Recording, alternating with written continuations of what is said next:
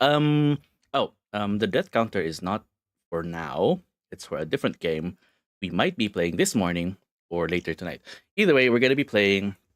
What is this called? Pillars of Eternity Definitive Edition. I think is what I have. Um, we're supposed to be playing Baldur's Gate, my Necromancer playthrough, but I came across a really cheap copy of Pillars of Eternity, and I thought, okay, I'll get that. And I thought, I really want to play it. Right? Okay, let's play it today. So that's what we're doing. Yeah, I think I have either the definitive or complete edition, whichever edition has 16 DLCs that come with it. So yeah. Um, Also, it might just, as I was saying earlier, it might be this stream or the next stream today. But we might be playing a game called Peak with our friend Daniel, who was very generous to provide us with a copy of the game. So when they pop in, and then because I wasn't sure if they were available for this stream or the next stream. Whichever stream they're available for, we're gonna be switching games. Wait, what? This was a Kickstarter game? Damn, that's pretty cool.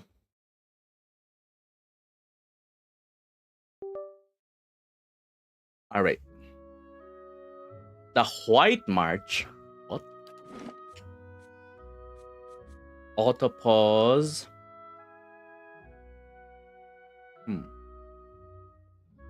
Okay, so during combat start. Enemy spotted. Extraordinary defense. Okay, these are interesting conditions. Yeah.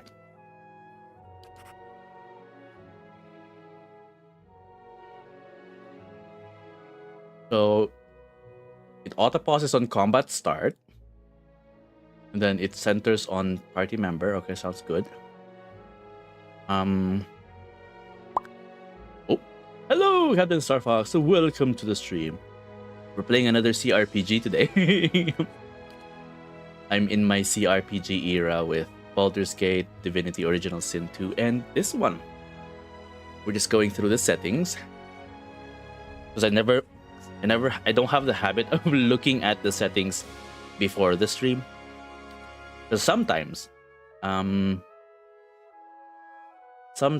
I've had experiences where the opening cutscene of a game happens before you have access to the settings. So Hogger, thank you.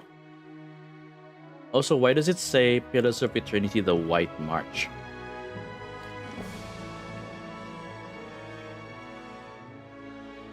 Okay. The easy difficult requires minimal micromanagement and easily forgives mistakes in combats. It is strongly recommended for those who are new or recently returning to real-time party-based RPGs. So this isn't like a what do you call this? Well, I guess we'll do easy mode, yeah. I don't want to be too stressed. Ooh, is this the Pillar of Eternity?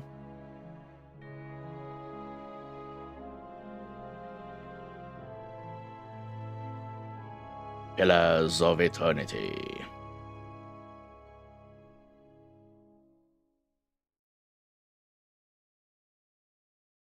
Priests are dedicated support spellcasters. All right. So, I don't really know much about this game except that it came up as a recommendation when I was looking at what others CRPGs, TTRPGs are recommended, and this and its sequel was recommended. So beyond that, I don't know anything else. Their master glancing ever upward to the skies for assurance that he is on the right course. A dim lantern, his only protection against the encroaching darkness. But the skies bring no comfort, shining no light, betraying no hint of what they know. The caravan carries travelers bound for the frontier hamlet of Gilded Vale, you among them, where a local lord has offered land and wealth to settlers from abroad looking for a fresh start. Hmm. You have taken suddenly ill, sweating and shivering, Uh-oh. and one of the other travelers signals for the caravan master to stop on your behalf. He pulls up just in time to avoid plowing into the trunk of a fallen tree that bars the way ahead. You will go no further tonight. I will go no further tonight. Okay, so we were on this road, and then we got sick, and then on top of that, our path gets interrupted by a tree. Like, okay, or finding a fallen tree, not a tree falling as we're there. Did I do controller for this one? Let's see how it looks when when we're playing it with a controller. If wait, let me see if I can enable Steam input.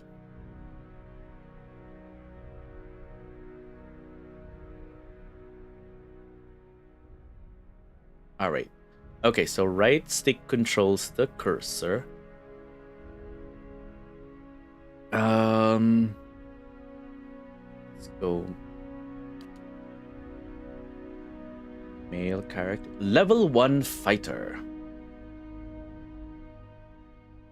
Next. Okay, so we have 6 races, it seems. We have human. Humans are commonly called folk. Are the most common race in the Deerwood and the Edir Empire, Old Valia, and the Vailian republics. Though not as large as the towering Aumaua, humans are known for their strength and willpower. Okay. Now Aumaua. The mighty Aumaua are the largest of the Kith races. Kith, like Kith Yankee. Though not truly aquatic, they have an affinity for water, and many of their civilizations, such as the Rawatai, are based on naval dominance. They are known for their unparalleled strength. Okay, so might +2, human would be willpower, I think. Resolve +1, might +1, never mind. Where do they get willpower from? Dwarf. By virtue of land covered and number of colonies settled, dwarves are the most traveled race in the world. They are commonly found in the Deerwood, the Valian republics, and almost any colonized land. Dwarves are known for their great strength and tenacity. Okay, so we have +2 for might, -1 dexterity, but +1 constitution. Okay. I don't like that they have a dexterity debuff or a dexterity disadvantage. Elves are the dominant race in the Air Glenfath and the White that wins and are extremely common in the Deerwood and Edir. Elves are known for their speed and intelligence, as well as a commonly isolationist nature. Okay, so by the way we play these games, the elf so far seems to be the best one for me because it has a dexterity and a perception advantage, or additional points for that. Dexterity here in this game is hand-eye coordination, balance, and overall grace. In interactions, it can be used for sleight of hand. Yep, that's how I play games. And fast reaction. In combat, it affects the character's action speed with all attack spells and abilities and contributes to the reflex defense. Perception. Instinctive ability to pick up on details. All right. In combat, it contributes to accuracy, reflex defense, and grants a bonus to interrupt. Ooh. Orlan. Orlans are the smallest of the Kith races. I wonder what Kith technically means, because I think Kith is like everyone, basically. It's like the umbrella term for maybe sentient races or upright races. Though many cultures don't consider them to be civilized at all. Also notable for their large ears. Large ears? Okay, so is that hair? I think that's hair. That's like merging with his ear. Okay, cool. Also notable for their large ears, two-toned skin, and hirsute bodies, Orlans are commonly found in Air Glenfath, Examital Plains, and parts of the Deerwood. They are known for their mental intensity and sharp senses. Okay. Perception +2, but and also resolve +1, but might -1. Okay. And then godlike.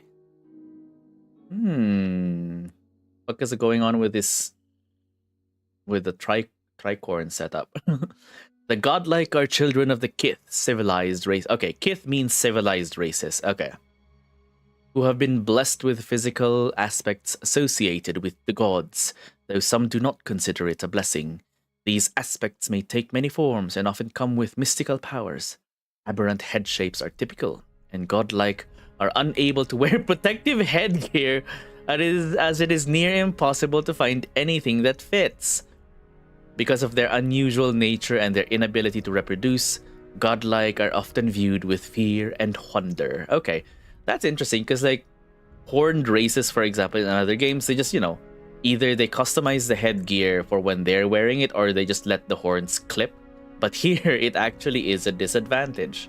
We cannot wear headgear as a godlike, which is interesting. All right, I'm gonna go for Elfie. Elf. Air Glenfath, a territory comprised of the forest southeast of the Bale River, populated indigenously by a group of loosely affiliated tribes, is home to a large number of ruined Engwithan sites which Glenfathans hold sacred. The ruins have been at the center of a number of large-scale conflicts with their wooden colonists. Deerwood itself is a colonial nation. Cool. Next. Wood elf or pale elf? Oh, it's a... What do you call this? It's a dark elf or a drow. Okay, wood elf would be... wood elves. Skelter folk. Trace their beginnings far north of present-day Adir and have migrated south throughout the forests of the continent, now covering it all the way across the equator. They are also believed to have migrated across the sea to Air Glenfath.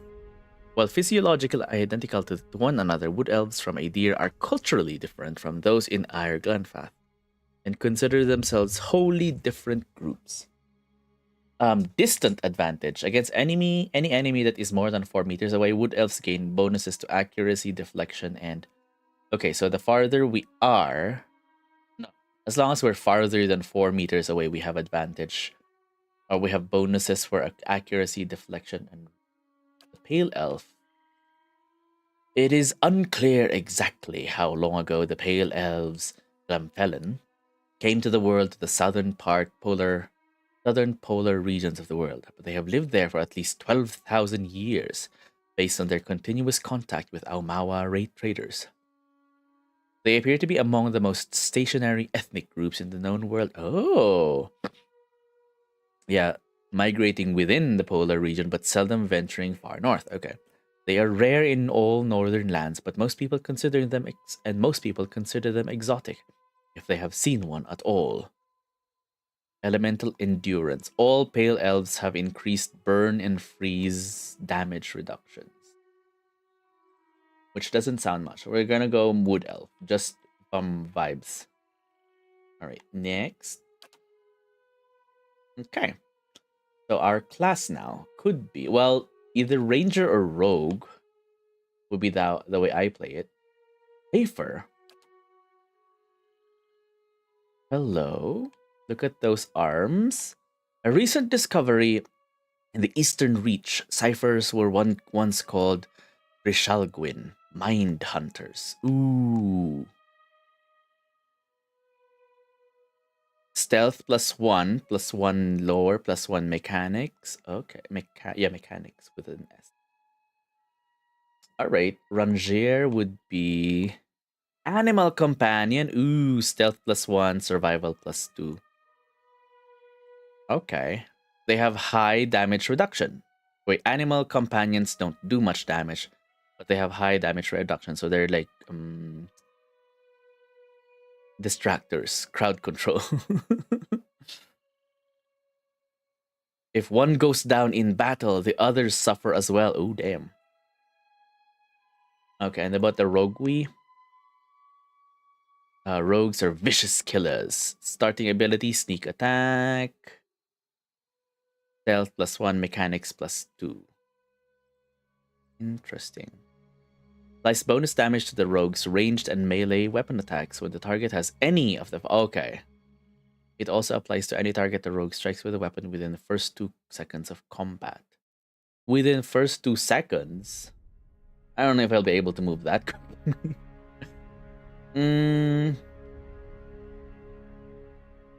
Let's do rogue, I guess.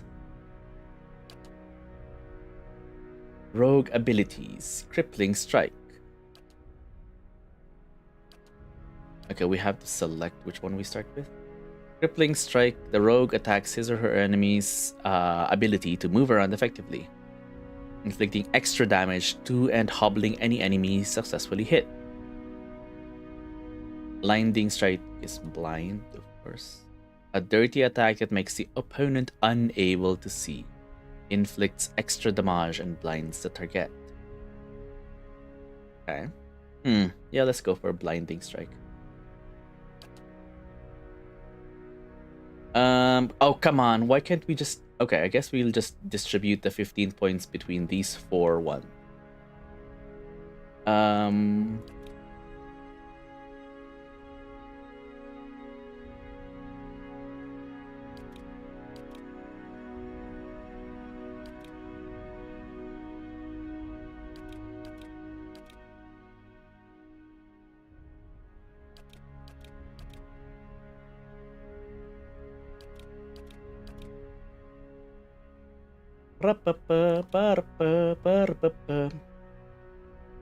Intellect. Right. Culture. Ooh. What are we? We are a rogue. The Living Lands. What? We changed our outfit again. Oh, mountainous region. Okay. Old Valia. Ooh. We have a rapier and a sidearm. Crumbled remnants of an empire of warring merchant nation. Okay. Ixamital Plains. Clubs. The Ixamital culture is one of the oldest in the world, the one of the least imperialistic. Deadfire Archipelago. Deadfire is the subtitle for the second game. So we have a scimitar and a sidearm. Dexterity +1. A deer is currently okay.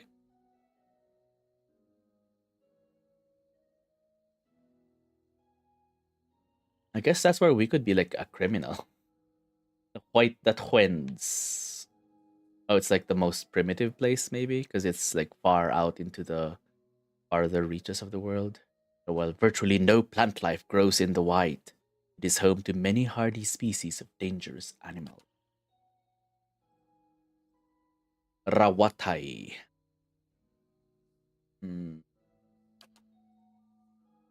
Let's go for the first one, the Adir.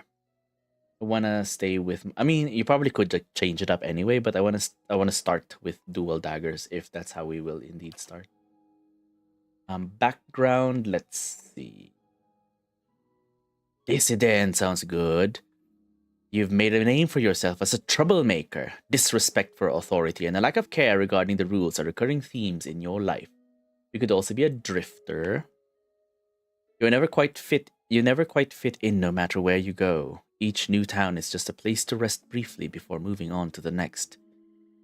You are more comfortable on the road, traveling the world. Mercenary, athletics, and lore. Dissident, I feel, is better for us. Okay, the next. Okay, head. Can I zoom in?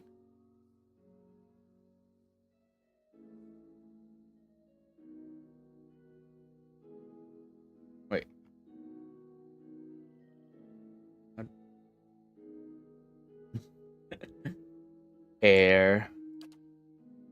No, I think 333 is a good basic. There's no facial hair option for an elf. That's wild.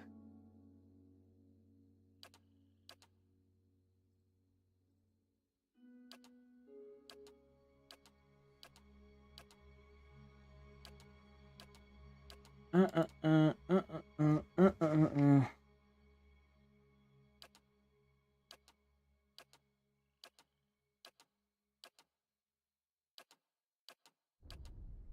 Um, no.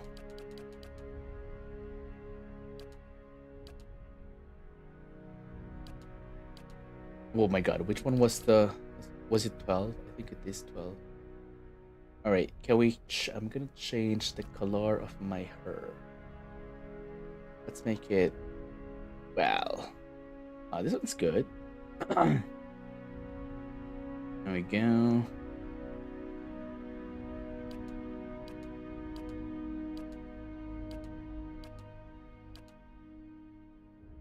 A mohawk. Well, not a mohawk, but like this hair. Mm. Whenever like hair like this exists in a what do you call it, in a game set to resemble a certain time period, it feels weird. Like it's a modern hair that needs hair gel. It's like okay, sure. Like 3 is better.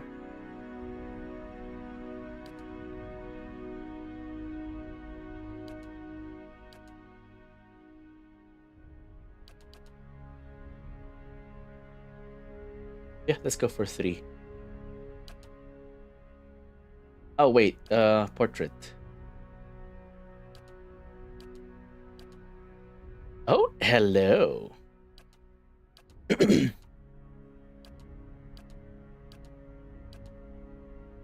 Oh, how can we emulate this with our character creation thing? Oh shit. Oh shit. Why have they mixed the two elf subclass sub races?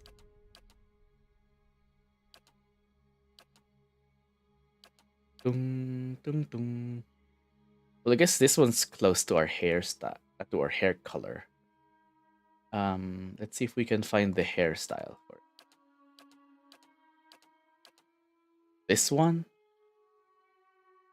I think so. But I guess this one's kind of better. I mean, like with the limitations of the technology. I don't know.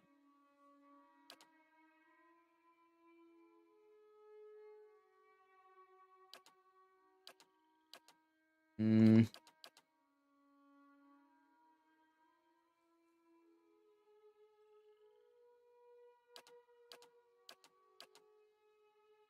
yeah, let's go for this one. Looks nothing like our painting, but ooh, cocky. Just say the word. I've got this. Oh, okay. Finish them! Let's keep quiet. Sinister. Well, Oh, Watch and learn. wait, hang on. bring them down! Oh, sinister, like what do you call this? Like a henchman boss. Oh wait, Steady does it. feisty, I guess. Yeah? We'll go for feisty.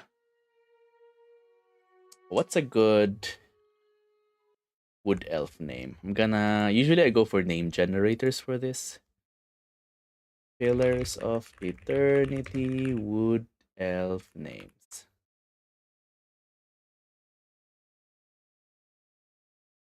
Um,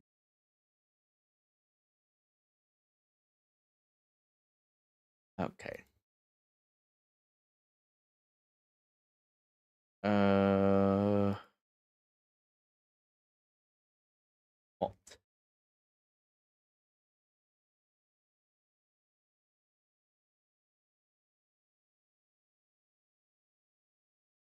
How to get started? Okay, where's the?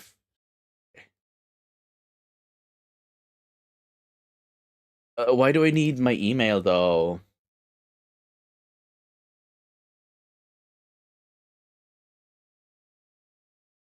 Um.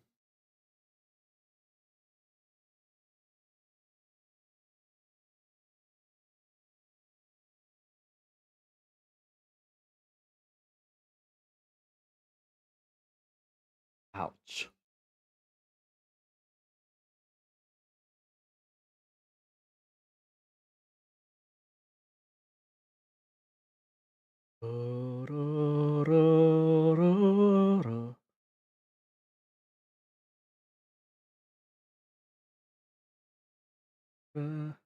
A deer names. Okay. Do we have some suggestions? Aldwin, Bakewolf, Cadman, Cavden, Theodal. Havmaj, Igran, Kolsch, Mordred. Ooh, Mordred, more of a wizardry name, I think. Which one's the most criminal name? Ingvi, Ingve, Pearly. Egdrang sounds good, actually. Egdrang. Theodal. Oh, let's just so okay. Let's Theer. Del. There we go. All right, Sir Seardell. Done. Oh. Journey to Gilded Valley.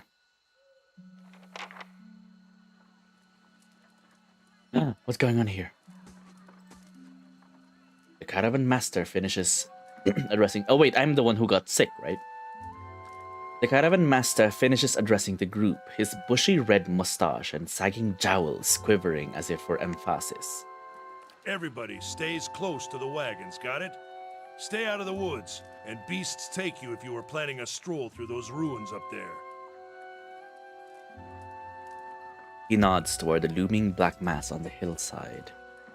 See, this is how Divinity Original Sin 2 should have done it with the what do you call this? The non-spoken bits of the text. Like they don't have to read out loud every narrative part. Whole area's crawling with hut-dwelling types who'd be happy to stick an axe in you for trespassing. So mind that you don't track mud on their sacred blazing rocks. Tonight, everybody stays put, and in the morning we'll get the path cleared. Gilded Vale's less than a day out. Understood? At last, the caravan master turns to you, frowning as he looks you over. Touch of the rumbling rot could be. Rumbling rot? There's a stinging beetle round here carries it. You'll be fine once it passes your innards. Ugh. Unless you don't drink water, of course. Which case you'll be dead in a day. I don't know how I feel about... I wonder if it's just Odema who has this accent, or if it's like everyone. There's a berry grows in these parts, small and pink, called a springberry. Springberry. About the size of a fingernail. Fingernail? If you eat it, but the frontiersmen make a tea from it. Calms the insides. Should get you through the night. You might check around, see if you can find some. Meanwhile, I'll see if we can scare you up some water. I know you want to hunt before it gets much darker, but see about refilling our water first. Got a sick one here. Odema looks over his shoulder at his assistant, a lanky, intense man named Sparfel, who carries an old sun-bleached bow. Sparfel nods and slides the bow worn over his shoulder. Okay, so we can ask questions. Where would I find these berries? They grow on a bush that's common round here, kind of funny looking. You'll okay. know it when you see it. It's Doubt a you'd have video to go game far bush. off the road to find one. What are those ruins? Nothing you won't see on half the hills of Air Glonfoth.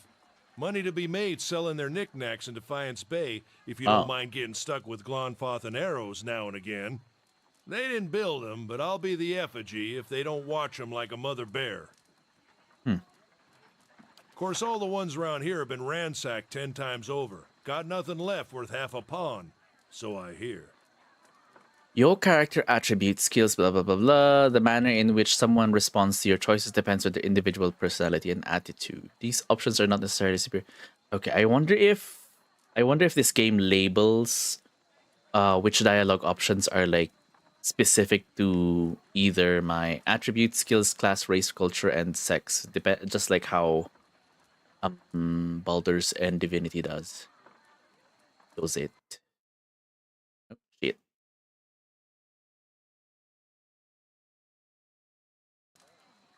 Well,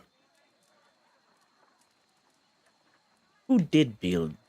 Who did Got build these different names ruins? for them. Settlers called them Ingwithans. Nobody that liked them enough to stop them becoming ruins, tell you that much. Is it dangerous out Not there? if you hurry about your business, Wow, sorry. Okay, I'm asking and questions not here. if the weather holds up. Oh.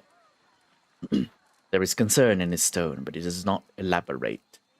What kind of weather do they get out here? This time of year, rain mostly, and wind. Hmm. But there's a different kind of wind out here time to time. Locals call it a beowick, born out of the Beowick. ether, the spirit's path. Never seen it myself, never cared to. What are those rocks? What are those? What are these huge rocks coming up out of the ground? They don't got Adra where you come from? Well, it just grows up out of the ground like this. Goes deep like tree roots. They Some grow it out all of the way to the ground. heart of the world, you believe the stories. Okay. It's more like a shell than a proper rock. Easier to work if you're a mason. Got all kinds of strange properties. Seems to have some kind of life of its own. Dies if it gets dug up. Loses its luster. Folks think it probably grew at one point or another, but not these days. Okay, so this is their fixed sizes and height, whatever. But the fact that they think it grew out of the ground at one point. The soul butchers in Defiance Bay use it for different things. I've Soul heard tell butchers. it can hold a man's soul, but I don't care Oh, to see it. soul Got enough to gems. worry about without seeing something like that. I'll go see about those berries then. Hold on. Take someone with you. I know you're not some helpless tenderfoot, not like most of this lot. But you drop dead, I don't want to be looking for the body. Got a schedule to keep. He scans over the travelers, resting his eyes at length on a sturdy, armor-clad woman who has spent the journey's night sleeping on uneven ground with a blanket or pillow. Kalisha. Kalisha! The woman looks up on her own He time. needs to find some springberries. Watch that he doesn't drop dead. No promises. Okay. What kind of guide says something like that? Kind you can afford. Don't listen to her. You're in good hands. And I pay too well, if anything. Oh, Off with you. Hayadin should have supplies. See that you're equipped before you head out. We're in harsh country. Get your berries and hurry back. And if you get so much as a tickle of wind, you drop everything and you run. Something in the air oh, tonight. If it's a Jesus Beowick, Christ! Ooh, we'll this shelter is the giving me ruins. chills. Hut Like dwellers be damned. as much as a tickle of wind, and it's like a bad sign You heard already. the man. Okay. Let's get going before you keel over. Okay, how do I No move? problem. Okay. All right, so left joystick moves the camera. Where do we go? Wait. Your party always consists of your character and up to 5 additional companions. This is a lot. 5. That's interesting. So there's 6 members of an entire party. While the caravan is camped outside the Grand Path and ruins, Odema has assigned Kalisha to help you. Kalisha is a fighter, a class that excels at close quarters defense. Use her abilities to complement your own. Select a party member, click on their selection circle, their portrait, or press the number button that corresponds to their position in your party. Starting with 1 at the left. Okay. Select multiple party members, click and hold anywhere. Excuse me. Select multiple party members, click and hold anywhere on the screen and drag the marquee. Oh. There's also a button to highlight interactables. In other games, it could be Alt. Quickly and quietly. Oh, it's paused. Wait, what? What did Alt do? But let me look it up. Controls. I'm using a controller, by the way. Because... but I feel like considering that it doesn't have like a dedicated controller scheme or layout, I might have to switch to mouse keyboard. What would that be called? Scouting. I think that might be scouting. Could it be? But it doesn't have like a default map button.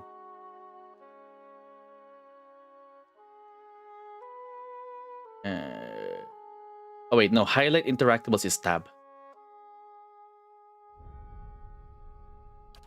Moving toward a character accelerates how quickly they will. Okay, that was like my character. Now it's like a possible enemy. If you actually touch the selection circle of a character with your own, you will immediately be detected. Cool. I guess. Wait, how do I unpause? Is it this one? Party AI is active. Nope. How do I? What did I? Because I pressed Alt and it paused.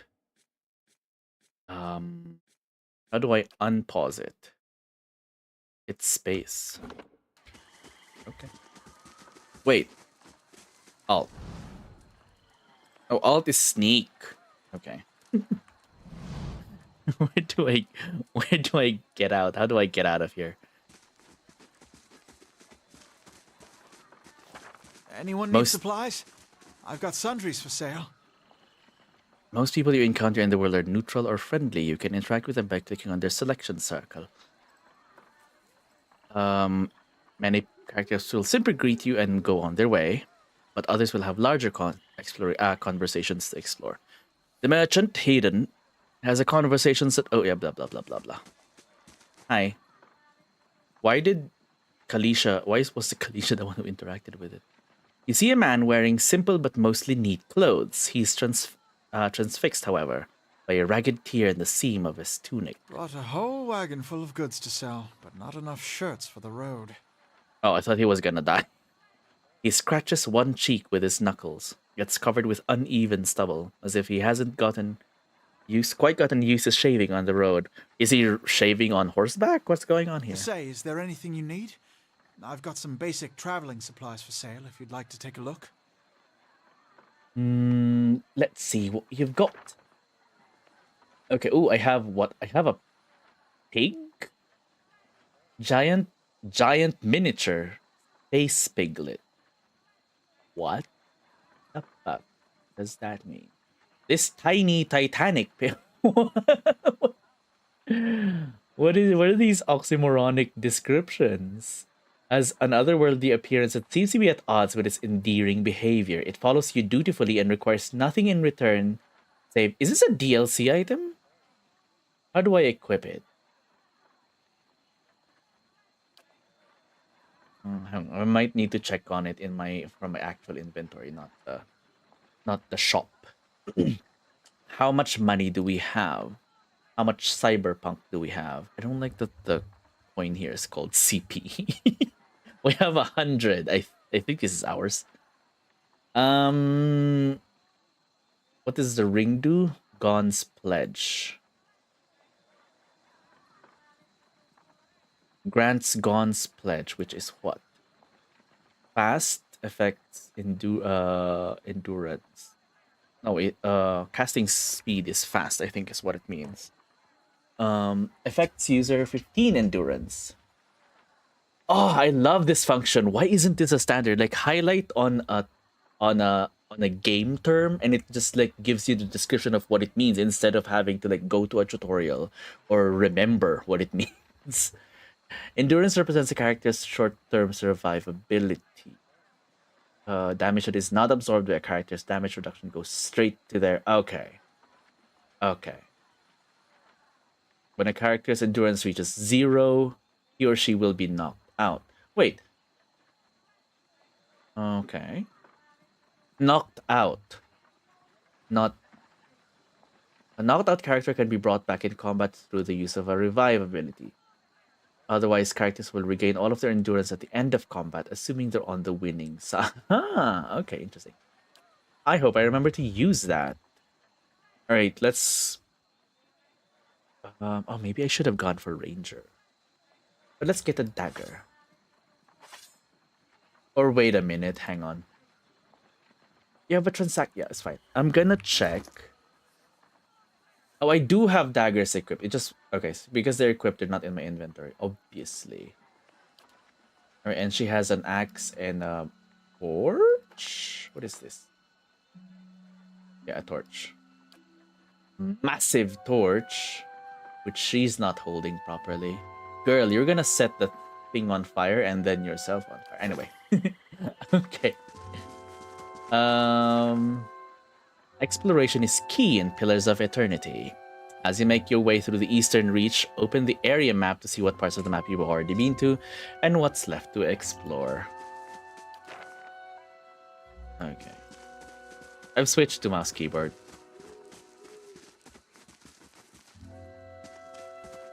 I'll have your Powerful. water soon enough. Stream's not going anywhere. Okay, so he's the one getting our water map. Might want to go here.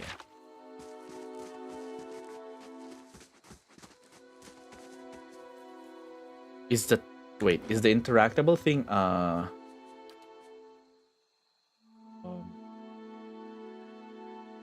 toggle or a hold? Wait, toggle interactables.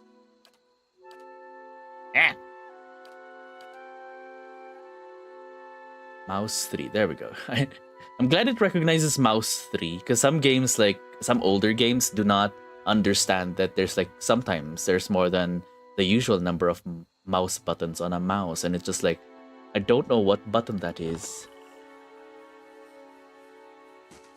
Let's check by those outcroppings. Oh shit! A young wolf! Pillars of Eternity combat uses a pausable real-time system. Because you will often manage more than one character at a time, it's a good idea to pause the game, issue orders, and resume real-time to see orders play out. The options menu also contains many choices for automatic pausing when certain conditions are met, just like what am I think it's Dragon Age.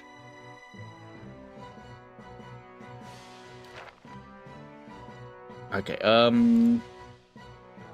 attack him, I guess. What other ways can we do to attack? Then you attack with second wind. Then this one, knockdown. 2 per encounter, melee only. Shoves an enemy with an enormous force, knocking them prone and causing additional damage. Love that.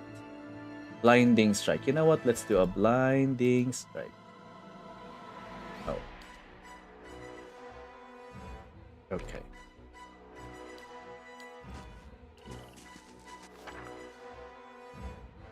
One of your characters has been engaged in melee. When characters are engaged, they will get married in 2 turns or less. They immediately stop moving. If they move again, they will provoke a disengagement attacks from the enemies engaging them. Your characters will also automatically engage enemies when they initiate attacks against them with melee weapons.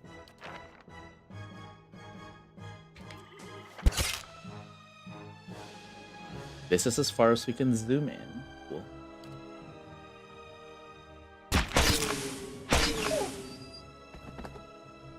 Will they follow the same order until, say, all this? Until the enemy is dead? Because you can just pause and issue a different order if you like, I think.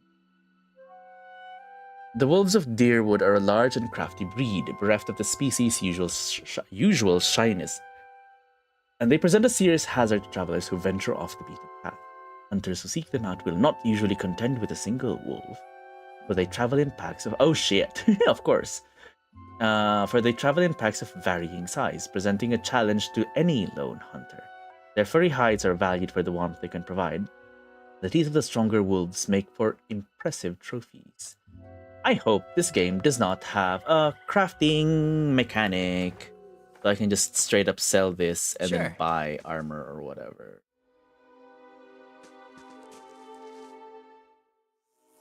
There we go, we found one! This is it.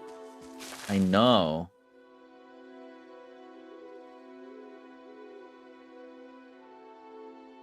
As you receive quests, your journal will update with relevant information. If you ever get stuck, open it up to review your notes. Oh, okay. So they also the dialogue also automatically adjusts to your background. Because sometimes it's just like when you initiate a certain background-related dialogue option, that's where they react. But like Kalisha is already like regarding me as a dissident. I got it on good authority you're some kind of troublemaker, or at least you were in your old life. Okay, so we can either say, for some, I fought for a rebellion. I like this because this is kind of like how I see or how I understand the word dissident. We can also say, you might say that I was a spy for a time. Number 3, that's why they put me in jail. Or number 4, that isn't your business. I'm gonna say, for some, I fought for a rebellion. Alicia, yeah? How is it you happened to come here? So this is just basically us establishing our backstory.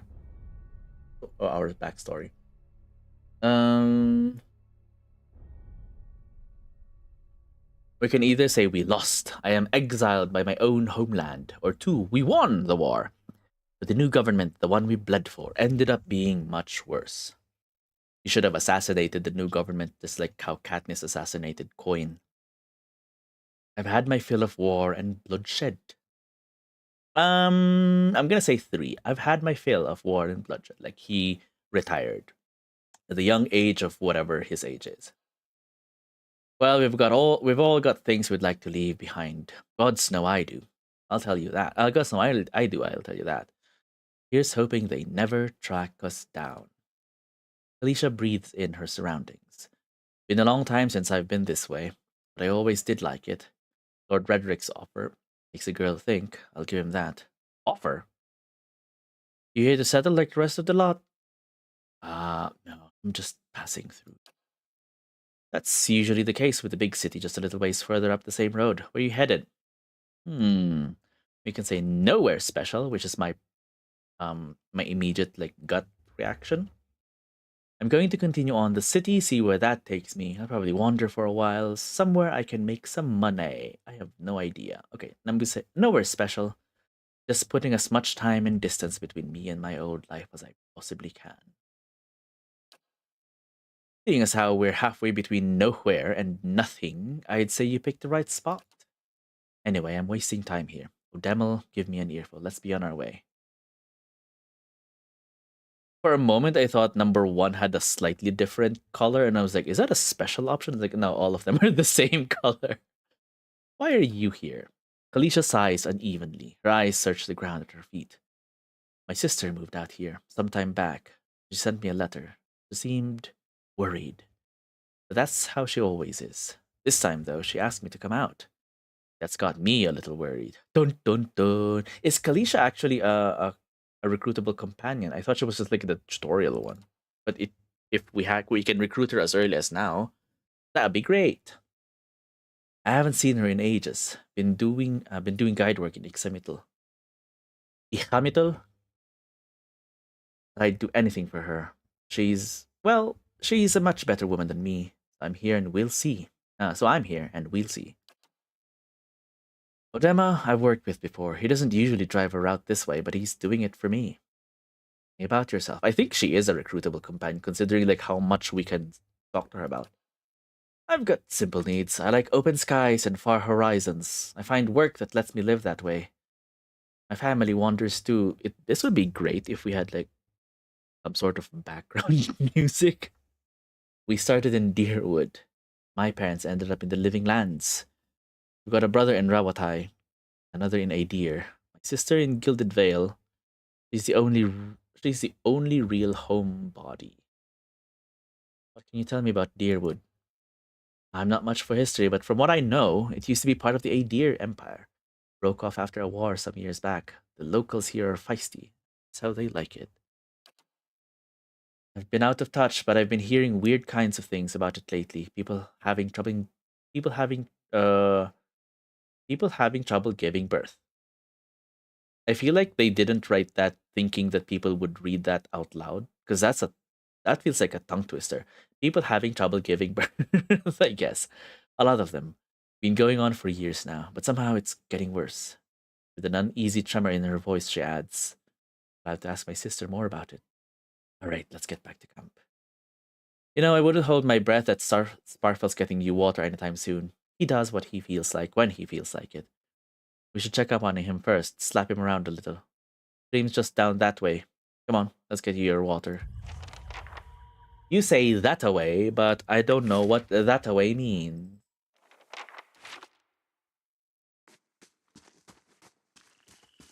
Oh, wait. Huh?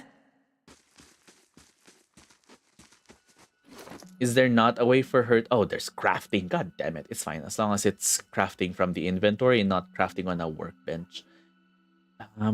Is there not a way for the companions to like automatically follow you?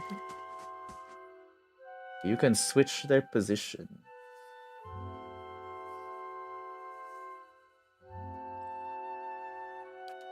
Oh, I think this one. Okay. Wait. Hang on. Class behavior. Oh.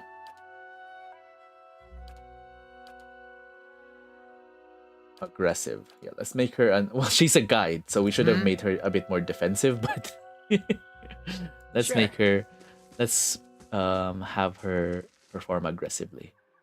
Huh? Eh?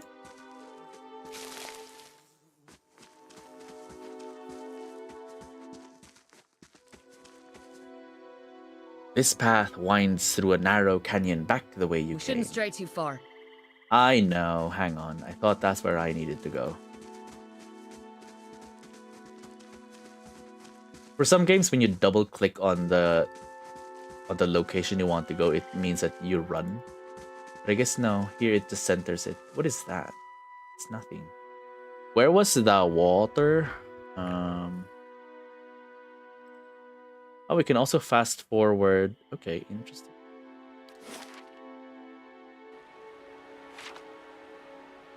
Oh, I can see I can hear the water here. Ta-da! All right. What's his name? Sparfell? Is he dead? What a surprise. Sparfel went hunting. At least he left the water skins. Come on. Oh, the water. Oh, wait, hang on. Okay, so if we have interactables active, the interactables are highlighted blue or glow blue. If we have them disabled, they just. Okay, cool. That's the whatever we're looking out for. Use the tab key to highlight interactive. Okay, so it will teach us anyway later. You crouch at the riverbank and dip your water skin into the cool water while Kalisha waits nearby, keeping watch. As you arise, you notice her look up sharply towards the tree line. You gained an item, full water skin added to stash. Out of the trees emerges Sparfell, one of the guides, barely discernible in the dim moonlight. No longer carries his bow, and there is a strangeness to his gait. His stride wobbly as he moves toward you with labored breath as he becomes zombified. Sparfel, are you all right? Alicia frowns. Sparfell's toe catches on the rock, and he collapses forward in a heap. The feathered shaft of an arrow planted between his shoulders like an enemy flag. Dun dun dun! Who are we fighting? Ambush! Uh-oh, uh-oh. Glenfathan Hunter, okay.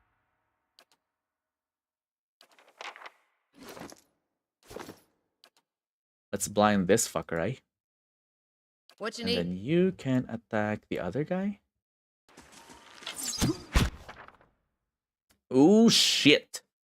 Sometimes a weapon or spell simply isn't well suited to penetrating an enemy's damage reduction.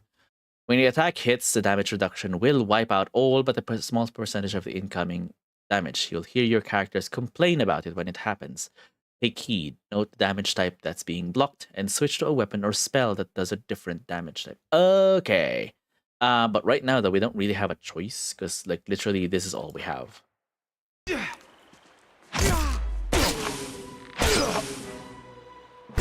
Get him!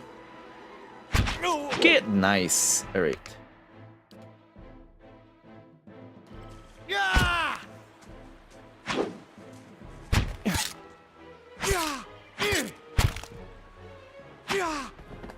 Yeah. Alright, cool. Come on, we have to get back to camp. Yeah, but we've got loot. Stash, take all. Okay. Can we at least check on... Ooh, what's this? Hide armor, hunting bow, amethyst. Ooh. How do you compare? Light armor. Oh.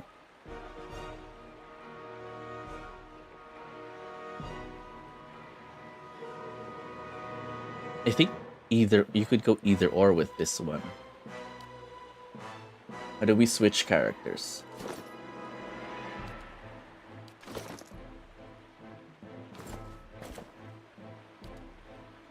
Oh, scale armor. Never mind. Alright, I guess we're gonna be selling this. Is it possible for me to carry a secondary weapon? Yes, you can have 4 sets. Amazing. Okay. How do we switch? Formation, character, inventory. Scouting. Stronghold. Cancel. W? No. You can switch to a new weapon set by selecting the weapon icon from an individual character action bar. Oh. Okay, I wish there was a keyboard shortcut for that, though. That's fine. Okay. What's this auto select all? Select all is backspace? You want me to use my right hand to select all of them? Beer! The footprints around the campfire are indistinct and may have been here for longer. Also, can I expand? Yep, there we go. Lovely. We have to get back to camp. Okay, so our camp might be ambushed. Might be being ambushed, so let's get back.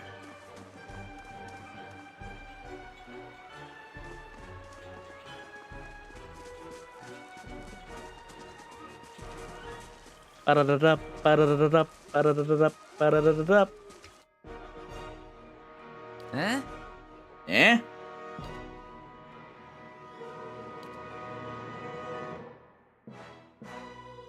What you need? Want you to hunt the deer, darling. Nice! Oh, it's not lootable. Who's this then? The corpse is cold to the... I'm going the wrong way. The corpse is cold to the touch and a ripe smell wafts from it in putrid waves. A dark, crusted bloodstain besmirches its simple linen clothing.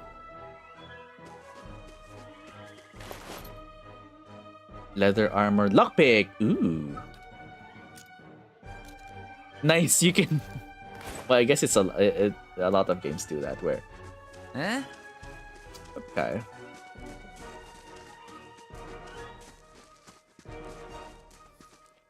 What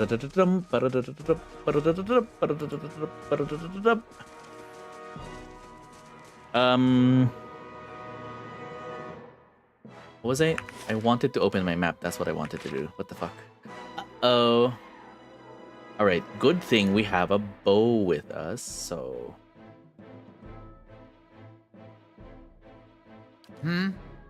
Yep.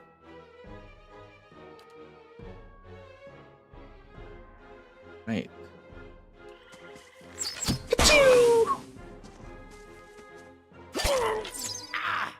Okay, nice. Wait, was I slowed down for some reason? Another bow!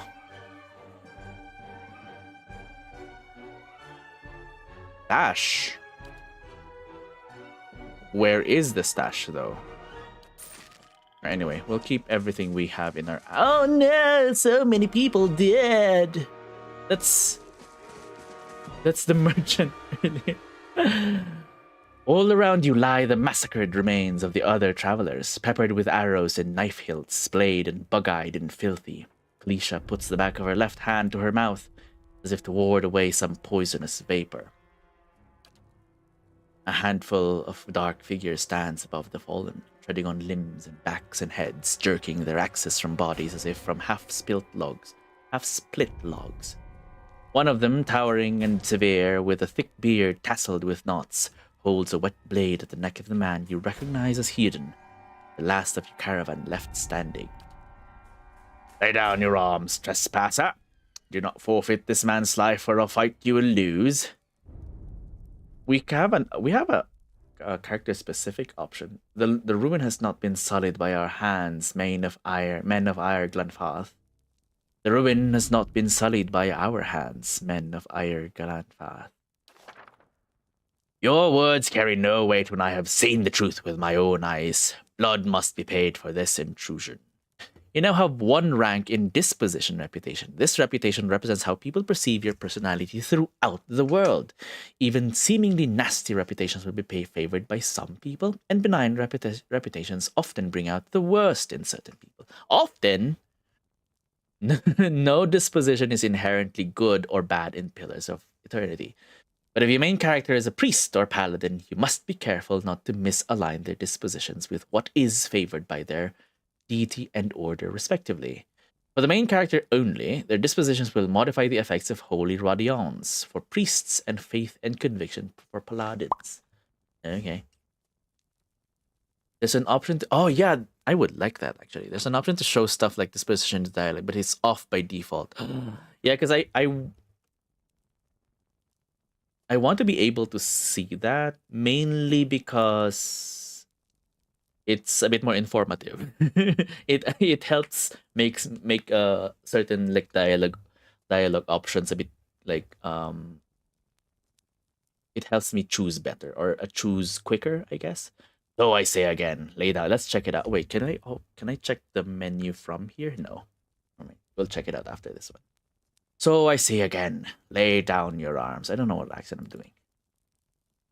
Eden, don't trust them. They mean to kill us all. Okay. We have like 3 options where we will fail because we can't choose at all because our like requirements do not meet it. We have a perception and intellect dialogue option.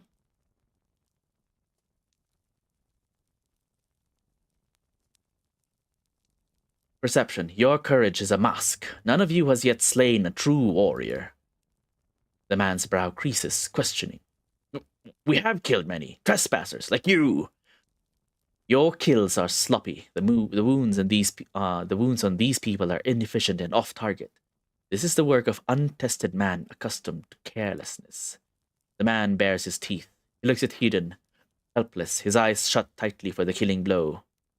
We'll see whose courage is... Oh, no! Oh, wait. Yeah. He shoves Hedon toward you. As he does so, the man rakes his blade against Hedon's torso. Hedon screams and stumbles forward, a wide gash in his clothing beginning to bloom crimson. The man sets his feet to engage you, his axe raised high. Does Hedon die? Oh, his health is full. Bruised ribs. Okay. But his health is full though, so like... Yeah? And we can have him in combat with us. We can blind the leader, I guess. Hmm? Yep. Then you, what can you do? Do you have other weapons? What you need? How can I help? Oh, he's a dagger user. Okay.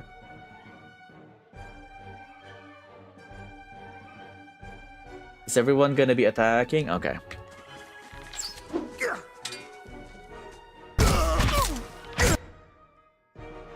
Okay, no, it's the enemy.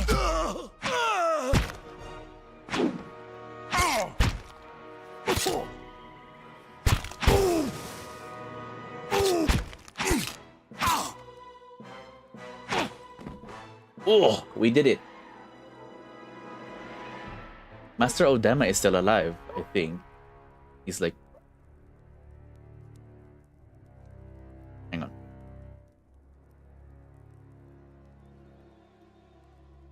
What be the dogs barking? They're barking outside, but I don't know if it's... something I need to pay attention to, or probably not. Your enemy lies supine on the ground, unable to rise. His companions now silent among the other dead. Wait, so the main guy isn't dead. He's just unable to rise. Oh, hang on. I'll be right back. It is for us.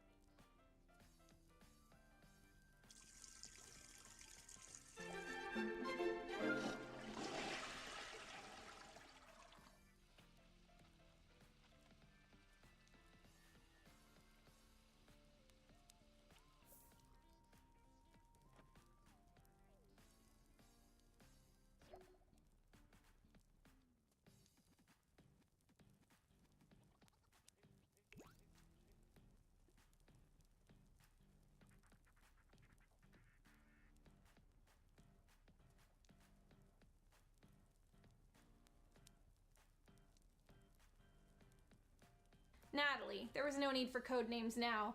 Kill Jake Rivers during one of the many times when she's had... I just realized that the Janine Nicholson was playing, a video was playing in the background while I was on BRB. I guess I must have pressed the play button on my earphones when I took it off my ears. Anyway, I'm back. It was just a package I needed to receive. But yeah, an insight to what I do when I'm off stream. I listen to Jenny Nicholson videos. Where was I? Your enemy lies supine on the ground, unable to rise. His companions now silent among the other dead. His breath comes in wheezing, fitful gasps. He looks not at you, but at the sky above. Forgive us. Barely audible beneath. Now there's back. Oh no, there's the wind. The wind. Barely audible beneath his choke sighs, a whisper of wind stirs the air. At this, the man's eyes roll back as he closes them. Good. So just. Queer smile crosses his face. The wind begins to swell, whipping around the camp. Electric and volatile, upending pots and rattling tents like an angry spirit. You can feel it begin to seep beneath your skin, where it pierces you. Wait, what? And where it pierces you, it feels as though it is rending you apart from within. Seated against a wagon wheel, amidst the howling maelstrom slashed across chest and bowel, Udama's body stirs, and with great effort he raises his sagging head, his eyes barely open. He looks directly at you. Get inside! Run! I was gonna have to read that too. Oh, the fire!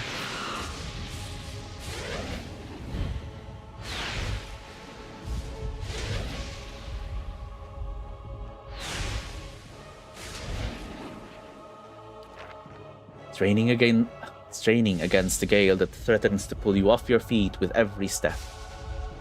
You set your hands in the worn folds of weathered rock and set about pulling yourself up. Wait, what?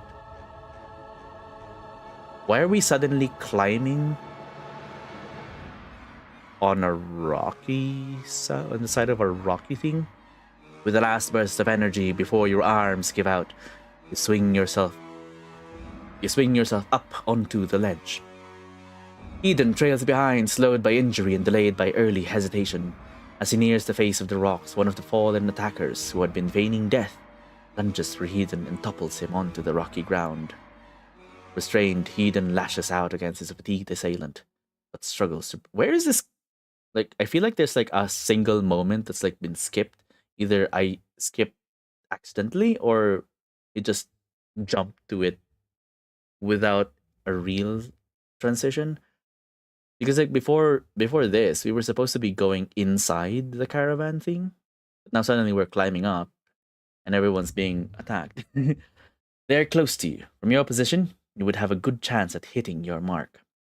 We have good dexterity. Dexterity 15. Grab a rock and hurl it at the attacker.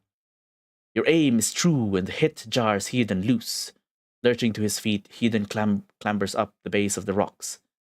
As he nears the top, however, the wind flares, pulling him sideways and tearing one of his hands. Oh no, I thought I thought it said tearing one of his hands off. Okay, tearing one of his hands free. Not inside caravan, inside the super. Oh, inside the cave. Okay, got it. Thank you. That makes sense now. But diving out onto the hard rock, you manage to catch hold of it. Securing his other hand, you pull with waning strength, and it feels as though your arm will be jerked from their sockets. They hold. It's long enough for Heathen to set his feet and join you on the trembling edge. There is a deep resonance to the swelling wind now. You feel it in the rocks beneath your feet and inside the cavity of your own chest, as though it would shake the marrow from your bones. Each new gust menaces the old stones before you, loosening connections, unsettling balances. As you dart beneath the old archway, the entire portal begins to fall beneath its own weight. Uh-oh. If you have... No, that's just a tooltip. You can enable colorblind mode. Oh yeah, because it's green for friendly and then red for enemy. A Buick. Had to be. Buick. It's like the Machinshin in Eye of the World. What is it? Wheel of Time. Then we're lucky to be alive. And we're the only ones. Yikes. We can't stay is here. Heathen There another... could be another collapse. We're not getting out that way anyway. Let's get further inside. Can you walk? He eyes the ragged slash across Heathen's belly. Heathen's jaw tightens. He nods. And we... Okay, so we still haven't... Wait, hang on. Let me check my inventory. Can I craft the potion I was supposed to be making? Or I was... No, I don't think so. I doubt it's beyond level 1. And even if it is, I wouldn't be able to craft it.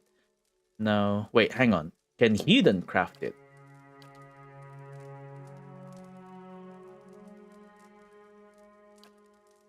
Can you craft it, Kalisha? I would like to be rid of this strange illness before we proceed, but anyway. A lower level of the ruins has been blocked off by Fallen Ruble. The party gained 1233 experience, total quest experience 1725. Oh no, it's fine, because like my avatar is kind of partially obscuring this anyway. Open all the time. Okay, where do we proceed from?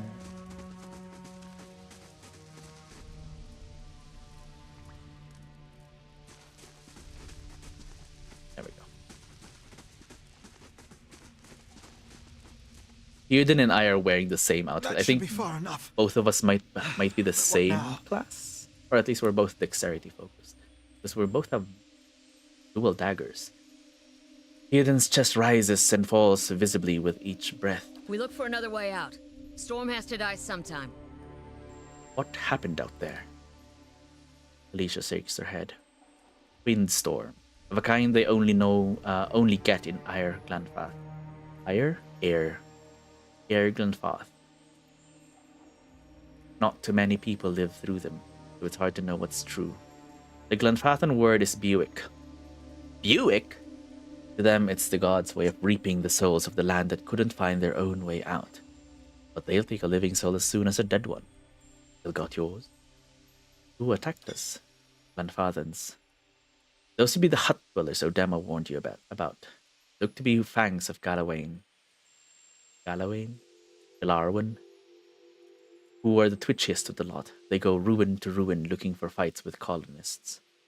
Poor Odema. I think he have expected this once we lost the main road. Yeah. Because he was like paranoid the whole time he was like giving us instructions. The Glenfathans said we trespassed in their ruins. I don't believe that. Odema would never allow it, but as much as the Fangs are hotheads, Glenfathans don't attack without being provoked. Either they saw something, got the wrong idea, or... She glances down the passage beyond. Or there's looters in here with us. That's not something we need right now. What about everyone else in our caravan? Talicia's lips press together and her chin rumples. Her voice is faint. Wheels got hold of them now. He looks up. Gods grant them better luck in their next lives. You don't seem too upset about all this. Alicia looks you in the eye, a volatile current running beneath her voice. Maybe you just don't know me enough to know what upset looks like. And maybe I've seen worse, too. Seen worse and kept on walking, because there's nothing else to be done. Because there's other people you care about who still need you. Ooh. I am sad. I am sorry. Eden takes a step forward and his knee buckles, and before anyone can catch him, he stumbles to the ground, his cheek striking the time. Oh, God, that's gotta hurt.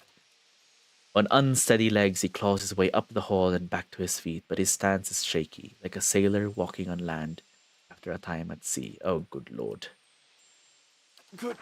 Could we maybe stay here and rest a few hours? I've lost some blood.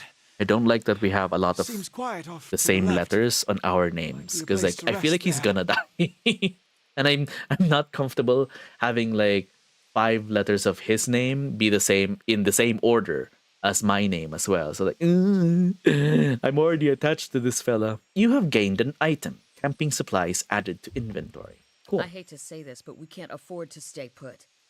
Those Glonfathans were riled about something. Could be we got company in here. Looters will be armed and ready to kill, and there's probably a lot of them. We can't be caught sleeping in their beds. With their wives and husbands. You've discovered some camping supplies. You can use these to rest in the wilderness or dungeons, fully restoring all of your... Okay, that's kind of what I figured the camping supplies would be for. Easy difficulty allows you to carry more camping supplies, but hard restricts them severely. If you fully run out of camping supplies, try to find an inn. Most have cheap rooms available. Okay, so we are doing this on easy. Because that's what the recommended... That's the highly recommended it says. Anyway. Please, I just need to lie down for a while. Then we can move as fast as you want. Maybe you didn't hear me. We are gonna die in here if we don't get moving and get this place figured out before the looters come back. We've either got to find the exit or a damn good place to hide. I'm gonna side with Heathen here. We've got to take the risk and let him rest. We need all 3 of us at full strength. This will be the end of us. No offense, but there's people out there I'd much rather die for. Well, yeah, to be fair, she doesn't know us. Alicia's face puckers in disgust. Thank you. Thank you. Eden takes your hand in both of his. Is he gonna fall in love with me? Alright. So I guess inventory, and then... where's the camping? Or wait. Where's the button for... There we go. Camping allows your party members to restore lost health and receive a camping bonus. Camping will consume a camping supply. Choose a camping bonus. Damage reduction. Heal multiplier. Let's have heal multiplier. Wait. Heal multiplier means... healing received. Damage reduction. Because we don't have a healing thing. Look at that! An animated campfire.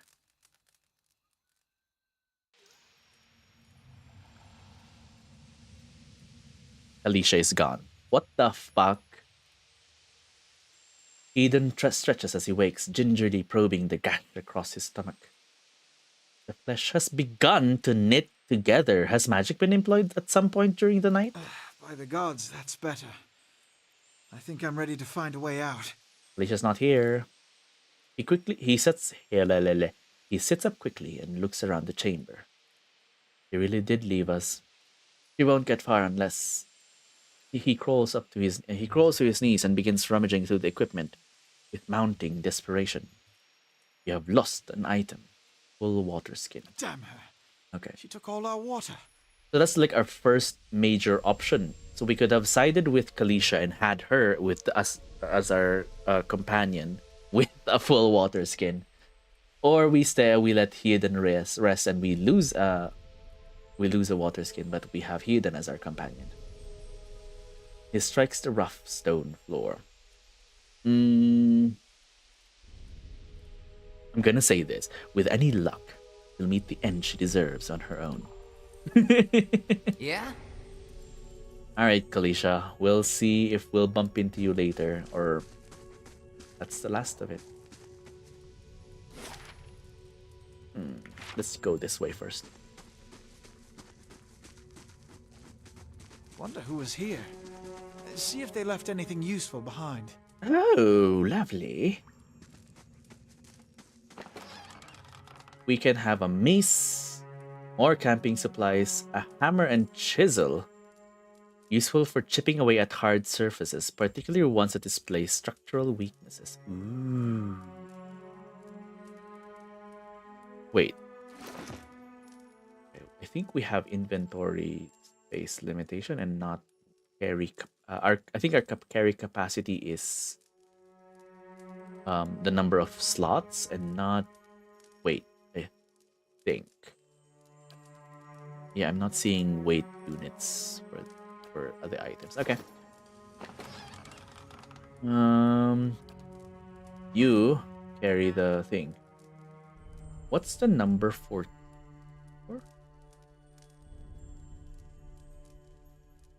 Okay, Heathen's definitely got like a shady past. Looks like he has like 3 lockpicks in his inventory. Camping supplies acquired. Okay, so at least camping supplies has like a goes straight to a separate inventory instead of small shield or torch. I think those.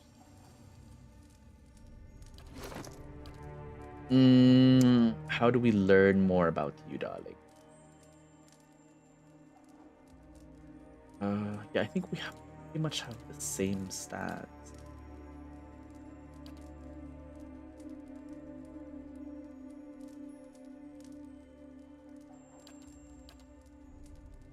Well, he has better whatever this is, strength, fortitude.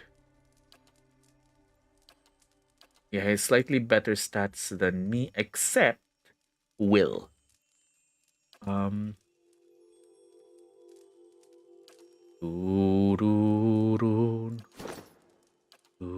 Yeah, he's a first level rogue.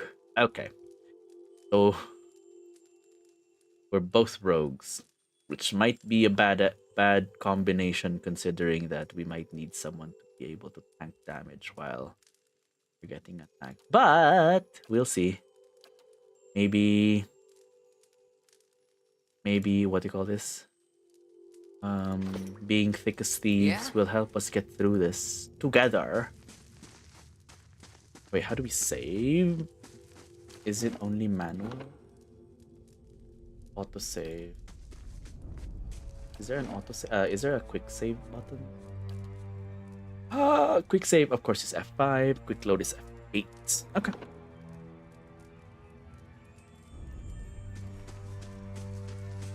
Boom, boom, boom.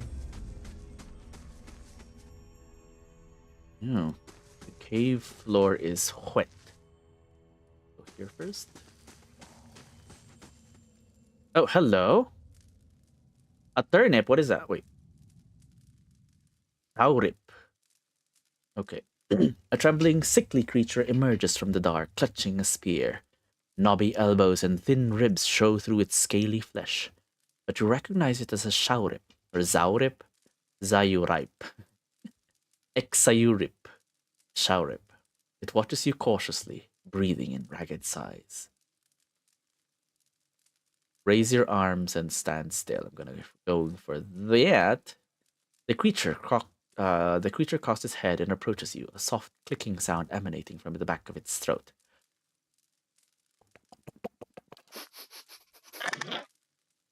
The creature sniffs around you and finds nothing of interest. It steps back and resumes its defensive posture. It's okay, I won't hurt you. Shower recoils, fingers still wrapped tightly around its spear. The creature cocks its head and approaches you. Okay. Okay. Slowly back away, maybe? The shower watches warily as you go. Are we meant to like fight it? Because I was like, that's all.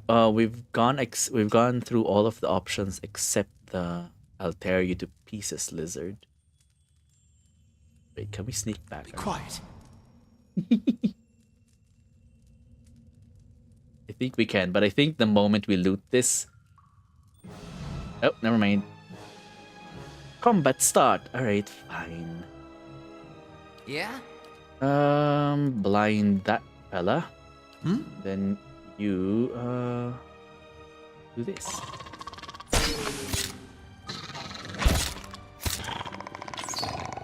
Sorry, I was hoping for an opportunity to have like a companion.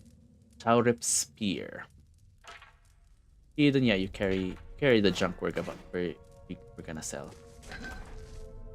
The bow. And more lockpicks. Lovely. Hmm.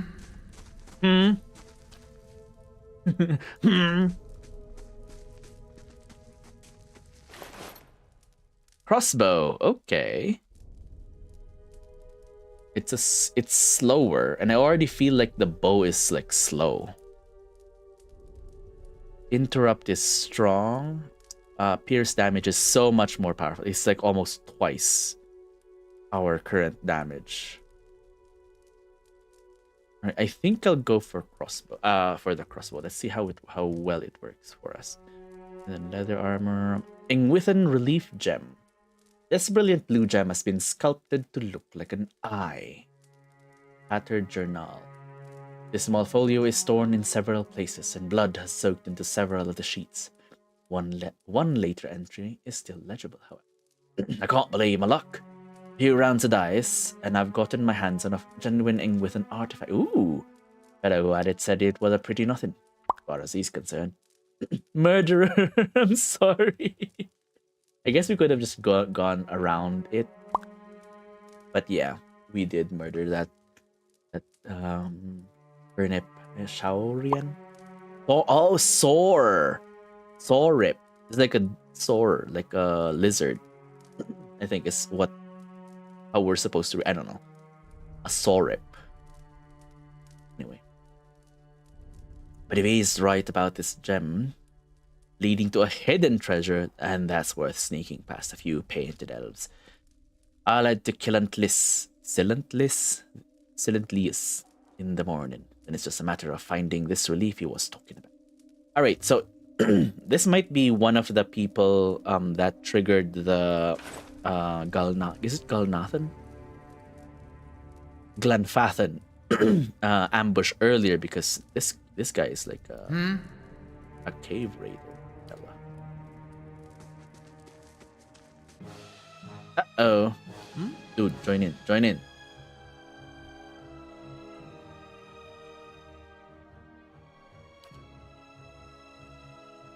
Eh?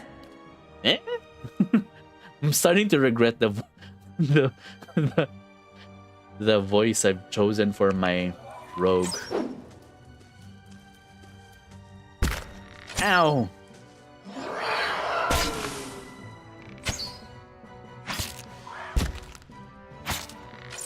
Got it! Oh, he exploded. What made it explode? Is that just how a Skulder dies? Bestiary progress. Skulder whelp. Okay, interesting. Where did we check our bestiary journal, maybe? Cyclopedia. Bestiary. Oh my god, this is amazing. I mean, obviously, it would be a game that has something like this, but I always love it when games have this. Skulder. A large mammalian mammalian? Well, I guess it looks like a bat, so yeah, it would be a mammal. The 12 in caves into... Yeah, okay, a bat, definitely. As a result, they have poor vision and rely on their sense of hearing to navigate and find prey. The protrusions and hairs on their ears allow them to detect airflow. They explode when killed with a crit. That makes sense. The protrusions and hairs on their ears allow them to detect airflow, which is key to telling direction in an underground environment. They communicate through screeches and clicks and use these vocalizations in a form of echolocation. They are communal creatures, except we've only seen one.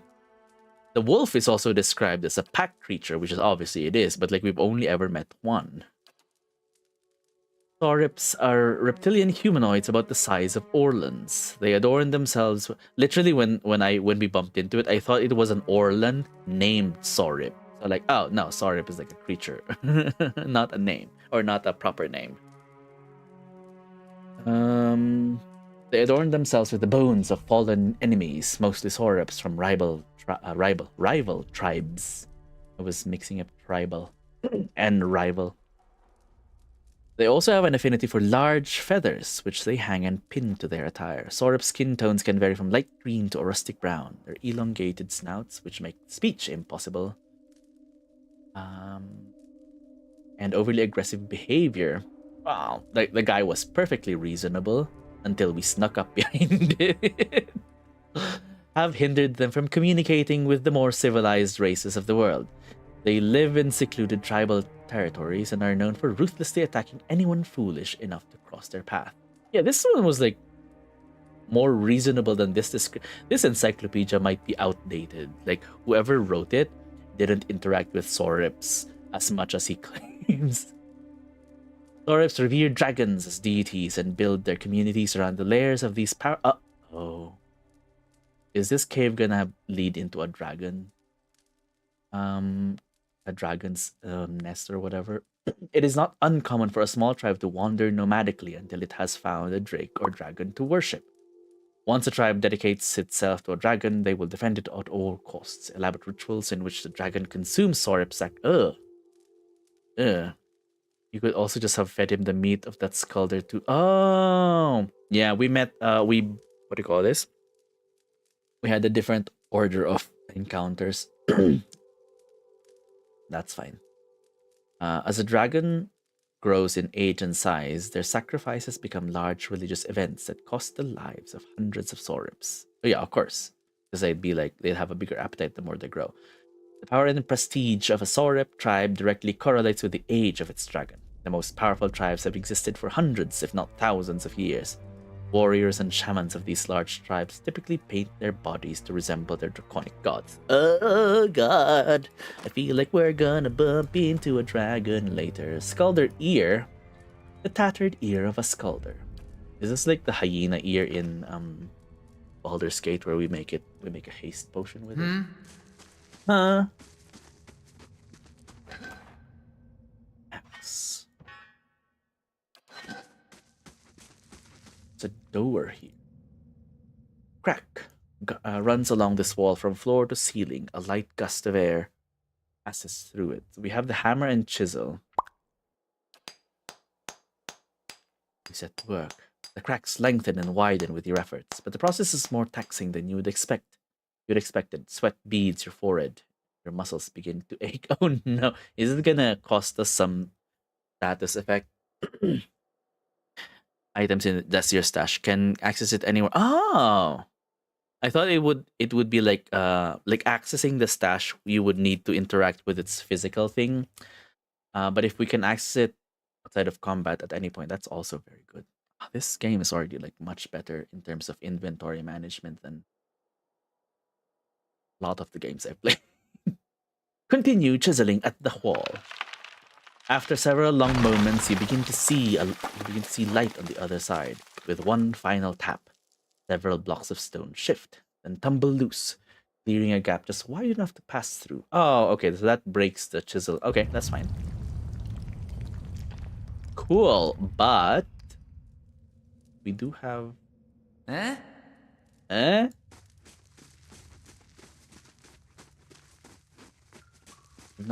We have not...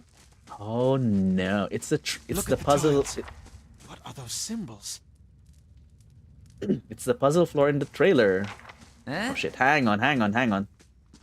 Girl, stop walking. How can I help? Alright, I'm gonna save here, and then I'm gonna enter this place. Ooh. No problem. That roundish symbol. I'm pretty sure I saw it on one of the tiles back there. Okay. A symbol of interwoven rings is inscribed on this pillar. Unlit brazier sits at its base. It could be lit if you had the means. Oh, if we were a fire godlike, we would be able to light it now. But I guess we need to have something else to light it.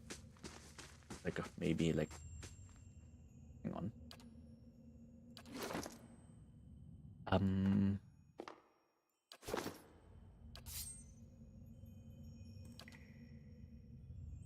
Right, can you light it with your torch, Eden?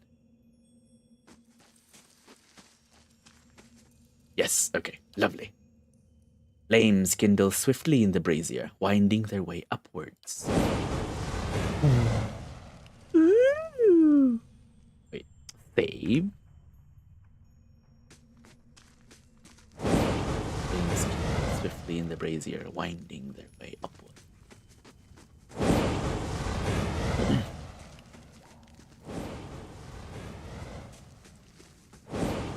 All right.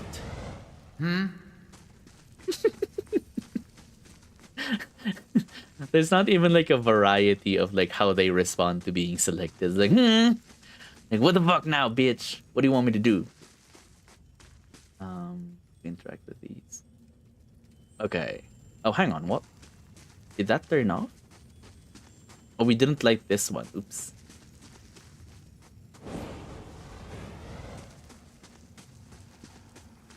Now what? Hang on. Let's go back to the puzzle piece, the floor puzzle. Ah. Okay. So some of the tiles lost their light. This guy died in the middle. But these three had their lights off before we started interacting with the braziers. Okay, so maybe we go... Poor Kalisha. That was her! Fucking bitch. Hang on. I'm gonna reload. I wanted to interact with the corpse, but it just... what do you call this? Fear just stepped on the fucking trap. Okay, so this is... No problem. Hang on, let me select one character. Alright. Poor Kalisha. Stealth is scout mode. Oh, true. Alright, so we get the beer we looted from earlier, and then the water you stole from us. Which went where? To the stash. Oh, speaking of which. We'll have to stash some of these. Hang on, we'll take all. And then...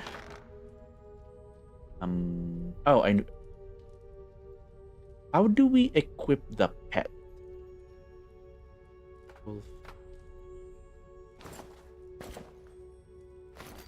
Oh, it's auto sorting. Oh my god, it's auto sorting. Unbelievable. Why does this game love us so much? Like it cares so much about our gameplay experience. I love it. The Heathen can keep the... Wait, what? Oh, I think lockpicks only stack up to 5. Okay.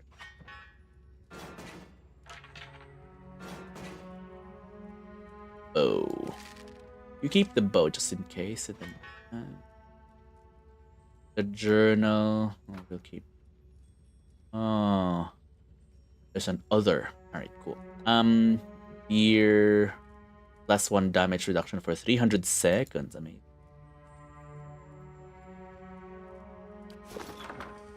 Alright. Oh, why haven't I won? Ah, there we go. We just equip it. And now we have a cosmic pig. Alright, piggy. You better not be tripping traps. Okay, it doesn't. No. Okay.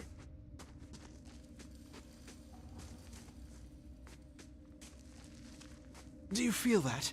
There's a draft coming through that wall. I don't hear any sign of that storm either. Is this supposed to be the way out? I mean, it's the other. I'm pointing with my hand. I was like, no, I'm not on camera right now. Oh god.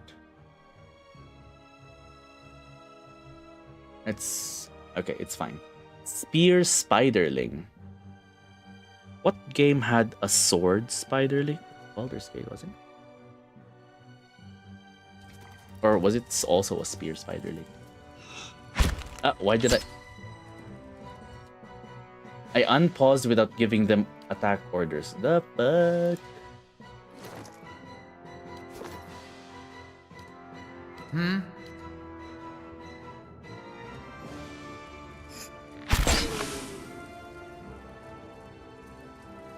Ah, got him!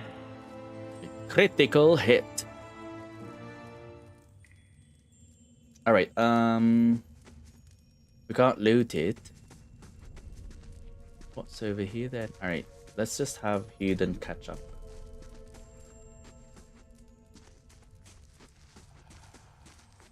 Alright, cool. Huh? Yeah? I must slap you in the mouth, boy. Yeah?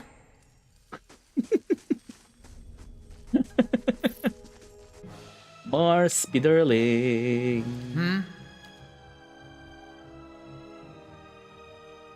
How can I help? Like this.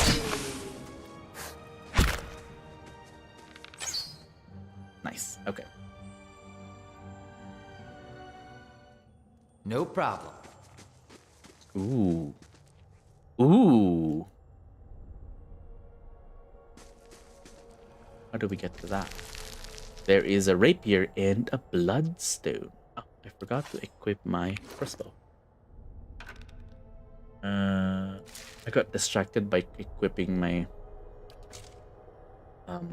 pig that I forgot to equip other things. Alright, I think that's everything. Cool. Oh, do either one of you want to equip a rapier? There we go. Ta-da! Interrupt this. Beep, beep, beep, beep. I think it has like literally the same stats. It's just basically a cosmetic option at this point. Or maybe reach. Wait, maybe reach is the difference, actually. I don't see a reach stat. Oh wait, properties is accurate 1. And then the dagger is just accurate with no number next to it. Okay, cool.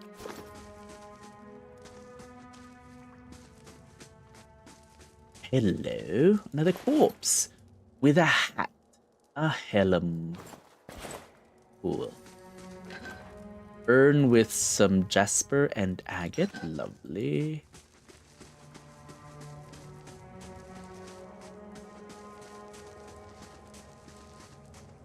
Wish the fog of war was like gets permanently cleared. Or wait, I guess on the map it is that just so I can keep track of where I've been and not yet been. Okay, yeah, the map at least has a more. I can scout ahead, see what's around the corner.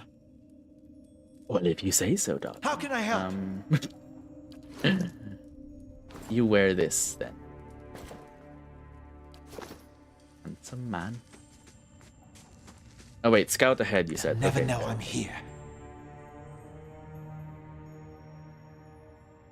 Oh, but he's using a torch. I wonder if that like renders my. Okay, there's a Skulder whelp here.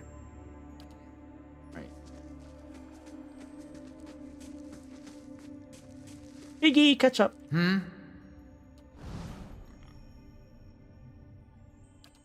You switch to your crossbow. Sure. Let's go! Let's go!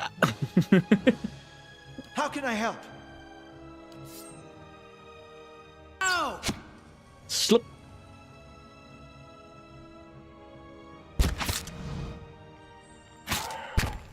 Oh wow, it takes so long for me to reload. we definitely need someone who is a harder hitter. Or we switch weapons. I kind of don't want to do. Eh? Eh?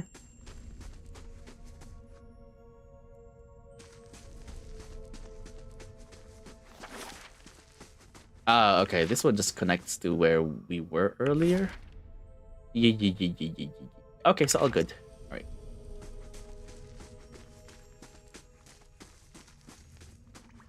This tutorial scroll has been here this whole time. The eastern reaches is a dangerous place full of lurking enemies and carefully concealed secrets. Enable scouting mode to move stealthily. Okay, that's... How could I have just been, like, I just didn't see that. How heavy is my armor? I think I'm currently wearing medium. Yeah, medium. Heavier armor slows down action recovery. Oh. I don't know if I want to go to light armor just yet. Although I might. Wait, is light armor basically just like clothing?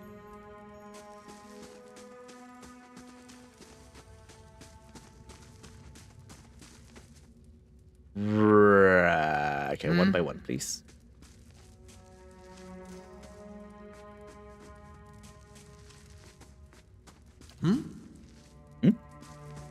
It's heathen's a bit more like light about me. Let's save again. Alright. So at least that helps. Lighting these braziers helped us with the puzzle thing, but now let's see what's beyond it.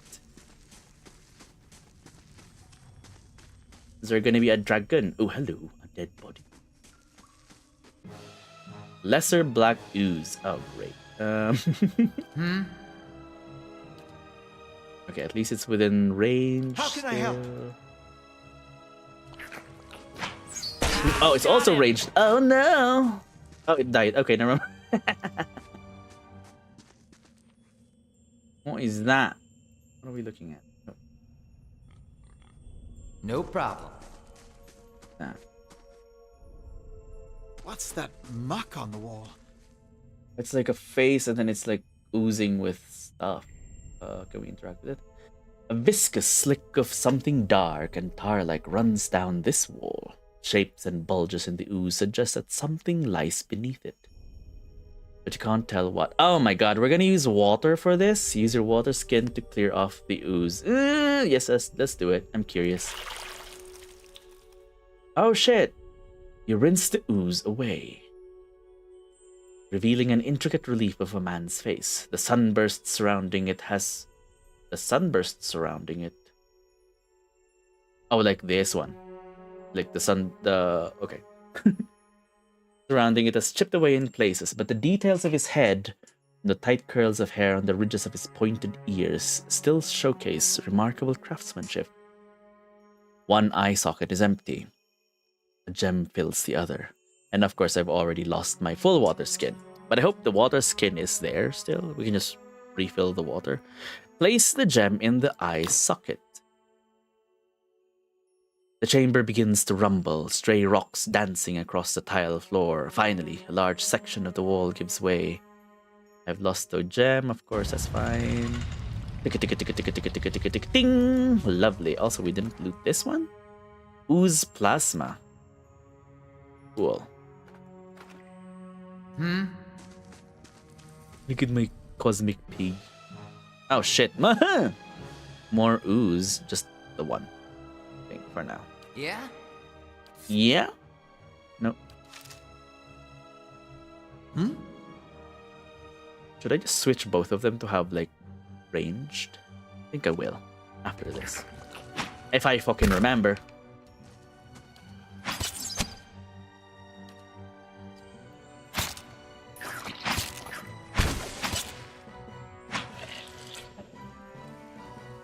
Or maybe not. More ooze. Minor cloak of protection. Ooh. Properties of fortitude +5, of reflex +5, of will +5. Ooh. Capes and cloaks can be worn for protection of the elements and from prying eyes alike. Many are woven with spells to provide additional defense or abilities. Cool. And then we've got Amethyst and Adra. An organic, like an organic material, crystalline in structure, but shell-like in substance. Oh wait, an organic material, crystalline in structure, but shell-like in substance. Adra can be found growing up through the ground in veins in many parts of Eora.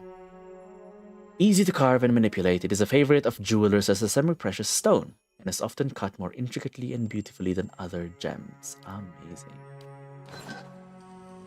Let's give that to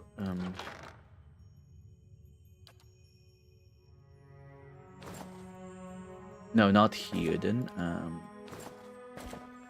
There we go. Ooh, we got a cape as early as Act 1.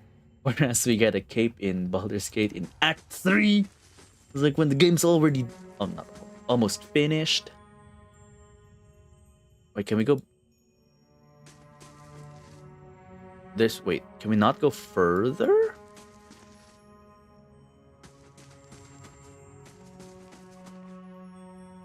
Interesting. So the treasure was just for what? The cloak?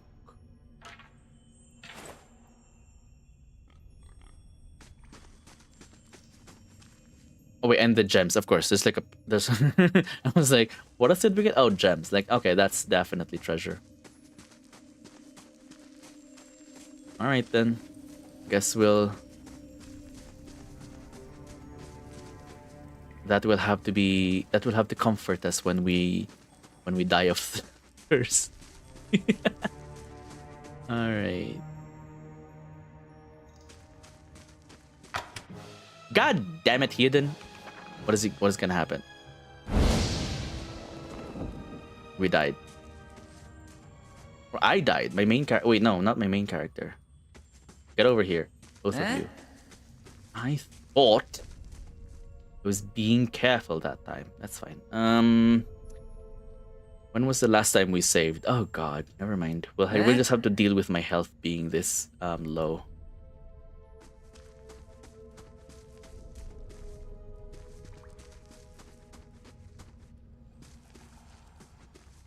Alright. How can I help? By not stepping on any more fucking traps. Alright, although I think it was my main character who stepped on the trap. Even though I specifically aligned them. Anyway, it's fine. Save!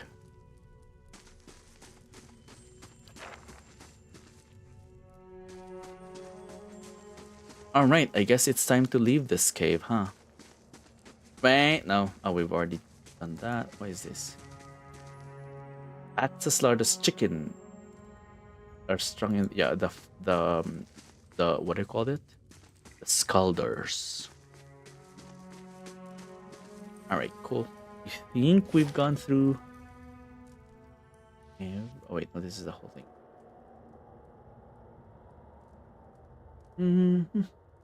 Looks like it.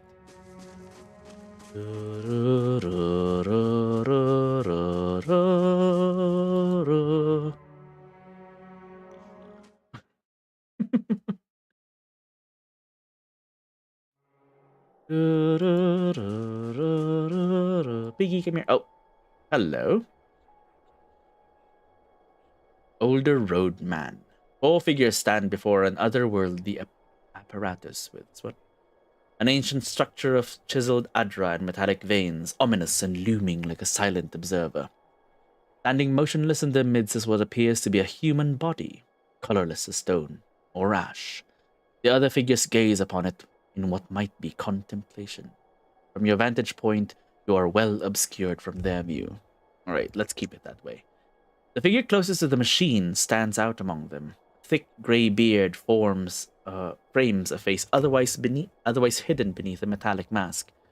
His faded robes are embroidered with a runic language unlike anything you have ever seen. And he wears a strange black headdress with 2 protrusions that jut out like the wings of some malevolent creature. Oathbinder, bear witness. And see, this man has kept his word true to his last breath, full to his blood's last drop. Guide his soul, queen that was, and regard it among your favored. Let his life by the key be his confession. Let his death by the key be his absolution. May he walk the world ever free of the crushing weight of the book. The book.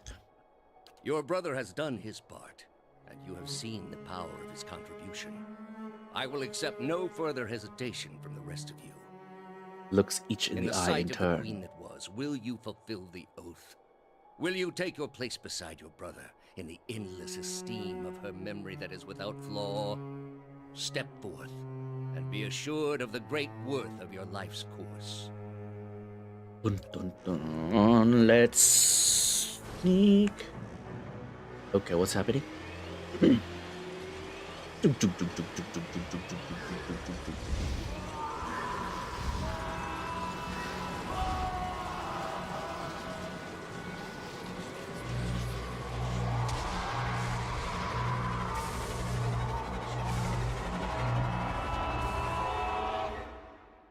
Ta-da! For an instant, the apparatus goes quiet and the air is still. Then, all at once, it erupts with a concussive surge. Light floods your vision, knocked to the ground. Your head snaps back as you land. Pain wells into the back of your skull, washing your last thoughts away into the black, unconscious void. Oh, jeez. You open your eyes to a different place another time. You stand in a circular room, grand and domed. Its walls lined with adra and trimmed with copper. The style is ancient, but the chamber is unweathered. At the far end of a great pillar of adra pierces the floor. At the far end, a great pillar of adra pierces the floor from below, its shimmering texture giving the illusion of boundless depth. Encircling the pillar is an apparatus much like the one you have just seen, but immense and multifaceted and intertwined. Your thoughts are yours and not yours, and they seem to exist before you think them, and they are all questions. Pressing questions, troubling questions, questions that must be answered. Or, at the base of the pillar now, you see a man with a thick grey beard and ceremonial robe, crowned with a strange ornamental headdress. You know this man. You are walking towards him now at a pace that is hurried, while trying not to appear so. You have something you want to ask him. One question above all. The question spins madly in your mind. Will you marry me? What? What was the question? Oh, we're back here. Oh my god, Hedon died! You awaken to find your malaise is broken. Yeah, okay, so we've been healed, only to be replaced with something far more concerning. Faint whispers are audible at the edge of your hearing, like a ringing in your ears that does not subside. Movement flits through your periphery, but when you turn to look, you can see no sign of whatever it was. We've gone mad. You find your gaze regularly darting this way and that, an involuntary paranoid tick. If this is a sickness, it may be dangerous to go without treatment for long. The figures of the machine stand frozen in place. Flesh and blood replaced by cinders and ash. The man who led them is nowhere to be seen. One of your characters has become fatigued. Fatigue represents the physical and physiological wear and tear of demanding activity on a character. It is most commonly received as an injury when a character is knocked out, but some scripted interactions will also result in fatigue if they are especially grueling. Resting.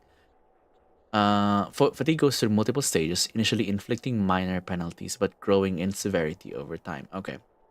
Resting is the easiest way to remove the effects of fatigue, though some consumables can also remove fatigue. Cool. Especially if we don't have camping supplies, for example.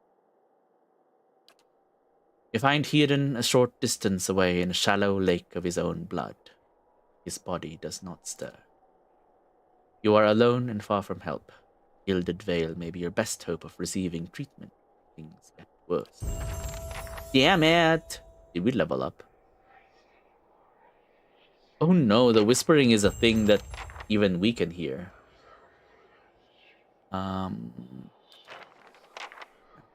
Piggy, you're my only friend now.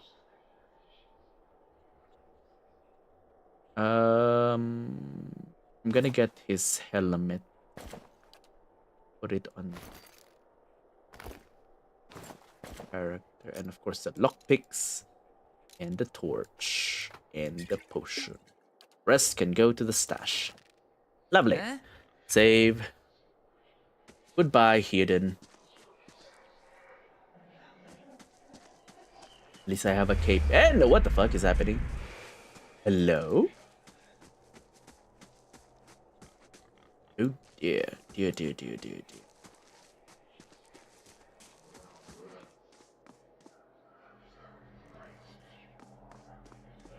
This is gonna be like Senwa's what do you call it? Senwa's sacrifice, where we can just hear voices throughout the game. Vessel flesh ×2. What? Okay. Seeing a flash of something. Hello, pillars. Hello, hello, sir. Sir Silverio. I'm sorry.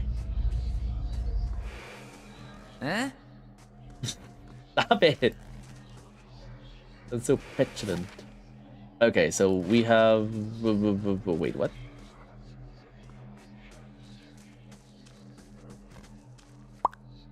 Ingredients. Vessel flesh. Oh. Ew. Are you a pillars expert? No, this is my first time playing. Stash.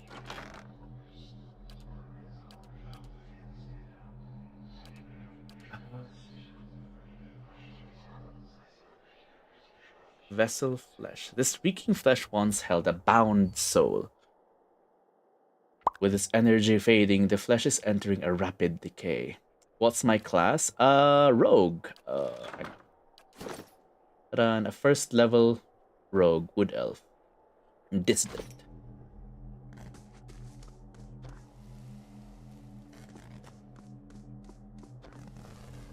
If the vessel flesh will be for something, but let's get a look. This massive structure is formed of stone, adra, and copper, and covered in strange glyphs. The air around it vibrates with an unusual energy.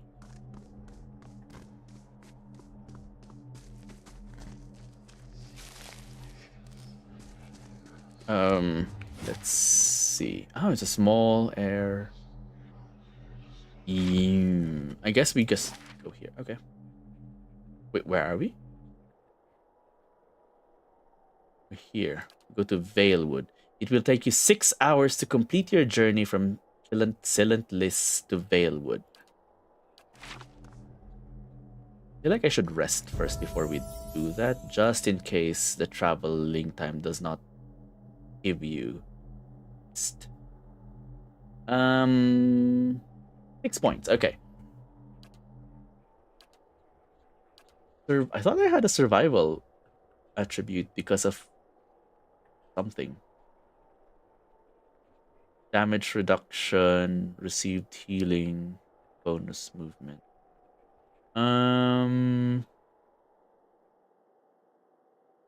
Athletics.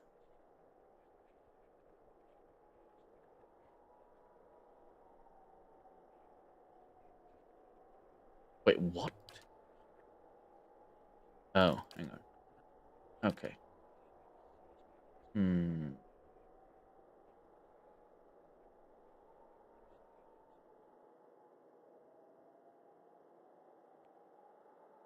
Once per encounter, characters with athletics can use second wind ability to recover lost endurance. A higher athletic score increases the effect of survival. Yeah.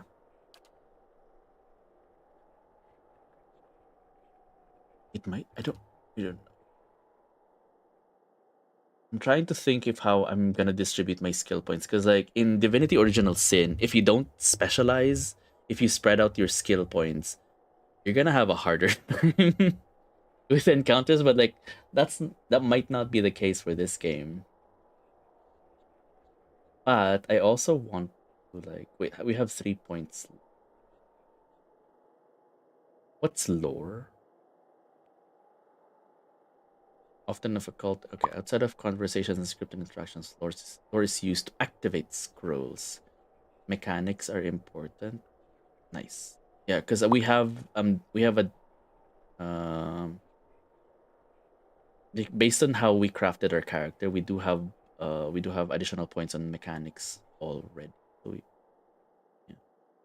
You can see traps and disarm them. Nice.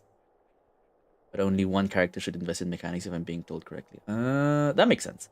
Yeah, I do plan to have like a mix of character classes as we go along.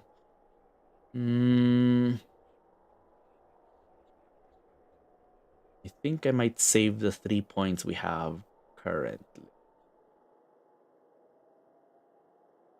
Next. All right. No new class unlocks. That's fine. Runner's wounding shot. Oh wait, this is a ranger ability. Oh.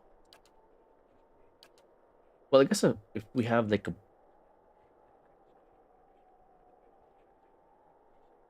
wait, no. Rangers learn where to strike an enemy to inflict debilitating wounds. This technique can be imitated by other characters as a weaker form of wounding shot. Oh, okay. Interesting. Veterans recovery. I see. I get it. Okay. So the talents under class is like you're learning from a different class, like what they can do. Right. Cool. Because like this is all the classes, I think, or most of the classes. Nice. But we have 0 points, so that's fine. Wait, what? Oh, grants backstab. Sure. Dramatically increases damage done from stealth or invisibility. The rogue may use melee or ranged weapons, but must be within 2 meters of the target. Is there a reliable way to determine how far we are from a target? Okay, and then we rest.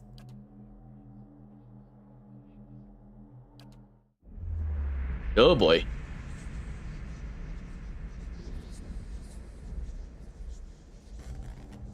Oh, that's it. Okay, cool. Then we save, and then we travel. 6 hours!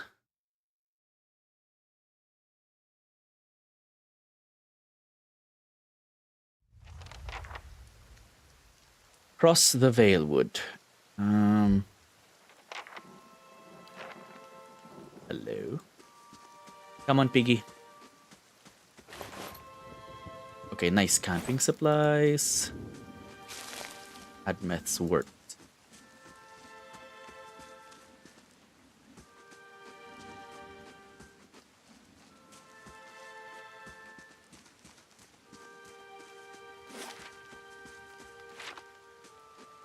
Oh, a ghost.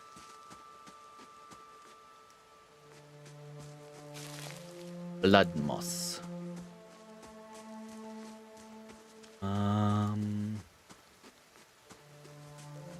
Wait, what? Oh. Yeah? Nothing. Sure.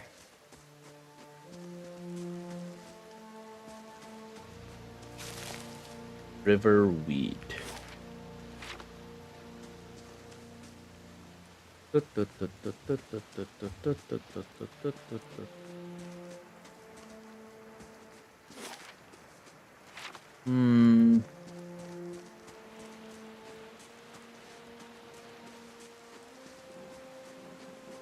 Oh no, so many people dead. What the hell?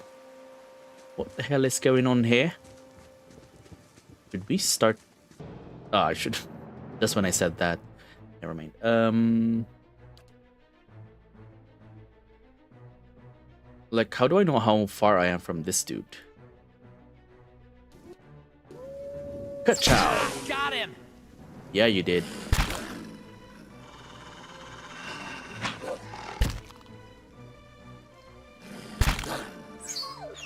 Yes. Takes so long. Maybe we should switch to a bow. Nah.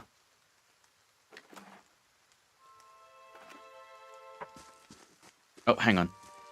I'll be right back.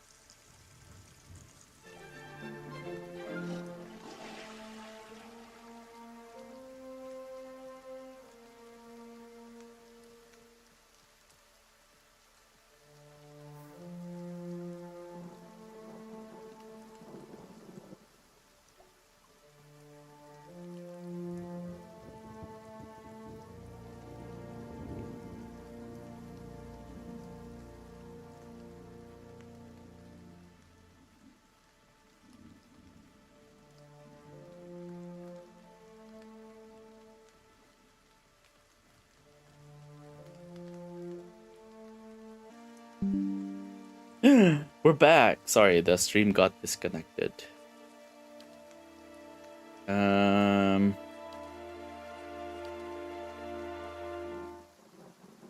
Two big heads. What?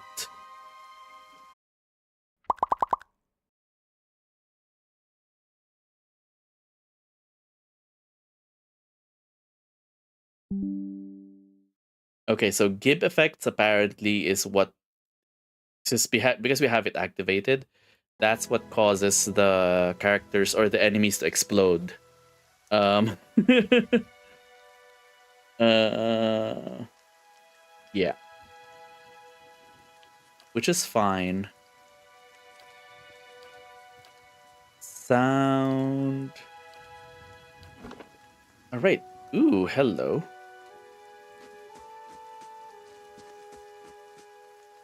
Oh, hang on. Sorry.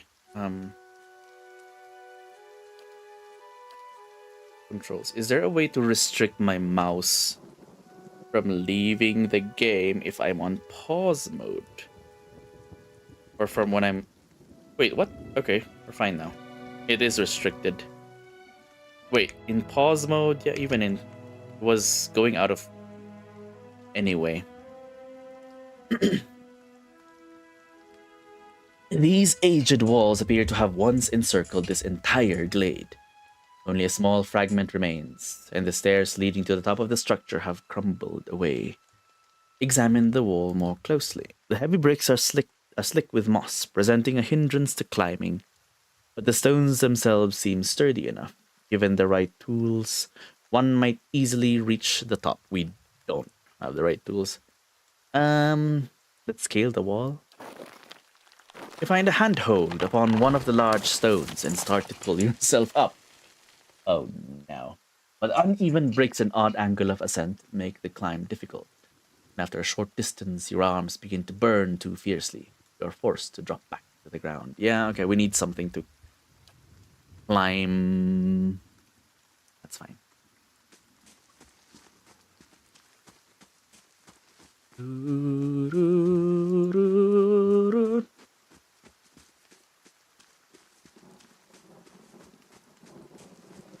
a road. Let's go here. What was over here first, eh? Before we go to the... Oh, we're following the road anyway. How many ghosts in this place? Camp supplies and money. Lovely.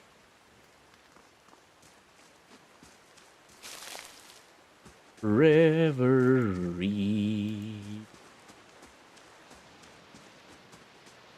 Hello. Corpse.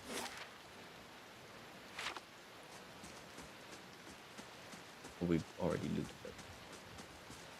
Mushrooms, maybe. Settler's arrow.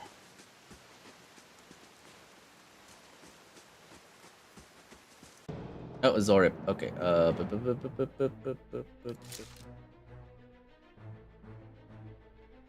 Let's blind it first.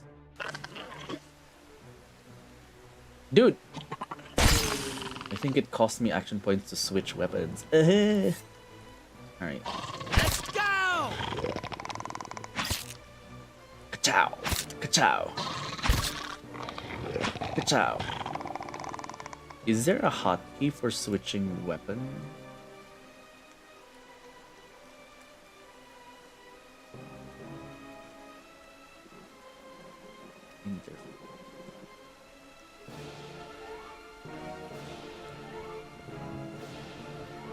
Cycle games.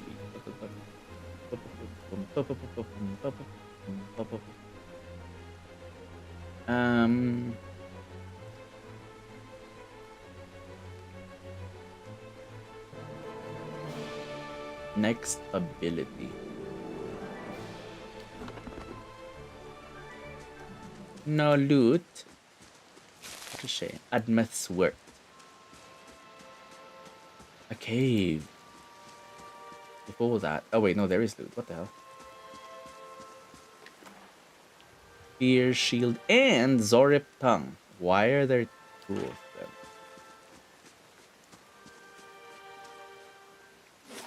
Okay, this will...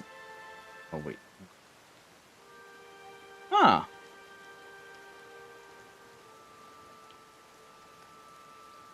We'll take us somewhere else.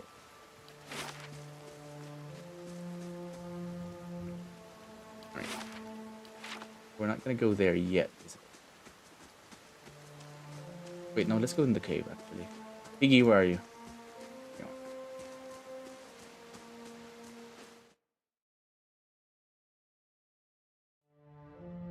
Alright. Hello? Cave coral, ooh. Oh shit, a young bear?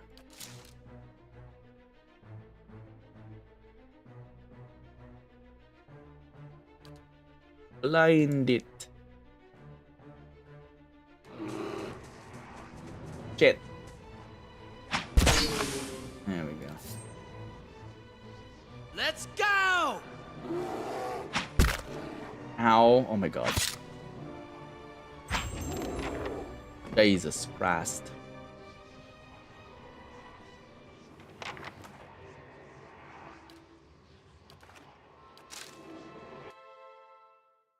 Should have my crossbow ready at the deep. Oh no, what's going on?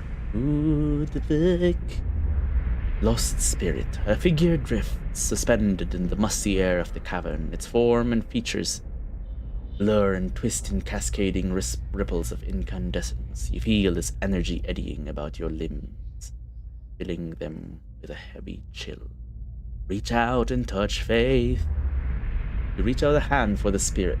In the moment of contact, you feel as if you have been struck a blow, head reeling as you tumble helplessly into a waiting darkness.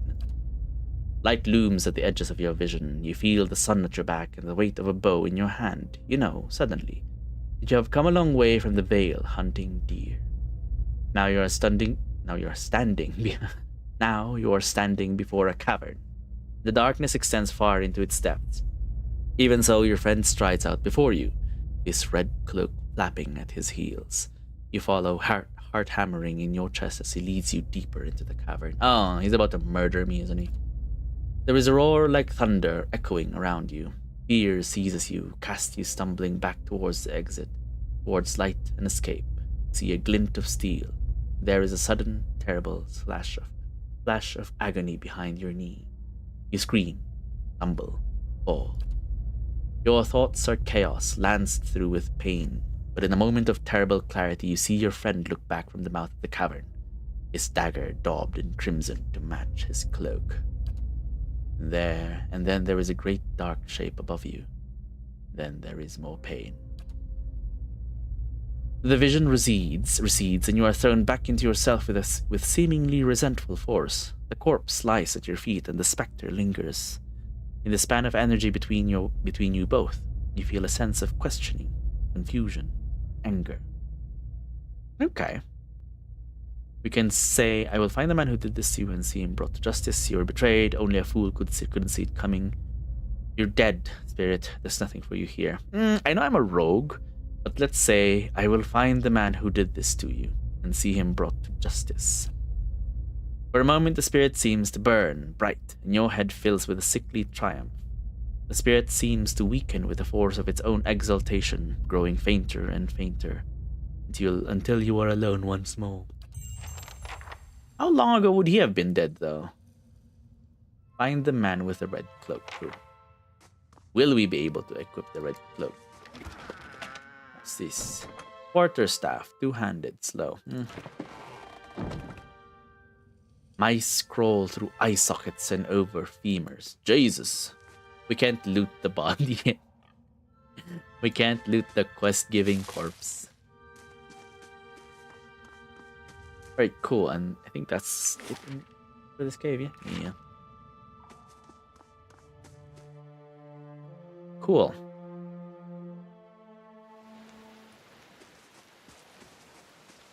And then we go here.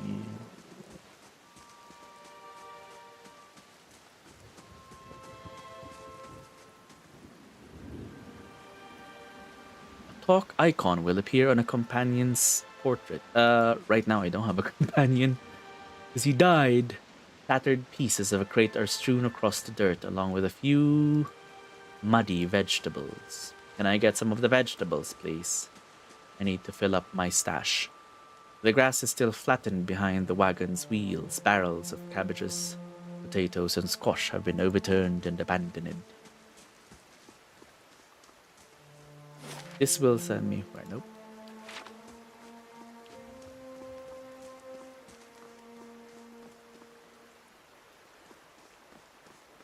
Ooh, a tent. Can we sleep here? Oh, folded note. My dear Nonton, please be safe. Know that whatever happens, I love you still. Ooh, let's pick it up. Hopefully we'll find this Nonton or whoever and give them that letter. Alright, now we can go to Guild. Oh my god, 8 hours of travel? What?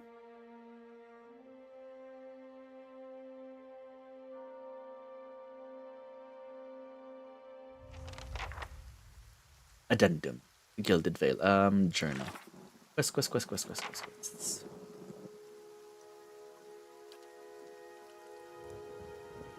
Vengeance from the grave.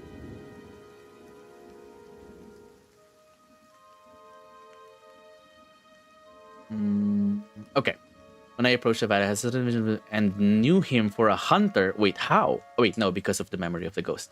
Knew him for a hunter from Gilded Vale. In the vision, he was led. Okay. So the killer is definitely here in Gilded Vale. We don't have to backtrack 8 hours to go back to that place and try to find him. He's here in this new area. Hello, let's... Oh my god, what the fuck is wrong with this place? Oh, good lord. You must be one of the new settlers. Welcome to Gilded Vale. You'll be pleased to know that we've had some recent vacancies here. You welcome everyone this way. The only answer you hear is the buzzing of flies from the tree. Of course, we'll need to make some inquiries first. The inestimable Lord Radric VII has taken great pains to insulate our town from Widewind's legacy. Have you ever sired a Hollowborn child? The fuck? No. I'm gonna say no. Are you absolutely certain?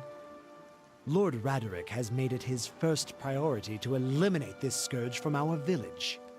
Sure, hun. I should warn you, stranger. Here in Gilded Vale, we have a special place for dissidents, charlatans, and those who would hide a curse in our midst. He steps to the side and inclines his head ever so slightly toward the deformed tree. His lordship's wife is with child and due any day now. Without his approval, I shan't be able to find you a permanent settlement. It will have to wait until after the birth. We can continue our interview then, after the bell tolls from Radrick's hold to signal my lord's new heir. In the meantime, you can find temporary accommodations at the inn just southwest of here. Okay. You said something about Hollowborn. And what did he say? Waidwin? Waidwin's legacy before. He blinks. I forget that you foreigners do not have this curse in your homelands. The Hollowborn have been a scourge upon the Deerwood for almost 15 years now. He lowers his voice to a whisper. Children born without souls. He shakes his head. Pitiful, dumb things that breathe barely, but do not truly live. Some say the Hollowborn are a disease. Some say they are a punishment from the gods. He raises his empty hands. In truth, no one knows, but they began spreading after the Saints' War, and so the name Waidwin's legacy stuck in honor of that foul, blasphemous pretender. He shakes his voice shakes with vitriol. I see. Lord Radrick's decrees may seem strict at times, but he has our best interest at heart. He nods.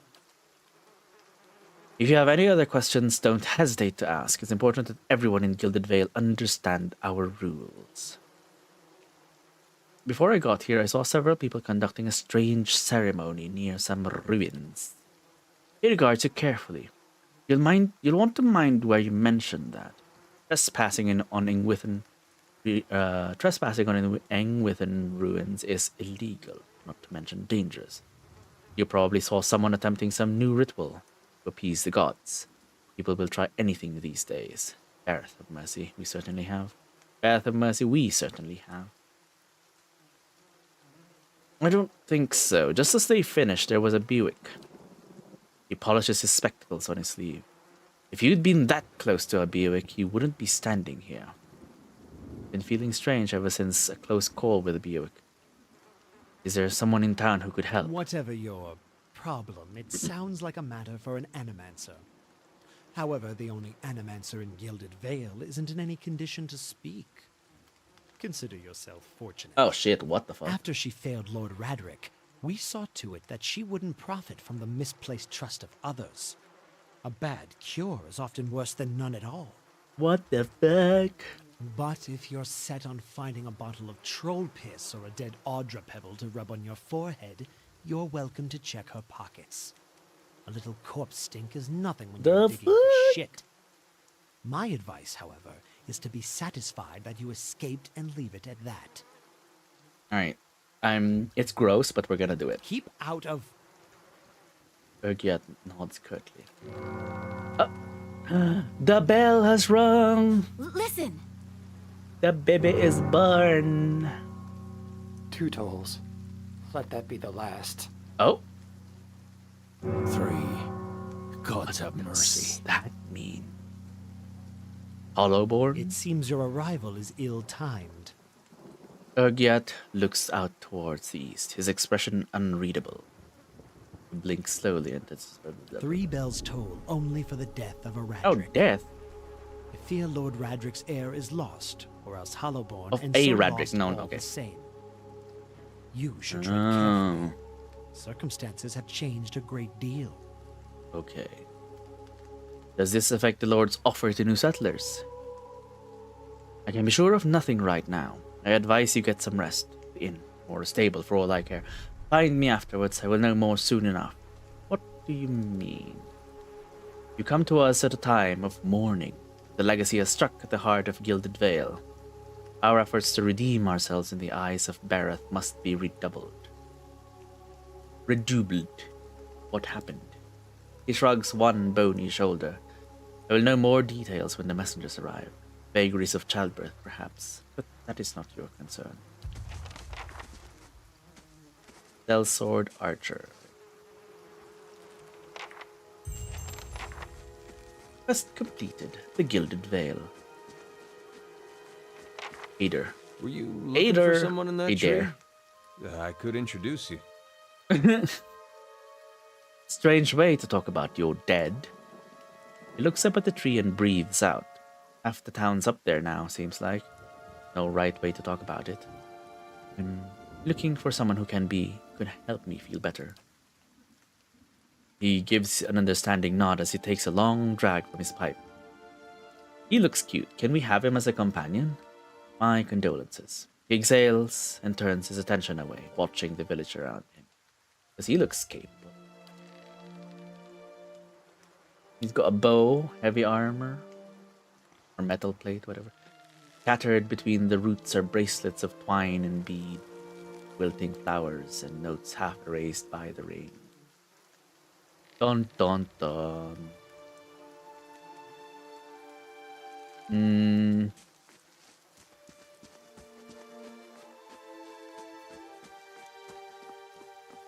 Villages.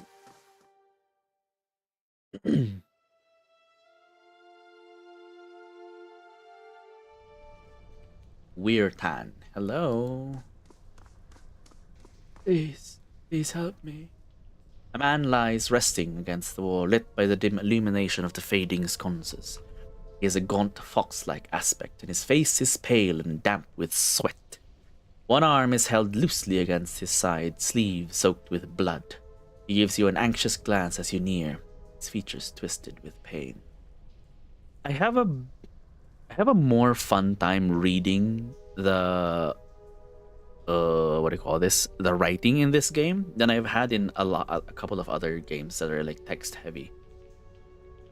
Like my measure for that is like how well does it read when read out loud, because obviously some writing is just meant to be read inside your head, but like a lot of the writing here, when you read it out loud, it's like that reads really well out loud. But yeah.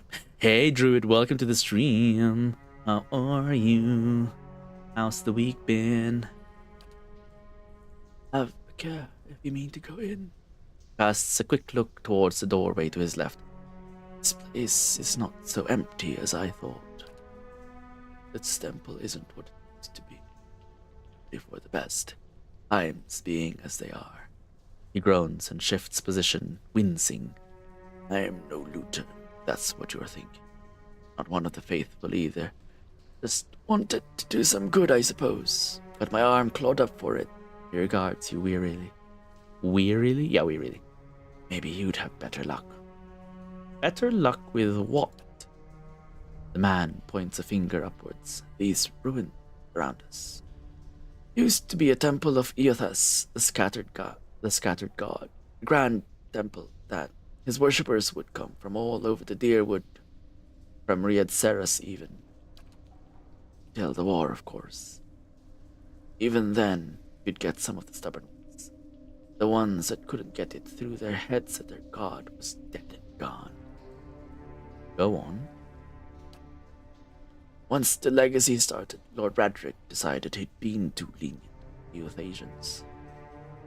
He had his people go in and put them to the sword, left down here, buried under a heap of rock. After that, Radric ordered the temple sealed. It's been years like that, up until recently.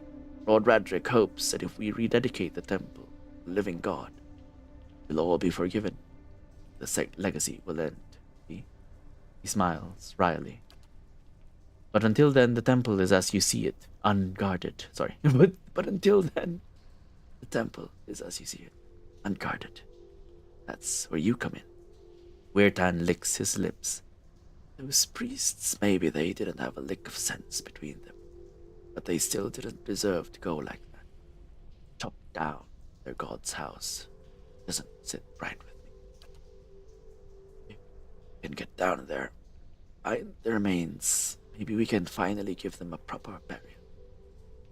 Weirtan breathes out. A small task. There's coin in it for you if you need motivation. I have some questions first. Yes? Why can't... Oh wait, who are you, anyway? Weirtan offers you a weak grin. Name's Weirtan. I've lived in Gilded Vale long enough to remember how grand it used to be. He shrugs and looks away. I used to help the temple sometime. Bring supplies, that's all. Won't Lord Radric mind us digging around here? Go telling him about it. Lingering in these places, it's no good for anyone. You do this quick and quiet, we can do right by those priests without raising a fuss. Any chance there's something down there worth a little more than some old bone? Waiter looks around. Probably. Nobody's been through the place since it was sealed up. Apart from me, didn't touch anything. Any valuables in there, you get for crack at. I only ask that you do this favor. I have no more questions. What do you say? I'll find them. In the flame, I owe you a good turn. Listen, the temple's been sealed off for so long.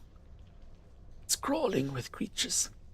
If you get past them, priests would have been down on the lower floor. They'll be there still. They're anywhere. I feel like maybe I should have a companion for this, just in case. Those priests had all kinds of good chambers, switches in the walls, tricks, sconces, that kind of thing. Keep an eye out. Take care. Down there. Wouldn't want to have to send someone else after your remains. Wait here, stairs. Keep a lookout. Try to patch myself up some. Sure. Okay. Let's hang on. Because maybe we'll be able to get a companion or two above ground. Like, where's that other guy? What's his name? Adair, I think. Adair, wanna join me? We're gonna go grave robbing. The man smiles broadly. Welcome to our lovely village. You're a lovely village. Let's see.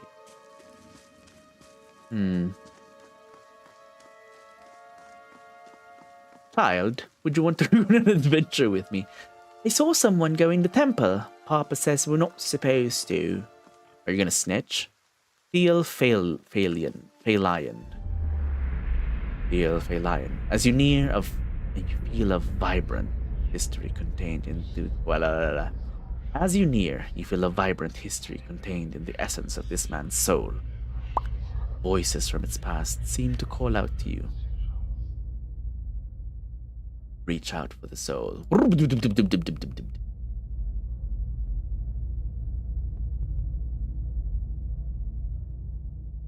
You see a pennant waving. You see a pennant waving tall and sluggish in the wind. Blazing sun embroidered on the banner. The vanguard of a small troop of paladins. The atmosphere is buoyant, if restrained. Is Theo Phalion gonna be a companion? The way it's, has like this bunch of backstory on him. The atmosphere is buoyant, if restrained, and the armor has not yet been tarnished by the elements. This expedition is fresh, young, filled with zest and zeal. At their hand stands a commander, awkward in full armor but determined in step. Despite the excitement of his fellows, he does not smile. There's a twist to his mouth, his countenance grim. He throws up a hand, halting his troop. Silence falls among them, revealing a dark thunder, deep and low. He orders them to ready their weapons and spread out.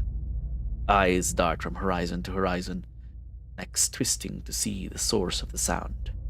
In the distance, dust and lightning arise from the ground. In the distance, dust and lightning rise from the ground. Stygian clouds race towards them overhead. The soldiers stand, only the staccato movement of their breath betraying their nerves. The commander closes his eyes, calling a blessing down on his troop. Invigorated, invincible, they wait as the enemy draws closer, poised to attack.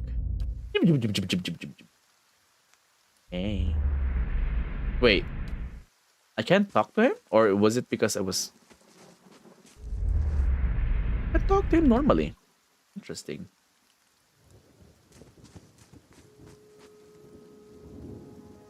Oh wait, he's what is that? He's a god woken, or what is not god woken.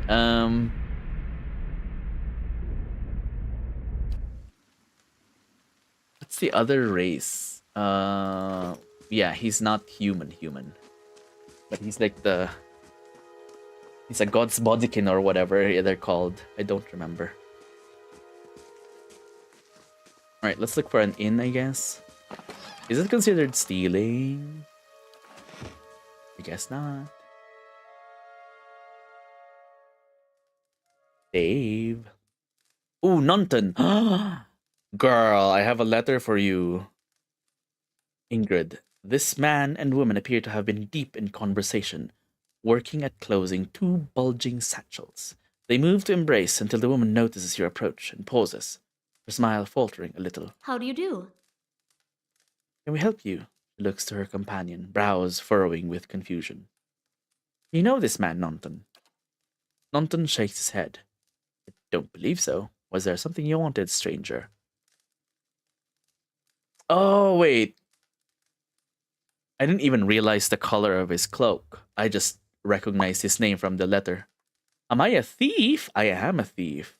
Well, I'm a rogue. Could be a thief. If I wanted to. You two seem to be. I'm not gonna confront them with this just yet. I'm gonna say, you seem to be in a hurry. Yes, I imagine so. Ingrid laughs. We're packing for a trip, actually. I've been meaning to visit Defiance Bay. And she looks at Nunton. Well, in truth, I think I've had my fill of this town. Nunton reaches to take her hand. It's time for some new scenery, he says. That cloak, I've seen it before. You killed that man in the cave. Are you accusing him of something? Ingrid looks to Nunton, touching his arm. If this is about the accident... Accident? Is that what he told you? We're both grieving Pearlie's loss, but it was a wild animal's doing. Nunton shakes his head minutely. You see a tremble in his hands. What would make you suggest a thing? Oh, there's a resolve dialogue, but we don't know what it is because we don't qualify for it. Why did you do it? Oh wait, no, let's talk like a crazy person. I had a vision in the cave. I saw Pearlie's last moments as he lived them. I saw you cut him with the knife. That's not possible. Nonton stares at you. How could... There we go. He gives in. He gives in immediately. How could you possibly know? His hands fall to his sword belt. I left no sign. Nonton, wait. Ingrid raises her hand. I don't know what you saw in that cave, but this isn't what you think. Pearlie, my husband. I kind of figured, but like, holy shit. He was as much a beast as that bear. Oh? I tried to leave the first time I suffered his temper, but he wouldn't have it. He looks away. Oh no. We're forced to choose between a murderer and a domestic abuser. Oh my, can we kill... Well, the other ones are dead, so like, ugh. Nunton, we met, and I knew I'd found someone special. One kind, who cared for me. Please, all we want... I mean, if it's Ingrid who's saying this, right? So I'm inclined to believe her. Alright, let's read through what she has to say. Please, all we want is to leave this place, to start somewhere else. He looks down at the satchels. We've some coin saved up. You could have it if you'd only let us go. We have 4 or 5 options. We can just take the money. We can say no. Whatever your reasons, you cause a man's death. We don't have to like act all what do you call this? All righteous because we're a rogue. So, or we can choose just a straight up attack. We can. Oh, okay. I'm taking this to the magistrate. Whoa, we're no snitch. Keep the money. We can either number 5 is like, number 4 and 5 basically the same. It just depends on how you want to word it. I'm gonna say keep the money. Use it to start your new life. Ingrid blinks, surprised.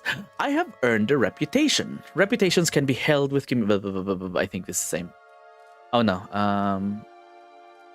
Was the other one disposition? Or something? Reputations can be held with communities or factions in the Eastern Reach and will affect how members of that group respond to you. In some cases, friends or enemies of those groups will also react your affiliation. Helping a group will increase your positive reputation with that group. Harming a group will increase your negative reputation. It is possible to have a mix of positive and negative reputation with a group if you help and harm them in equal measure. Cool. Ingrid blinks, surprised. Thank you. Truly, I'm glad you understand. Only here, take this, at least. I hope it brings you luck. She looks to Nonton, smiling. We have a long journey ahead of us. You have gained an item, minor ring of deflection. minor ring of deflection added to inventory. I wish you well on your travels, stranger. We won't forget this. Ta-da! We also leveled up. Ooh, hello. Oh, we now have 7 or 9 points to spare. Because like the higher our rank is, the more points we need to invest.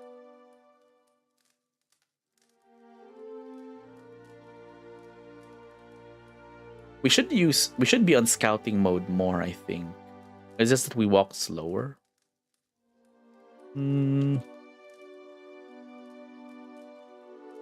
Oh, wait, no, survival is when... Okay, I didn't read this properly. Survival allows characters to choose from a variety of long-term bonuses each time they camp. Okay, that's why we're currently at 0. We have no options because we're currently at 0. Let's have... Yeah, there we go. So the higher our level is here, the more options we can have. Right now, at level 1, we can choose damage reduction after camping. Athletics is second wind. Athletics is used. Oh, there we go. We can also use... Okay. Athletics for climbing that wall, maybe. I don't know. If we go back to that place. Climbing, swimming, and jumping.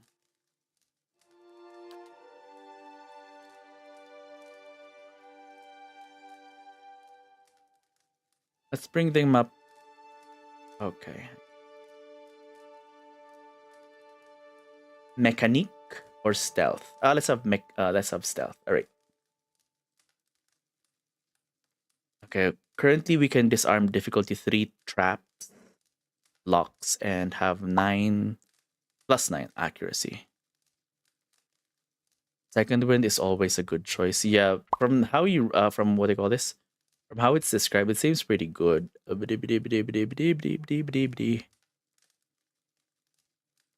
Free healing good at early. True. But you have to manually activate it, right? Of course, once per encounter, characters can use a second wind ability. Yeah.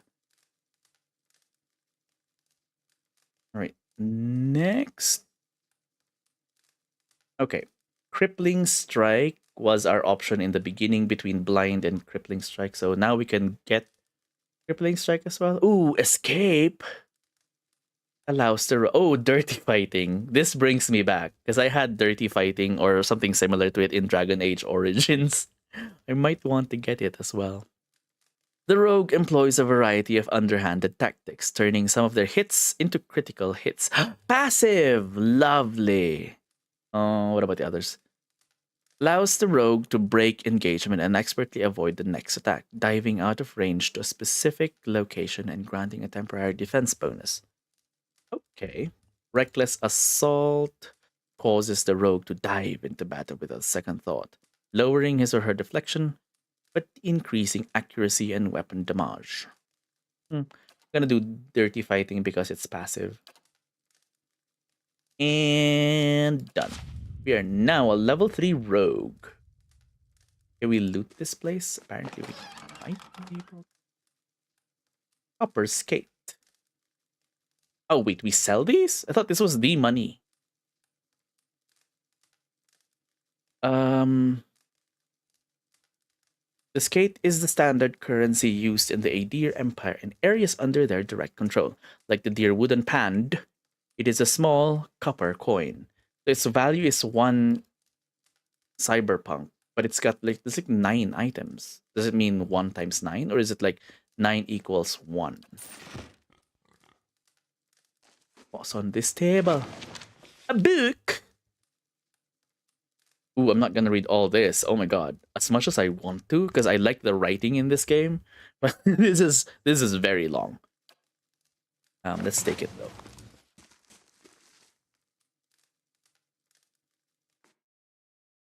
I like the pacing of the. I like the pacing, the word choice, and the cadence. Well, I'm the one. implying the cadence of the writing, but like I like how I like the experience of reading it out loud. But that's very long. Ooh, hang on, let's get this one first.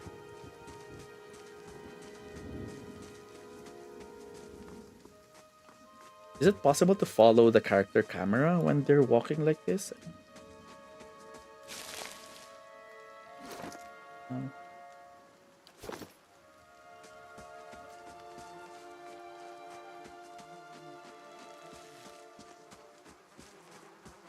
Do, do, do, do.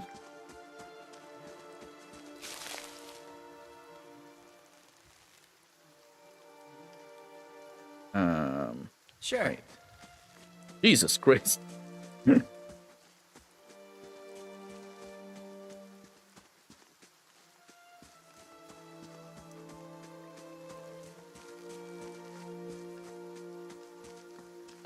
Okay, so we went to that house. Let's go to this house.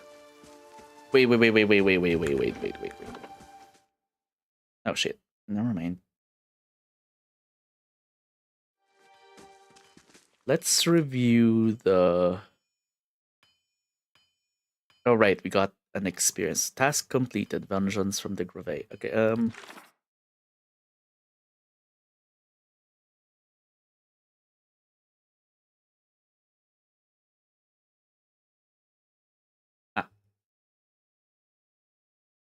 having heard of Ingrid's side of things, I decided to let her go. Let her and Nonton leave Gilded Vale. Perhaps they can make a new life for her. Okay, nice. Buried secrets. The one, okay, so the underground thing. A moment's respite. Well. Wait a minute. No, I'm not sick anymore. Why is that still,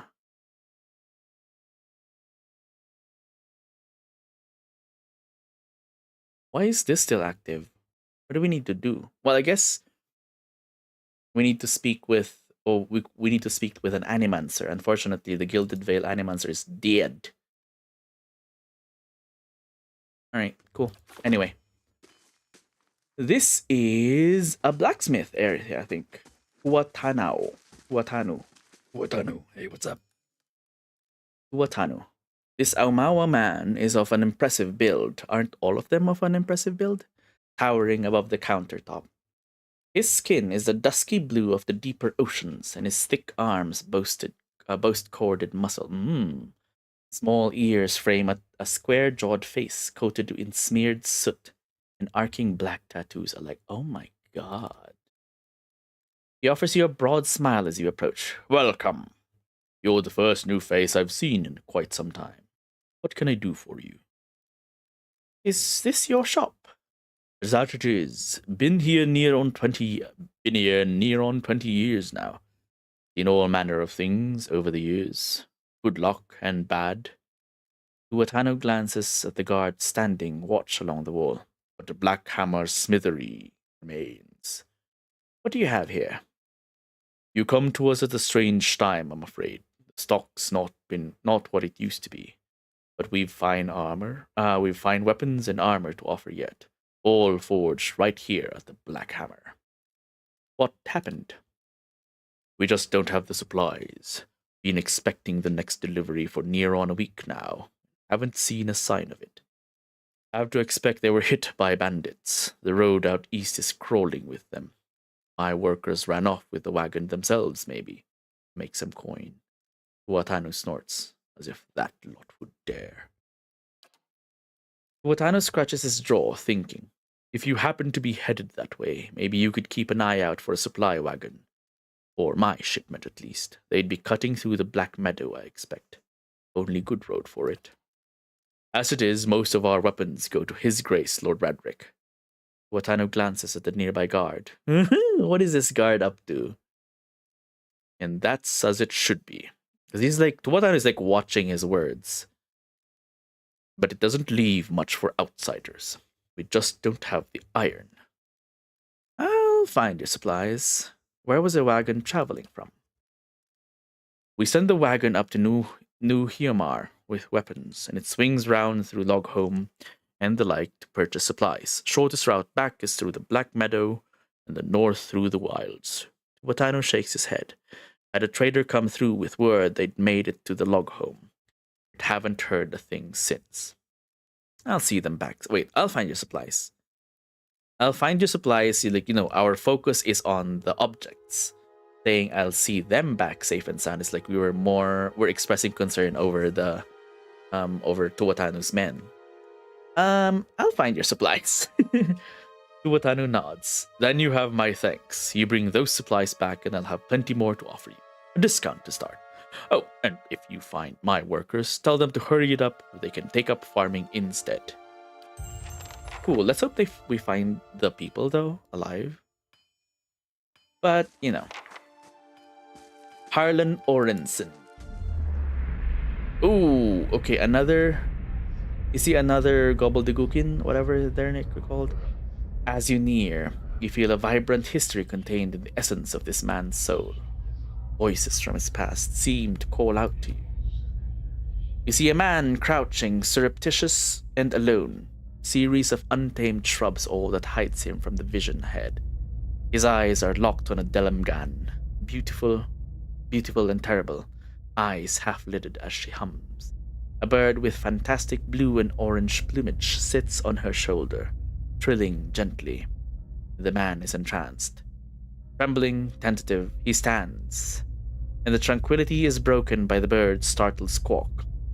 The Delamgan half smiles, beckoning with twig-like fingers. She does not speak as he approaches. His mouth is dripping sounds of awe and admiration. She waits, coy and tempting, and with agonizing slowness, he is before her. Then something changes. She sees something hanging limply from his side and begins to hiss. Fingers suddenly claws and eyes black with hate. He has no time for his axe or grimoire as she strikes. Just as soon as she strikes, she is gone. The only evidence of her existence, the shuddering wreck on the ground. He grabs at his grimoire, nevertheless, and begins to chant.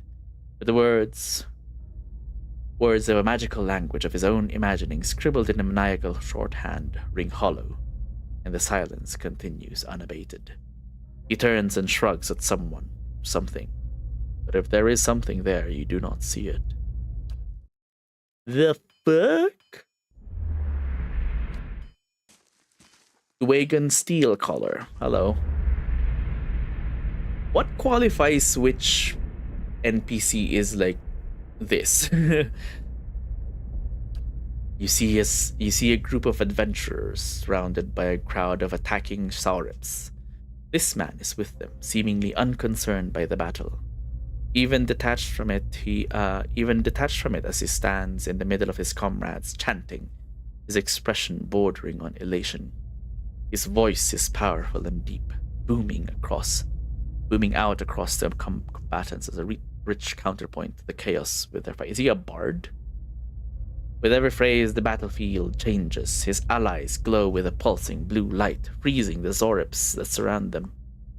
A blazing pyre erupts from the ground, cutting and burning the creatures and sending them scattering. One of the fallen Zorips suddenly explodes as 3 giant grubs crawl from its corpse and attack the remaining enemies. The man continues to chant, thoroughly enthralled in the joy of the moment. Finally, the creatures have been reduced to 1. His allies stand back as the man approaches it, still chanting. He removes his hammer and swings it at the Zorip. His phrase ends as the hammer connects with its head, punctuating the spell, bringing his song to an end. Cool. Apprentice. Hello, Mr. Apprentice. Don't tell Tuatano, but I think Dunstan's over in First Fires might have the edge on him. What does that mean? Guard. Speak to Master Tuatano if you want something. Okay, so there's a couple of things we can loot, but if I work a few extra shifts at the end, I can get one of these daggers. Yeah.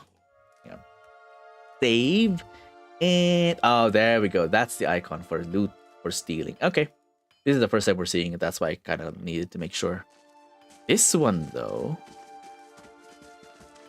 does not have the icon for stealing. Because it's a book.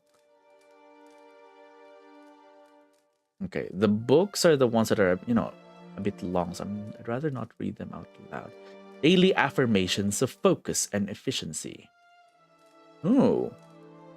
All errors can be reforged into lessons. Work hard, work well. All ignorance can be reforged into knowledge. Each generation must forge its successors.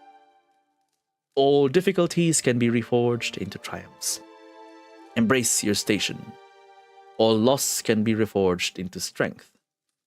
Value the work of others, and they will value your works in return.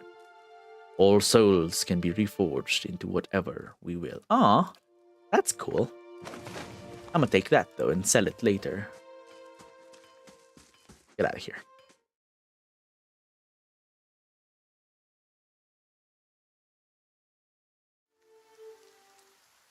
So that's the smithy.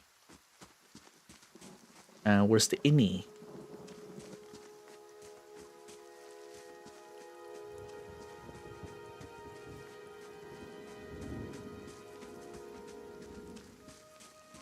A cow?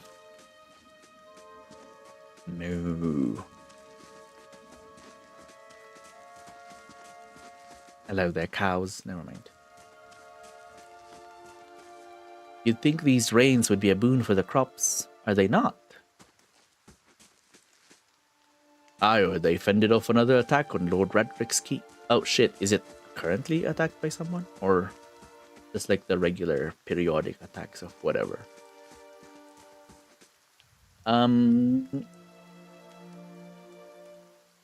Okay.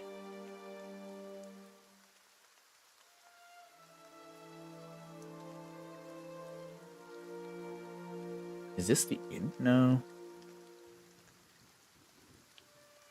That's Ingrid's house. Other one is the smithy. Oh wait, let's go here then. I think this is not in this one. Way up here is not Ingrid. Stronghold. You don't own a stronghold yet. I did hear about this. Like the housing mechanic of the game, I think.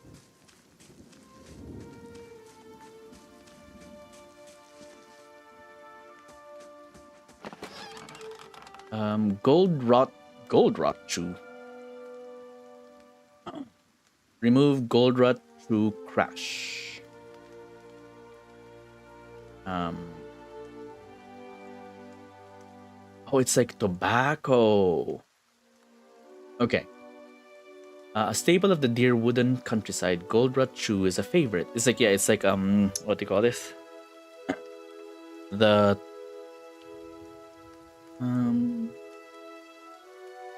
what word am I looking for? It's like the chewing tobacco. Is that what it's called? Yeah, whatever. That one. A staple of the dear wooden countryside, gold rot chew is a favorite of farmers who swear by the minor boost in energy it provides. Those who use it often find that they feel sluggish when they stop. The chew is made from the root of the golden celery plant. That's adorable. I'm gonna get it. Springberry.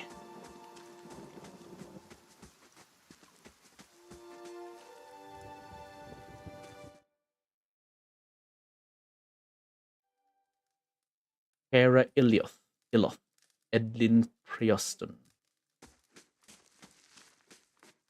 Rat scurry behind the sacks. Hello. Oh, okay. You see a crowded marketplace, vendor stalls lining the road, their proprietors' voices calling out to passers-by to come sample their wares. This woman wanders through the throng, strolling hand in hand with another woman. They peruse the vendor's goods, parrying at a book merchant with a number of old and beautiful tomes, chatting with one another about what they see. One will pick up a book and show it to the other, who will take it, comment on it, and place it back on its shelf. And the first will snatch up the book again and quickly pay the merchant before the other can snatch it back.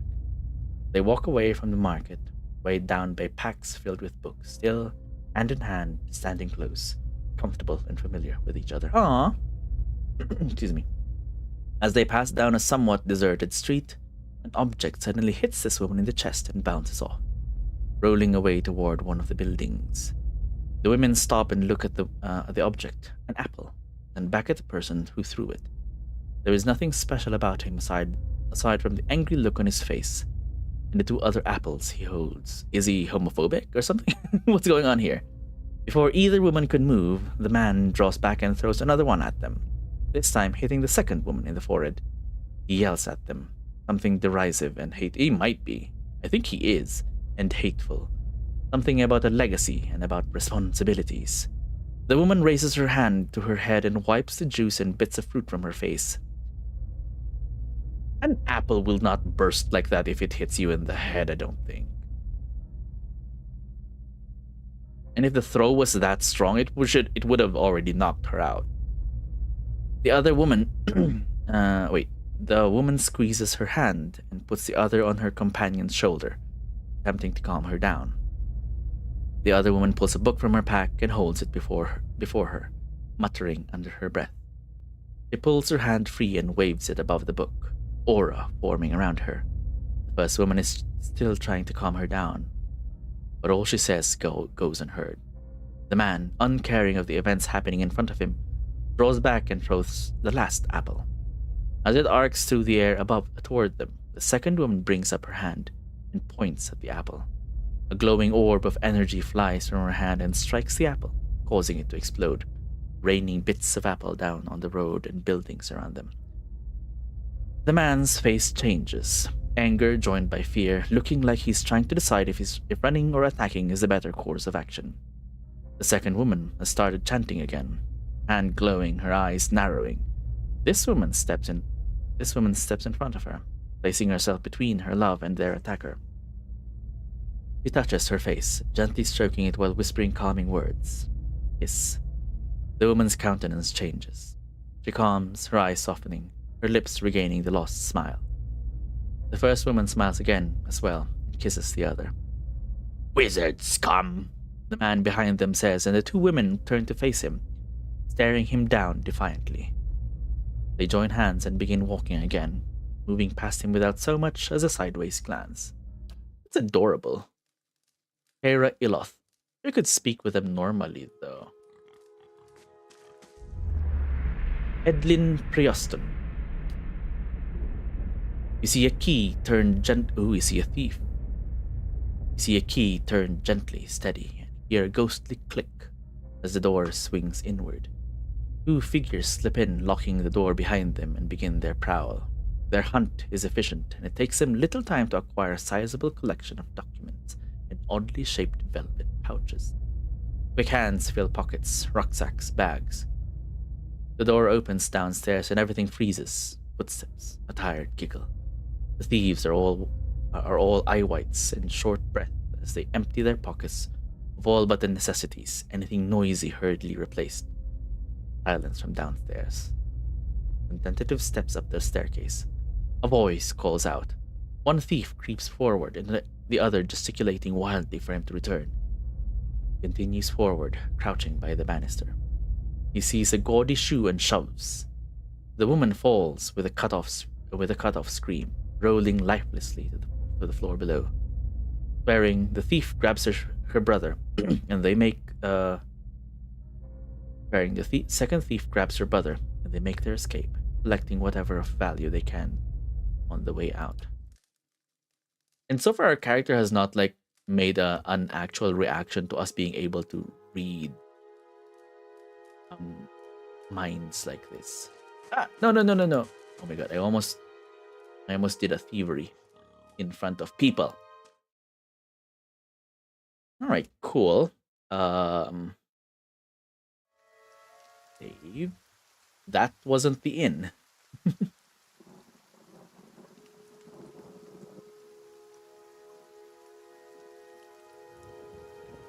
What other buildings can we go to? Let's go here.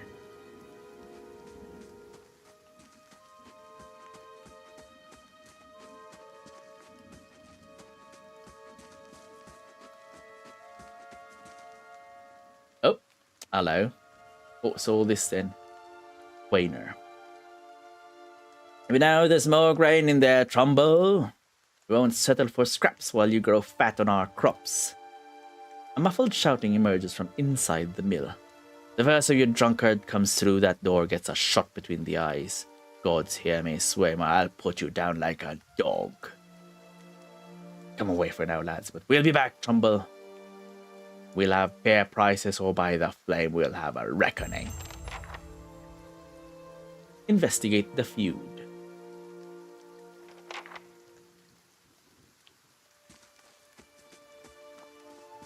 Oh, no, not before we get the mushroom.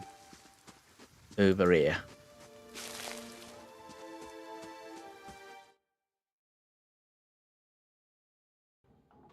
Hello?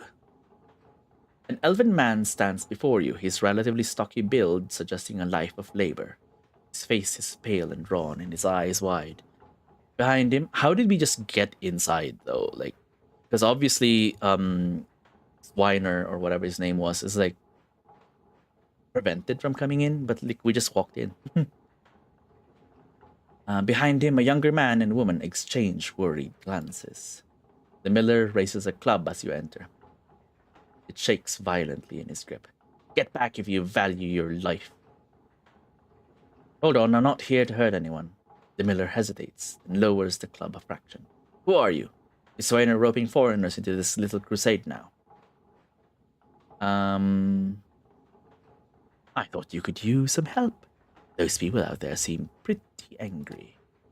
Really? Trumbull sighs his relief. Elias Tits, could I use a friendly face? I take it you heard some part of what that crowd's asking for. Grain, as if I've got it all tucked away somewhere. Weiner's been egging that lot on for days now. They've been keeping clear so far, but if things keep on like they are, don't know how much longer we've got before things get messy. Please, if you're not here on his behalf, maybe you could speak to Swainer. You won't listen to me anymore. Just explain that we're all getting smaller rations now. We're all making sacrifices. We got 25 experience from that. I had some other questions. Who's Swine? The dwarf. Oh, the dwarf. I thought it was the middle guy. The dwarf is like the one on the left when we first saw the crowd. So like I thought it was the middle guy who was speaking. The dwarf, the one standing out there spreading lies among the villagers. Bastard's been here for decades, and he hasn't gotten any kinder with time. What was all the ruckus outside? Trumbull shakes his head. Where to begin? Winers whipped them up into a froth, going on about the grain stores. Claims I've hidden away most of it. All I do with the grain is sell it. I can't create it out of thin air, and I can't hand it out for free. I pay the farmers for the crops they bring in, and I sell what comes out of the mill. Most of it goes back to the Black Hound. Goes to the Black Hound on the west side of town for ale. Swiner and his lot sure don't mind that part. You take a look at the field. You take a look at the fields on the way into town. The crop's blighted, and most of what I'm getting from farmers, it's gone off, rotted through. I can't pay top prices for blighted wheat. I've barely got enough good grain to go around. Weiner's howling after things he has no right to. Maybe I ought to go have a talk with Swine. The miller all but sags with relief. I'd be grateful if you did. You won't listen to me anymore, but maybe you'll have better luck. Tell him we're all having a hard time of it, and we'll all have to make sacrifices. We'll be in your debt for it, if you can convince him. Big if. A rancid stench rises from this grain. It's mushy and mottled with green. Ew. Ew, Siaru. My father's a good man. He's always done right by the town. Ufden. I'm sure father can explain better just what's happened here. Fine. Let's get out of here for now. We've acquired 2 quests so far. 3 quests so far. But no companions. Oh,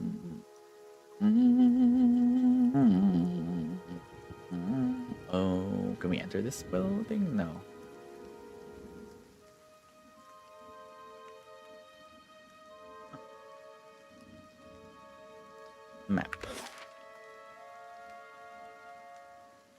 Excuse me.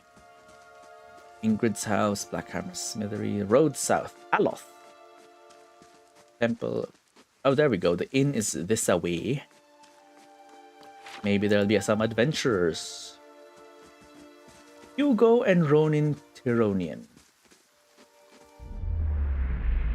It's getting very exhausting reading these things, but I don't know what.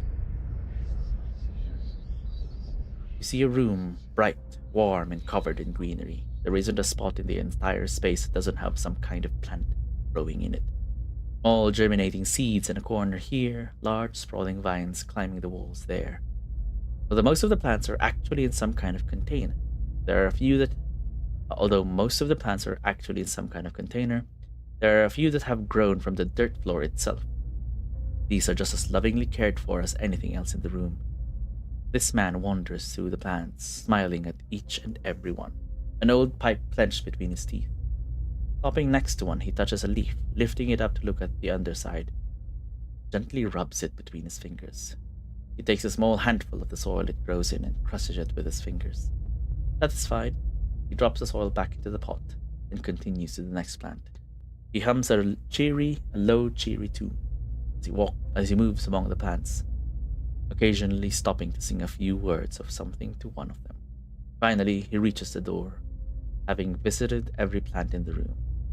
He turns back to look at them, a look of serene pleasure on his face. Then he turns back and is gone. Ronin Tironian. You see a group of people standing around a wagon, transfixed on a sword as it swings in a large, graceful arc. This man holds the sword, passing it from hand to hand with a relaxed ease, making the blade dance in front of his audience. He tosses it into the air, spins, then puts his arm behind his back to catch it. The crowd claps excitedly, and a couple of them gasp, certain they were about to see a tragedy. That's literally the shortest one we've had so far. Interesting. I wonder when that becomes useful for something. Being able to jump into people's minds like that.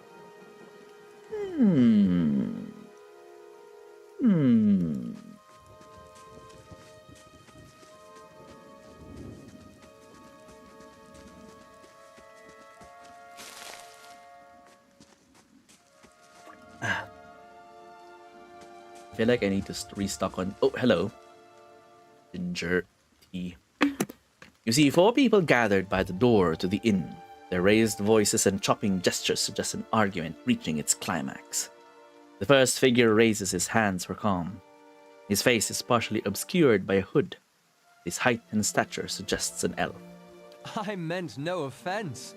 Let's put this matter to rest. He might be a over companion. shall we? He's like a My mage, treat. perhaps. Hoping to soothe our pride with a few Adira coppers, eh? We don't need your coin. What's going on? One of the other men points at the hooded elf. His eyes are red from drink, but his gaze is focused. Mocking us even why he shelters in our village. This goes to show you what these fancy Adira manners are worth. We don't take that kind of treatment. Not from foreigners, and especially not from Adirans. Jesus Christ. The woman looks you up and down, and that means you too. Don't push us. Go on. Bitch! Say it again. I'm itching for an excuse. Well, that just makes me side with the elf then. Fie, you're itching for the kindling touch of your sister, you cock's feather! Did his accent change? Is that a mocking accent, or did his accent slip? I'll cut that barrel-looking tongue out of your head. This is a misunderstanding. I didn't say whatever it is you think I said. No, I think his accent is more We've apparent nae because quarrel. what he said was longer. We've nae quarrel. That's where you're wrong. Okay, so we have 5 options.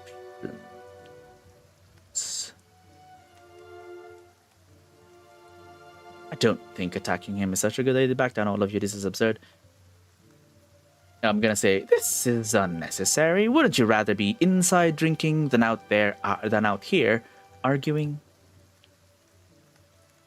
We don't take orders from any blazing adherents. We don't take charity neither. Oh, I'm gonna fucking kill this bitch. They squint at you through red, bleary eyes. It sounds suspiciously like you're defending him. Alright. Population -3 of these people. Let's see. How close am I? Let's shoot first and then switch to our melee. Aloth, barely injured. Wow, impressive. Morning. Hello, Daniel. Welcome to the stream. As the last attacker falls, the elf turns to you, the tension almost gone from his smooth face. Not quite how I hoped to get to know the neighbors. Thank you for your timely assistance. His accent changes. Awkward situation. I think his accent like thickens when he's got like heightened emotion. How are you, Daniel? We can play Peak later tonight if you're up for it. Like on the second stream. This is the first stream. I'm glad I could help. Wanna do it evening? Oh, I'm about to end the stream in half an hour, so we can do it tonight. I'm already 3 hours, and yeah. We usually have like a 4-hour stream, unless I get carried away. But yeah, we can do it later tonight. I'm glad I could help. He gives you a quick smile. Courtesy is a rare pleasure in these parts, as is the company of a fellow countryman. He straightens his hood, and you note the remains of fraying embroidery on his gloves. His boots are caked with the dirt of many months' travel, but the leatherwork beneath it is sturdy and fine. Well, I suppose introductions are in order after that little fiasco. Aloth Corvisor, at your service. Tell me about yourself. I'm a wizard by training, and an adventurer. Oh by no, a rogue wizard love. Part of the mainland of the Adir Empire. Journey Both of my parents continues. served the nobility, which afforded me an education for which I am grateful. However, there were no open positions in those houses, and so I decided to seek new means in a new land. Sure. And how exactly did you come to be here? I was traveling with a caravan, but we were separated near some ruins. Griffin ruins? Yep. Oh, those can be dangerous places during the best of times, which these are not. And half the locals will arrest you for The music is trespassing, and the louder rest will than kill you his outright. voice. I'm curious. What exactly did you find there? A Buick. And you survived? I've heard such a thing was impossible. But it seems you either have a knack for timing or the You wanna favor of the join gods. me? What are you doing in Gilded Vale? Excellent question. I came looking for fresh air and cheap land. Instead, the magistrate gave me directions to the inn and a story about the local lord's expectant wife. But I take it that's Literally familiar how we tale. were welcomed as well. And you? I've been experiencing strange... We're gonna be outright about it. I've been experiencing strange things of late. I'm looking for an expert on souls. Indeed. The local lord has searched far and wide for similar specialists. And he has rid himself of them almost as desperately. Yeah. The animancer in this town is dead. His darting glance takes in the tumble-down buildings and the fallow, rock-strewn fields. I expect that such expertise would be best sought elsewhere. Just how did you manage to cross those? Just how did you manage to cross those 3 drunks? I feel like that could have been written better, but I don't know. I'm afraid that was a matter just of misunderstandings and mistranslations. It doesn't help that people in these parts remember their war with Adir like it was yesterday. You did tell that one man to go fuck his sister. Ah, that. He clears his throat and adjusts his sleeves. As I tried to tell them, they misheard me. Happens all too easily after a few pints, and the accent doesn't help. I heard the same thing. For just a moment, he looks as if he's about to say something else. His expression brightens with mischief. But before he can speak, he forces a tight smile, biting his lip so hard you expect to see blood. Finally, his face relaxes and shakes his head. I should speak more clearly next time. My apologies. You don't exactly look like a settler. Begging your pardon, but neither do you. Yet, circumstances this is can not the find a moment where we person in the recruit him. strangest of places. Damn it. I should get going. As should I, given recent events. It's just as well. There we go. Yeah, there. Okay. Enough of the watered wine and lumpy beds at the inn. They say even the owner tired of the place. Just up and left one day. What? It explains quite a lot about the upkeep. The inn Perhaps owner I left. could join you. I could use a change of scenery, and I find it's better to travel in numbers. What weapon is he wielding? Okay, so he has a book and I think a mace or a morning star. So do I. Let's go then. Excellent. I shall follow you. Yay, our first companion in so long since the tutorial. Okay, let's see. Aloth. So what do you have? So he has Aloth's Grimoire. 4 spells currently. Minoletto's Minor Missiles. Summons 3 spell. Okay, so it's magic missiles, basically. That batter the target, inflicting crush or corrode damage. Oh, interesting. Archemer's Dazzling Lights. Decreasing their will and leaving them dazed. Okay, cool. Kalakoth's Sunless Grasp. The caster's hand becomes so cold as to freeze when what they touch. But it's close range, I'm guessing. Don't miss the blonde one. Ooh, there's a blonde one in this shithole. I'm gonna call it a shithole. Fan of Flames. Creates a cone of fire in front of the caster, causing burn damage on anyone in the... Can we see... Oh. Can we see how wide the... Wait, wizards have the ability to learn a staggering number of spells. But they are always limited by the capacity of their grimoires. At any given time... Okay, the grimoire is your memory slot. May only contain 4 spells of each level. Click on a spell in the right panel to remove it from the grimoire. Add spells to empty slots by clicking on the spell in the left panel. Cool.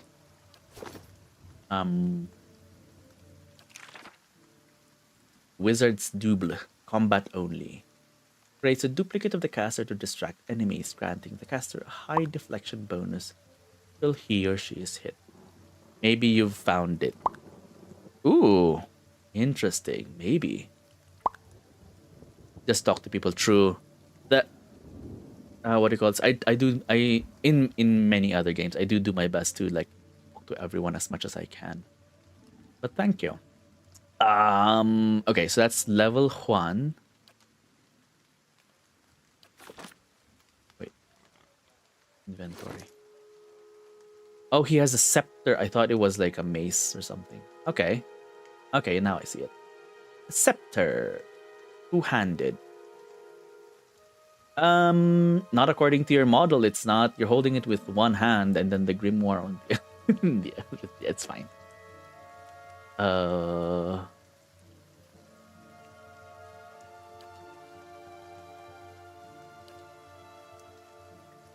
AI behavior. Spell Sword. If Perest is enabled, the wizard uses spells like Wizard's Double Spear Shield, Console Halts, to enhance themselves before charging head. Oh! Well, that's cool. Defensive.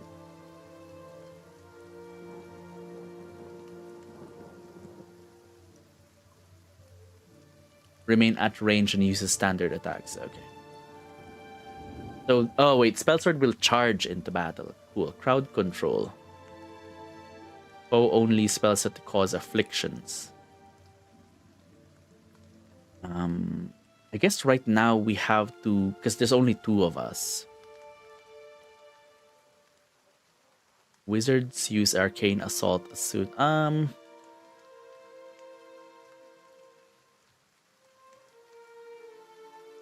Let's have him as Spell Sword for now. Let's have him as the one that charges into battle, and I stay at distance shooting crossbow bolts. Wait.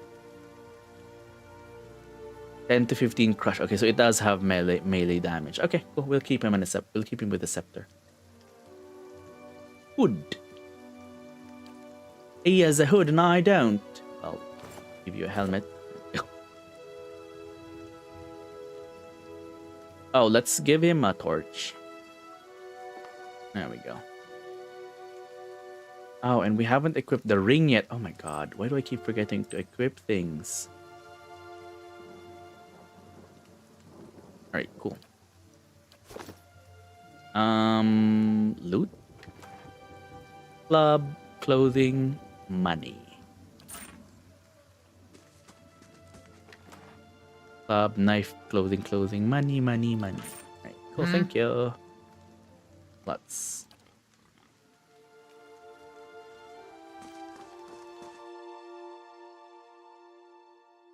Righto. Pasca, hello. Jesus Christ. Oh, greetings and welcome to the Black Hound Inn. The innkeeper bows her head curtly. Please sit where you like. Would you like a drink or a room? We have 2 available at the moment. 2? I'm afraid we can't offer much by the way of a good meal today. Besides, unless you're fond of cold porridge.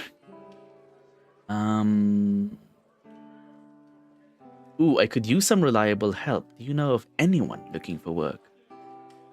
Oh, well, I wouldn't say I can speak from experience, but we do have certain sorts coming by looking for work from time to time. If you want to hire someone on, I'd be happy to send them your way. Let me see. Oh, wait, hirelings. Level 1 adventure. Okay, no, I want unique characters. Sorry. Yeah? Whoever's like laughing that loud over here is very loud. The floorboards are sticky with spills that no one has bothered to clean. Well, it's a massive thing, so.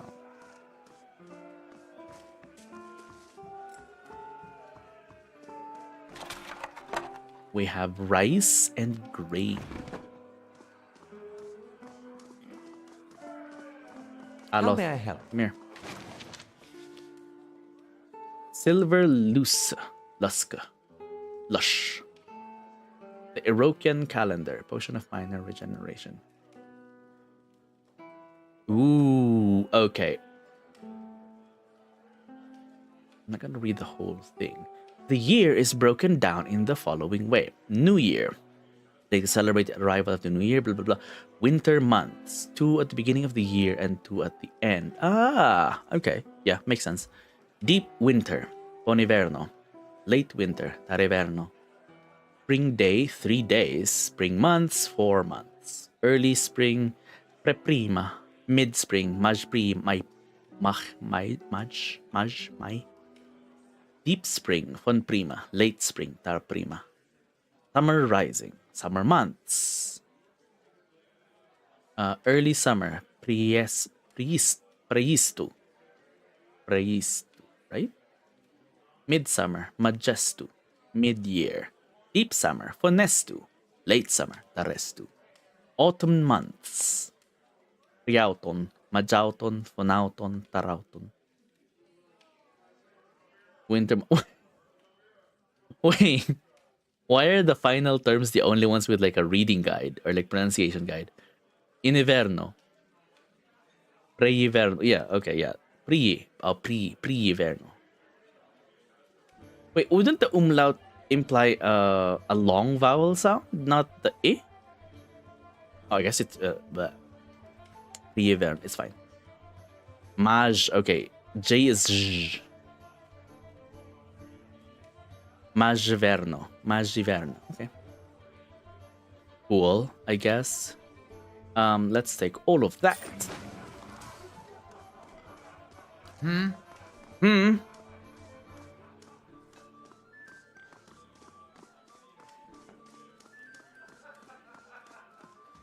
Orland serve. Some kind of brown slop congealing in these dishes. It smells burnt. Sure.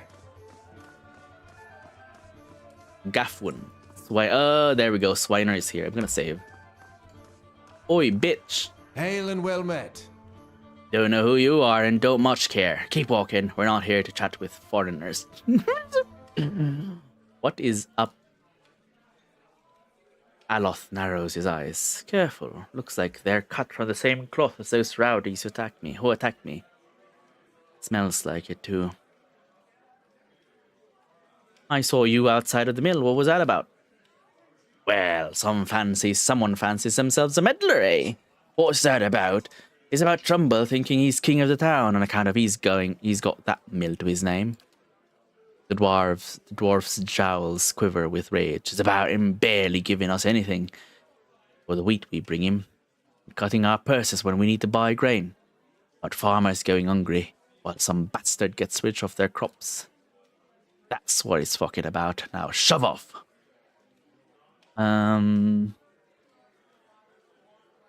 What if I buy you all around? Will you talk to me then? Swiner considers it briefly. He looks to the others. Fair enough. You bring us something to wet our throats, and might be I'll feel up to trading words. We have to buy them first. Orland server. Hi, can I buy them off you? No. Alright, let's go back to Pasca. Where did Aloth go? Hello. Aloth. Could I see what you have for sale? Aloth opens his mouth, but seems to reconsider. Nothing for me, thanks. Of course, we're running a little short on goods these days, but we ought to have more soon. Oh, we do have beer, so wait, how many of them? There's 3 of them. We'll buy 2 more.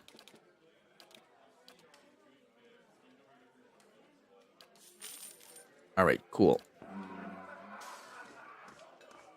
Where did Aloth go? How may I help? Oh. His name tag's being like indeed covered by the Orland server's name tag, right? You have a seat over here. Do whatever you like, and I'll deal with these hooligans. Hello. I've brought drinks. Aye, so you have. By the flame, I never thought I'd be so happy for a mug of the Black Hound's shit beer. You've lost 3 beer. Gods, that's good. All right then, you've got my attention. What is it you've got to say that's worth a round of drinks? Attack, you're a drunken man. Look, there's no sense in threatening the miller. You have him up against the wall. Maybe you could ask some of the other villagers for help. Maybe you could tell me more about what's going on.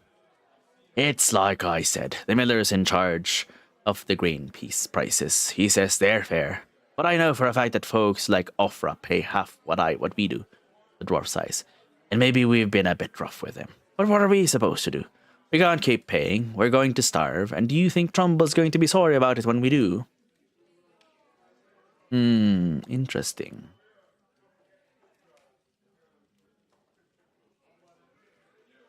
Let's say, look, there's no sense.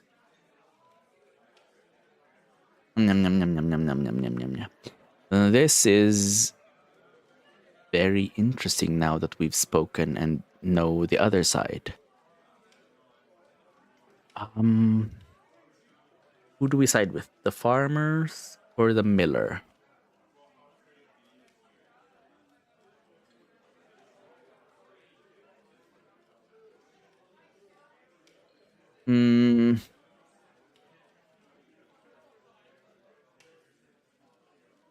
Look, there's no sense in threatening the miller. You have him up against the wall.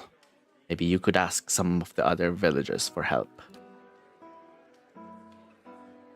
Okay, Swiner eyes you for a few long moments, drinking deep from his mug, then his eyes. You're right. Things go on like they are, we're just going to end up hanging from that tree out there. He looks to his comrades. El Trumbull will leave him be. Alright, cool. We got experience. Don't know what we'll do now with the crops failing. Haven't got another trade to speak of. Think Pasca needs a hand. Pasha. Think Pasha needs a hand around the inn. Alright, cool.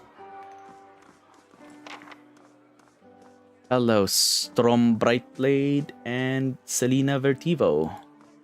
Are you companions or just people to mind read? People to mind read. You see a woman emptying her satchel onto her bed, taking stock of her inventory. Potions, bandages, tinctures, and herbs are scattered throughout her room haphazardly. She bites her lip, head tilted to the side, considering. Begins to repack one item after the other. Careful deliberation undercut by shaking hands. Each item has a clearly marked place, but no matter how she repacks it, she isn't satisfied. The shaking worsens as she empties it out once more, one hand held to her mouth. Tears eke from her eyes as she gives up all semblance of order, shoves everything as she can in the satchel, grabbing it and running out of the bare house. Oh. Straightening her back as she walks to the docks, chin high, eyes hard and red. A gangly young elf offers his condolences, but she can't see him for the ocean ahead of her. She wanders the docks, offering her services as a doctor to any who will listen. Anyone heading out on high tide. Less than an hour later, she watches her childhood disappear in the distance, a tiny speck of an island, and tries not to jump. Oh my god. Well, yeah. I guess travel anxiety. You see a group of young men standing around a makeshift practice target. This man stands in the mid. This is like the other guy, but instead of, because the other guy was like showing off with his sword, and this one is like showing off with a bow. He holds it up, pointing out each part as he speaks about it and what it does. Oh, he's a teacher. He then walks away from the target, telling them to remain where they are, and takes his place about 200 feet away. He clearly lines up his shot. He carefully lines up his shot, explaining what he is doing as he does, and lets the arrow fly. It hits the target dead center, much to the surprise and delight of the boys near it. He smiles, walking towards the boys, talking about proper stance and how to most effectively hold a bow. Noise comes from the tree line near their practice venue, and he stops, scanning the woods, blue eyes squinting against the sun. Shadow moves, making its way through the forest behind them. He draws an arrow and lines up the shot, carefully tracking the motion of the hidden creature. Loosing the arrow, he wastes no time and quickly grabs another. The boys spin, watching the arrow fly into the forest, immediately lost among the trees. There is sudden, explosive movement in the undergrowth as a deer erupts from the tree line, running across the edge of the clearing. The boys laugh, turning to joke with the man about his lousy shot. He shot blind into the forest. Like, what the fuck did you expect? They stop talking, seeing him holding the bow and leading the deer with a knocked arrow. They drop to the ground as he looses this last arrow, which flies true and strikes the deer right behind its shoulder, piercing heart and lungs, and dropping it dead almost immediately. The boys stare at the deer for a few seconds, and then slowly turn to look at the man, newfound respect in their eyes. He smiles again and breathes a quiet sigh of relief. This makes me want to see, or this thing, or this experience generally is making me want to think, making me want to check, like, is there Pillars of Eternity books out there written in the same way? Because like I like how it's written, and like this concept as well of like just being able to read people's minds and then see like what their past is like or something. Sing us a song, Blissa. Where's what? Roaches scatter and flee under the crates. Grab a drink, friend. Not much else of worth in this town. There's the woman from Thane. Aye, we said we wouldn't mention Thane. Okay, so all of that's what they all would say. Deslok na Jetep. Thane shakes Mulrian. Tilla Amin. Alright, hello. You see a man soar through the air, hitting a... What the fuck? Hitting a nearby wall with a nauseating crunch. He doesn't get up. His attacker, a burly, clean-cut warrior with a carnivorous grin, turns and shoves his fist into the stomach of another assailant, removing another from the impromptu brawl. The bar is a whirlwind of elbows, knees, fists, and feet with no end in sight, and he is in his element. In the corner, 3 smaller men speak quietly, throwing malicious glances at the larger man in the center. He breaks a chair over a tattooed head, cackling. The trio position themselves in 3 parts of the room. With a terse nod, they charge. Unfortunately for them, the man sees them coming. Something in his eyes burns brightly. And all 3, what the fuck? Oh, he casts a spell or something. And all 3 slump to the ground in an agony that's all in their minds. The burly man bows to a room of the unconscious. The burly man bows to a room of the unconscious and incapacitated before sauntering out. Off-key whistle trailing behind him. Interesting. Okay. So I guess like for a lot of people who fight, like magic is just like what do you call this? It's like a natural thing. Because in some fantasy worlds, magic is like outlawed or frowned upon. But like for a lot of the minds we've read, they just cast magic as a natural part of what they do. So like that's cool. Dane. Oh. You see an emaciated boy in chains, black holes for eyes, staring sightlessly at a wall. A man in a dark coat walks in, scroll and an oddly shaped quill in his hand. The boy glances at him expressionless, a corpse waiting for animation. The man clucks at him, disapproval clear in his tone. The boy stands, limbs hanging. The man takes a quill and begins to write on the boy's chest, copying sharp angular symbols from the scroll. The child doesn't flinch as the quill digs into his skin, drawing blood as it goes. The wizard finishes with a flourish and barks some arcane command, setting the symbols to glow dully. The boy cries out, knees hitting the stone hard, his chest burning black and red. Finally, the glow disappears. I skipped a line there. Finally, the glow disappears, leaving only hard black scars etched onto his skin.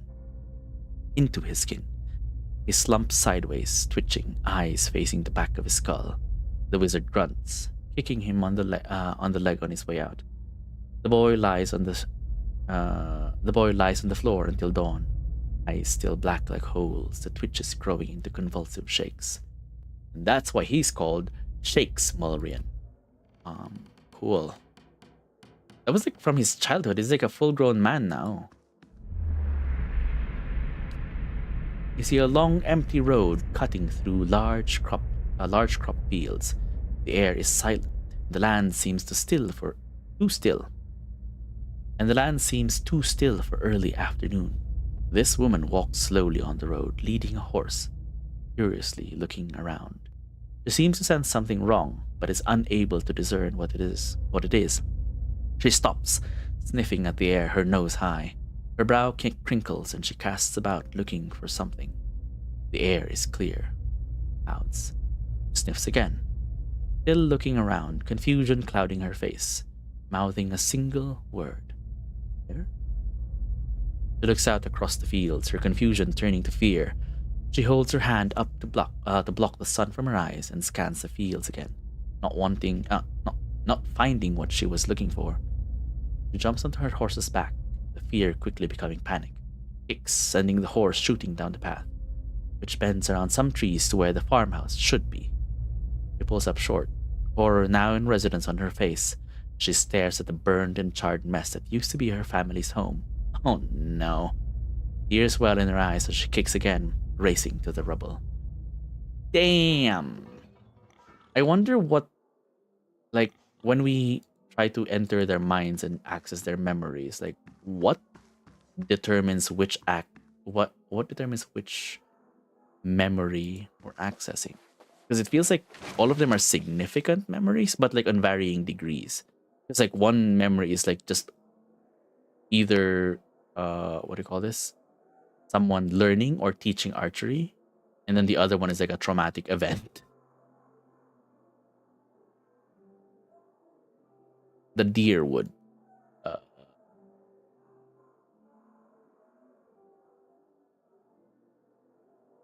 I'm gonna take this, and then of course lockpicks. Hang on, let's get the lockpicks first, and then stash the book. Then we're gonna save, and then we're gonna try and do our first. This won't stop me for long. There, done. Nice. We have a rapier, padded armor, light. Damage reduction is 4. Recovery speed is minus. Oh, we got a duelist hat. Ooh, it doesn't have any actual stats though. But it's a duelist hat. Okay, it makes sense because like there's a rapier and armor here, so you know this person, whoever owns this, would be a duelist, I guess.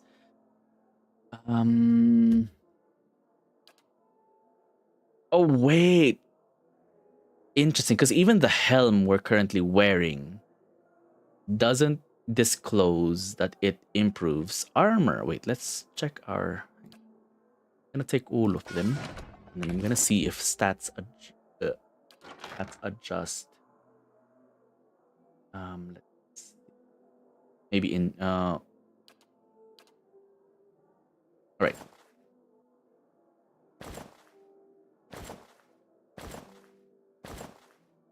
Nothing changes. Nothing visible changes on our stats.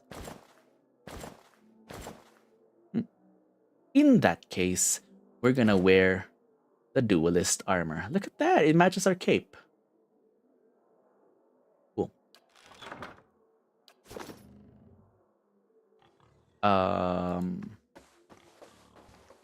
Right. Who else can we speak with before we... Ooh, a doggy. Black hound. This hound stares intently at the covered window, head cocked as if waiting to hear a particular sound. It looks up when you approach and whines a low note, tail wagging slightly. It's the dog. The dog's tail thumps happily against the floorboards. Well done. Alright.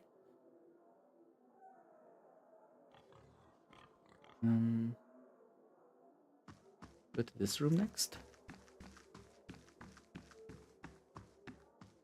Inquest. Hello, Inquest. Please, leave me be. I am full to sickness with what, did she say? Oh, we can just read it. I forgot that we can just read the log. Here. I am full to sickness with what I've seen of this place and its people. Yeah, this place is a shithole. Like, it's a horrible place to be in. Book, 10 Years of Dawn. Oh, we didn't read it. Fine, I wasn't gonna read it out loud. Okay, let's go to this one. Save. Nice, you can save while walking. Some games won't let you do that. Like, you have to stop and then save and then keep walking. Especially with like, wait, how old is this game? 2015? I don't remember. It takes us up here, but then we can just go down the stairs and then, okay. Is there anything up here though? Villager, unnamed, not promising. Poor Ofra is so worried about her child. I'm worried. Okay, where is this Ofra?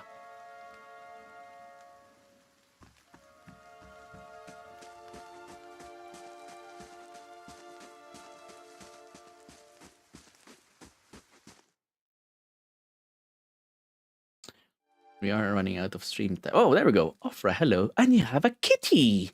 Hello, kitty. Can we not interact with the cat? Oh. Don't think we can. No, we can't. Dear wooden woman is standing in front of the fireplace, humming a quiet tune. Oh wait, now that we have Aloth, we can go down to the thing. Maybe let's go down to the crypt as the way to end the stream. Humming a quiet tune to herself, or perhaps to her unborn child, for she is clearly quite pregnant. Turns her head slightly as you enter. How do you do? So I guess it's pretty normal for people to just barge in. Well, video game logic, I suppose. Well, finally, I was starting to think the woman makes a startled noise when she turns and sees you. Oh, I'm sorry, I was expecting someone else. She gives you a cautious smile. Can I help you? Nice cat, I'm gonna say. Opera smiles brightly. Oh, thank you. She's a sweetheart. Keeps the house clear of mice, too. All right. I just arrived in Gilded Vale. I thought I'd get to know the locals. Were you with one of the caravans? She looks at you hopefully. Oh, no! She knows Odema. She looks at you hopefully. Master Odemas, by chance. You knew Odema? Well, no more than no more than most here, I'd say. He doesn't usually come this way, but they say he's a reliable old fellow.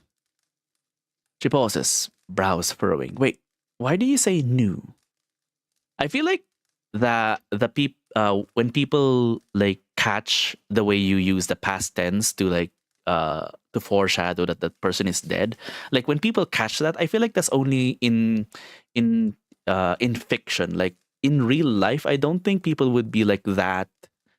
Would be that aware when people uses a specific or the past tense to imply that someone's like dead. Because like people make tense errors every time. Like that's just a thought anyway. I'm sorry, but the caravan was attacked. I was the only one to survive. Who did she know though? Ofra covers her mouth with a hand, eyes wide with horror. For a few moments she can manage nothing but a strangled, voiceless gasping, her eyes brimming with tears. Kalisha! Oh no. If we'd sided with no, Kalisha would have still died. She would have died with the encounter with that like device thing outside of the cave. So Kalisha and Hyuden would have still died before we moved on from that place. Either way, Opera would have received bad news. I knew. I told her it was a dangerous place to take. Kalisha was always so certain she could take on any danger. Opera sniffs. Oh, my poor sister. I'm so sorry, stranger. I can't believe she's gone. She triggered a trap and burned to death. If only I hadn't called her here. I hadn't written to her. She might... Yeah, because, like, Kalisha got worried. That's why she risked the trip. Ofra's face crumples and a solitary tear slides down her cheek. Okay, Kalisha mentioned that she thought you needed help. Perhaps I can provide some assistance. Ofra looks at you with some surprise before dabbing at her nose with a sleeve. Thanks for you. That's kind of you. Why did I see that as thanks? That's kind of you to offer, but I don't know if I could impose this on you. It's not a small favor. I just realized that my character now looks like my character in Divinity Original Sin with the tyrants. Not the tyrants. With the pirate set. Because it's also like a green hat and the green outfit. But we still don't have a green outfit. But yeah, green cape and hat. It's not a small favor. Ofra wipes at her eyes. I'm worried about the baby. About the legacy. I told Kalisha as much as I could, but all I know is that for a long time now, every child born in Gilded Vale has been soulless, empty. It's happened to so many mothers, and Lord Radric, he's exiled all of them, calling it a sign of the gods' disfavor. He sniffs. And with my Hathort gone, I don't know how I'd manage if I lost my home too. Hoped Kalisha could help me. They say Ranga, the old midwife, knows a way to prevent a child being hollow-born. She moved south to Anslog. Anslog's compass 2 seasons ago. The journey's too far for me. 8 months ago. I can't make it as I am, but I don't have anyone else. With Kalisha gone, more tears run down her face. Please, can you help me?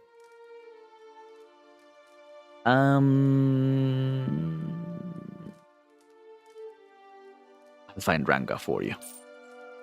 Ooh, 20 copper, nice. Ofra blinks, eyes wide. You will. Oh, gods bless you. Here. I'll give you coin to pay her with. Oh, it's not just for it's not specifically for us. You needn't trouble yourself with that. I think it's a drink she fast runs out of. Well, I'm not sure. But it shouldn't be too much of a burden to carry back. Anslug's compass is what we call the lagoon to the south. You'll have to cross the wilds to get there. Oh. That's what keeps me from trying it myself. She clasps her hands together. Thank you again, truly, to be saving us both. She sets a hand on her stomach, smiling through her tears. Alright, another quest acquired. Let's get to the crypt.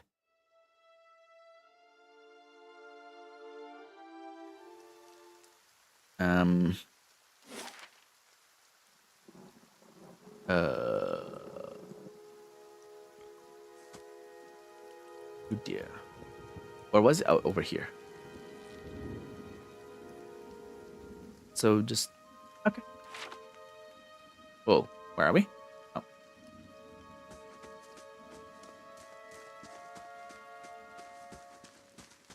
Alright, Aloth. I might have sort of signed myself up for a quest that maybe possibly could be dangerous for both of us.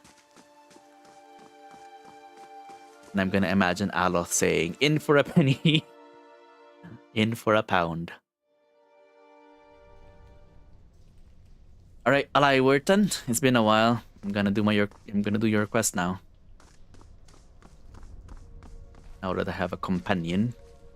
Because the pig wasn't gonna do anything. Besides, be a good lad. Loose brick. Cool. Will-o-wisp. Let's switch weapon. Yeah. Hi? You have a ranged weapon. Arcane. Well, let's see how he behaves in combat. Can we blind a will-o-wisp? Achoo! There's someone else next to him. Oh my god. How may I help?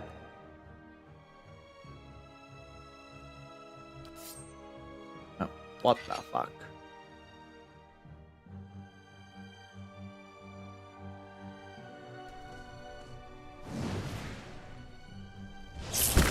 Achoo! Achoo!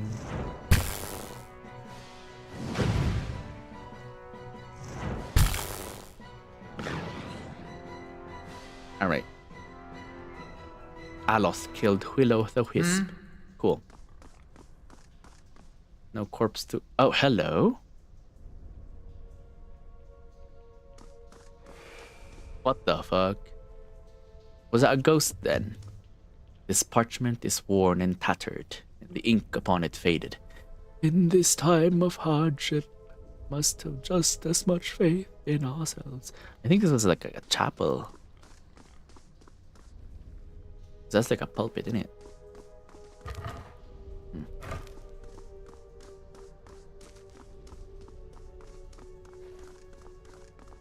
Excuse me. Ivory Spiderly. Yes? The way he says that is like makes me want to punch him in the face.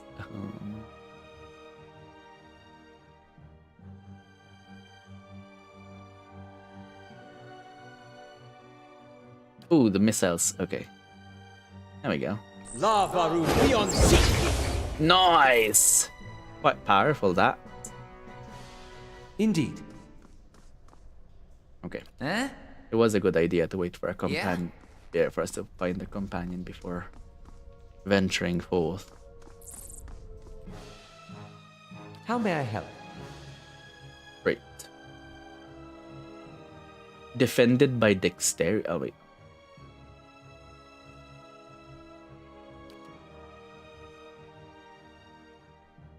Is that enough? Yeah. But let's see.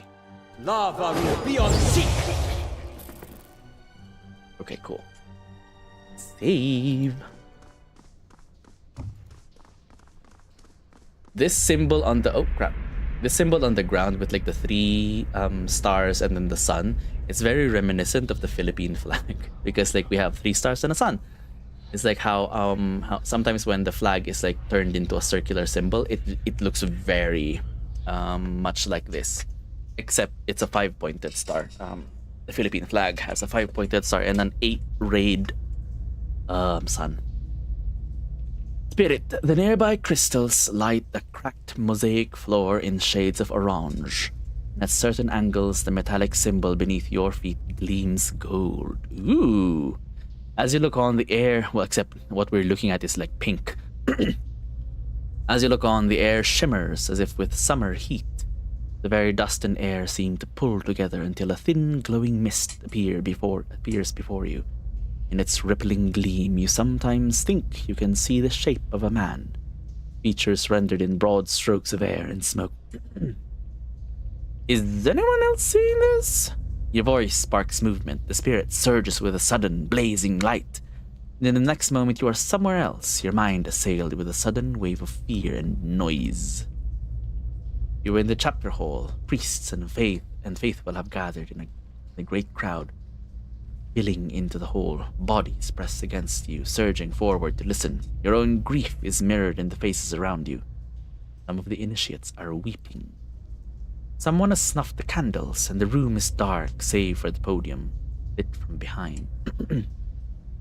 2 people stand before it, lit in silhouette. A man is shouting, voice so ragged with fear you cannot understand what he says. But the rectrix stands calm, unmoved. Her strength... oh, is that the female version of Rector? Rectrix. Her strength will see you all through these dark times. You feel her strength will see you all through these dark times. You feel that hope like a spark behind your ribs. Somewhere behind you, someone begins to sing. It's getting very creepy.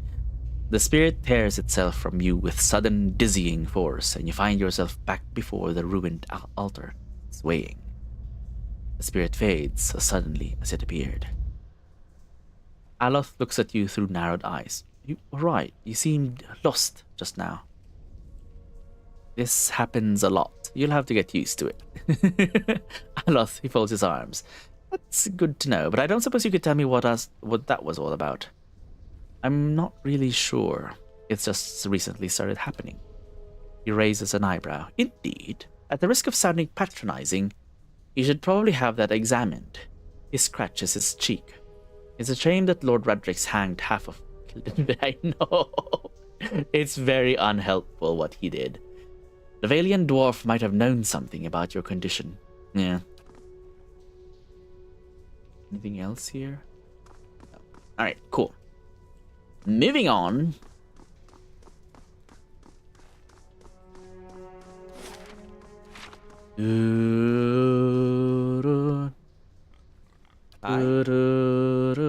I? Love. Yeah?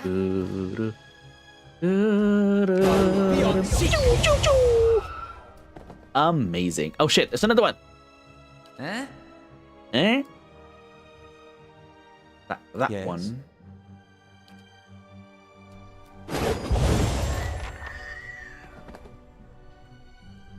Right.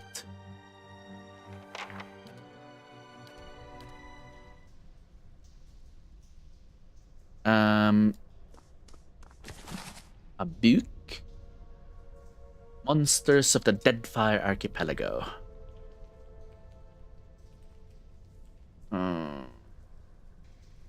Polpovir. All the creatures you've read about in this book are nothing compared to the Polpovir. Barely the size of a man, what they lack in size and strength they make up for in numbers. Terrifying viciousness.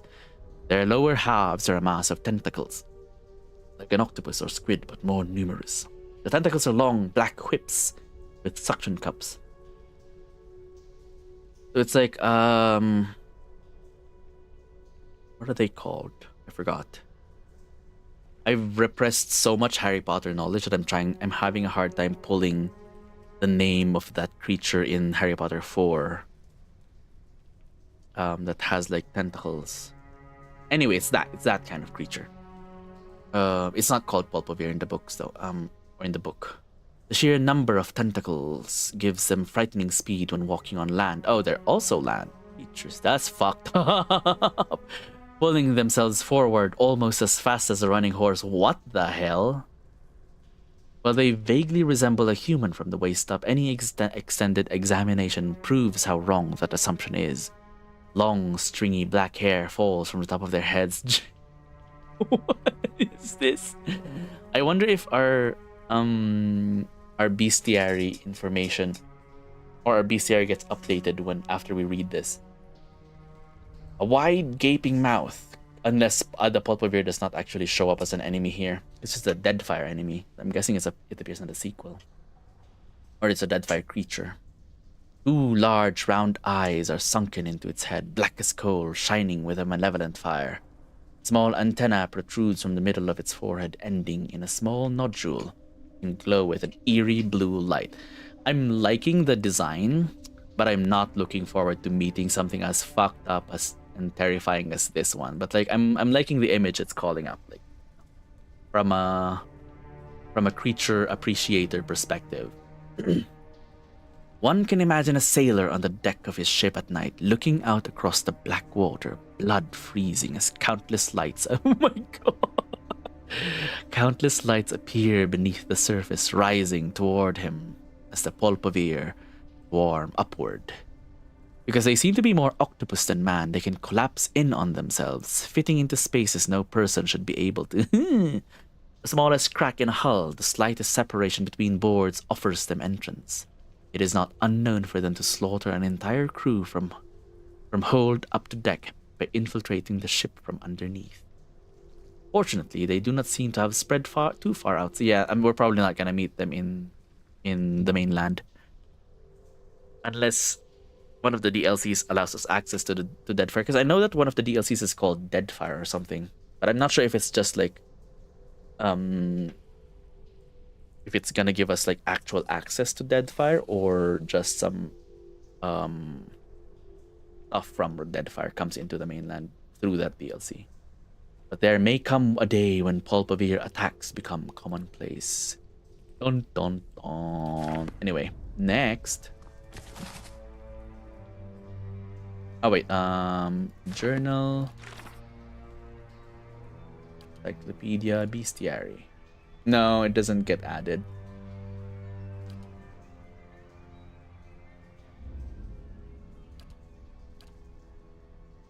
We can even read about the deities we've come across. That's cool. Lore.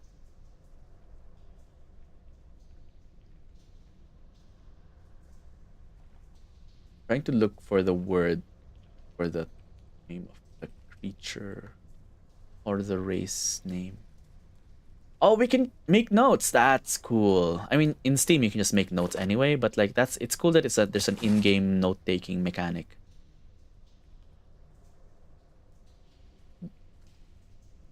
The Doughty burglar, a dear wooden farce. Oh, it's a play. Belmis and Torfal. Cool. And then we have money.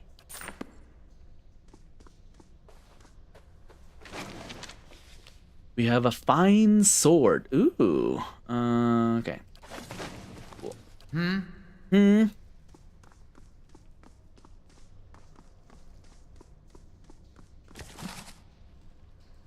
Potion of Spirit Shield. Surrounds the caster with a shield of spirit energy, granting an increased damage reduction and a concentration bonus. Cool. No problem. Got it. Look at this go-getter, following every order I give. There, done. Crossbow. Mobux, the Great Western Stag. Book of Verses. Galarwin and Eothas are mentioned in this book.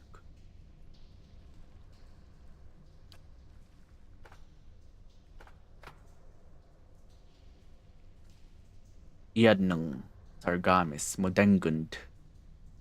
Iadnung? Ednung, Edna. Oh, let's take the books. Oh, that's the other side? Eh? Yeah? Yeah, it's the other side.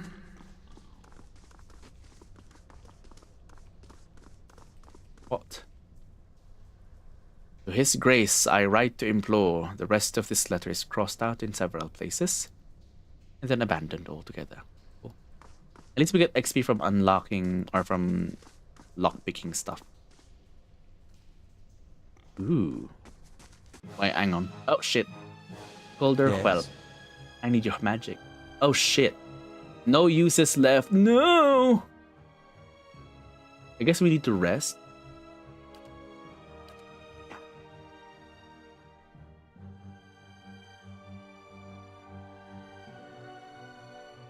Wait, did it say the number of uses?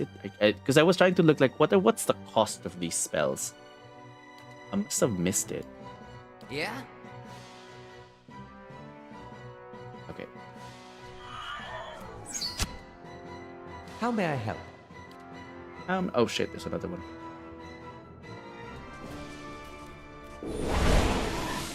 Wow, you missed. Yeah? Get him. Get him. Bonk. Oh, I got stunned. Oh no. Oh shit. I died. Oh my god.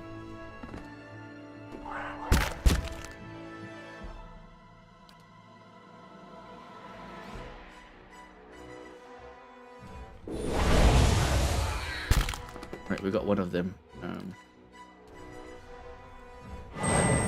Okay. It was my main character was too slow in casting Second Wind.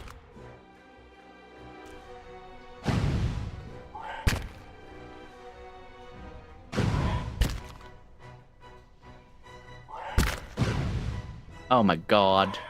Oh my god. Kill him. How could you miss? What the fuck? I did it. Wait, did I save? I saved, but not right before. Oh my god. All right. Yeah? We got in Wait, no. It was before we unlocked the thing. There, done. Well done.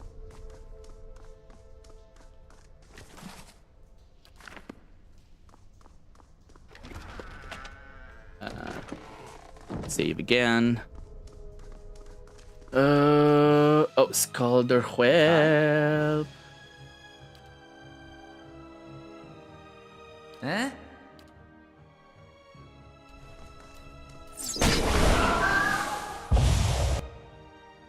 Alright. How may I help? Well, you can still keep cast. Well, you can cast a second time and then run out, but. Hi? You move over here. Yeah?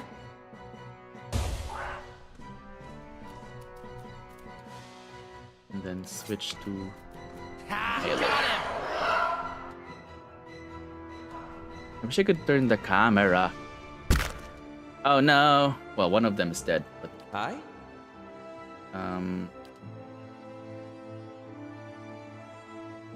But Aloth is stunned for how long?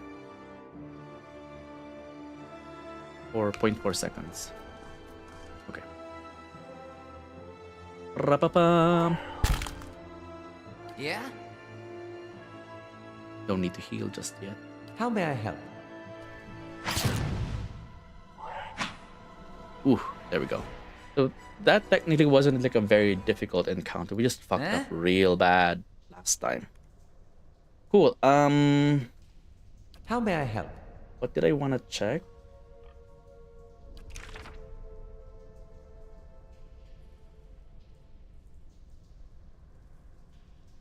Because like it doesn't exactly give us information on how often we can use it, but I guess we can rest.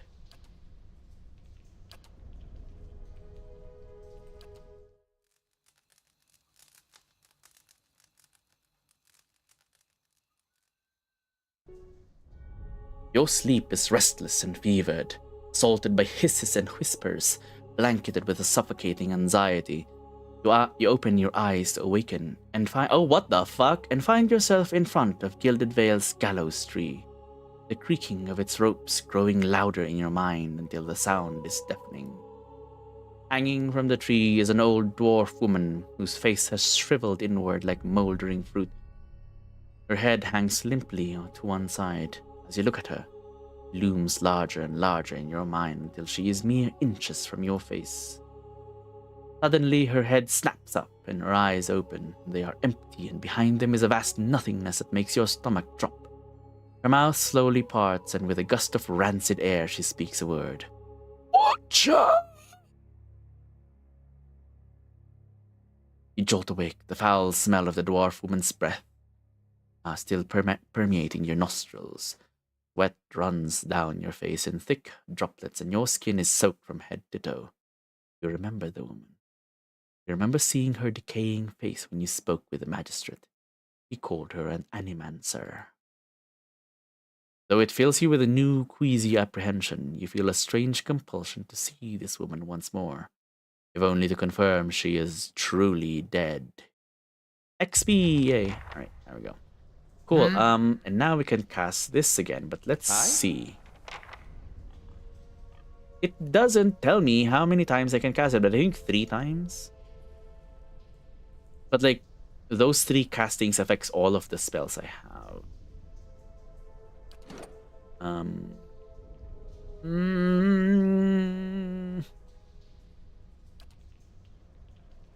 Time in party. Oh, that's adorable. Okay.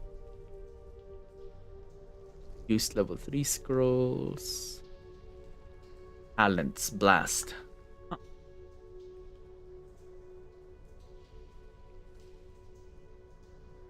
Like, what determines how many times we can cast a certain or we can cast spell?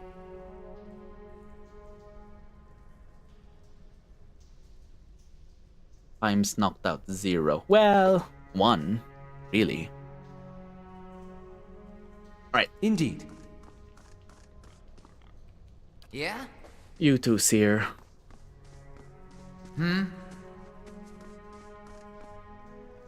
Vermin have scoured these plates, though mold still grows in green, black No problem. Ew. We have to go through this whole section in order to get to the quest area, though, so we might need to call it here.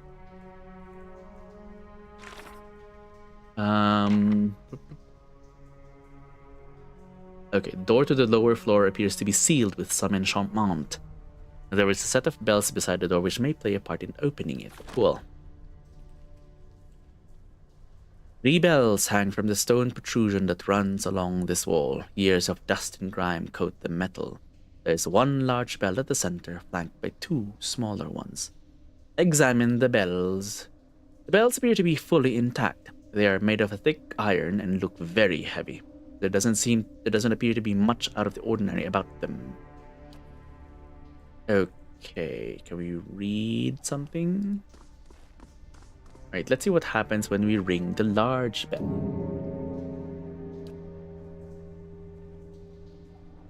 Examine the bells.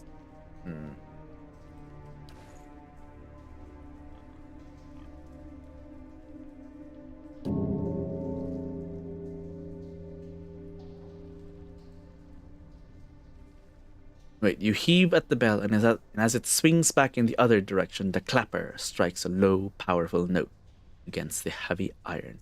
You feel the ringing in your chest as the sound moves through the ruined halls in a rolling tide. Middle bell again. The deep, resonating peal echoes through the ruins. Ring the middle bell a 3rd time. A 4th time. A strange hush falls upon the room, muting the sound of the bells and the eternal drip of damp stone like. Then a sudden, dissonant toll sounds from the bells, so loud and piercing that you are compelled to cover your ears. Did we fuck it up? I think we did. Okay. Guess we can look around first, around a bit more, and see, find out like what? A trap! Did we die? Oh my god, we did. Holy shit. Oh my god. We lost a lot of health. Ring of overseeing. Oh, ability area effect. Okay, cool. Well, I guess yeah, it makes sense for Aloth to have this because he's the one with like area of effect spells with that thing that he casts. I don't remember what it's called. Eh? Eh? Huh? Aye? Aye?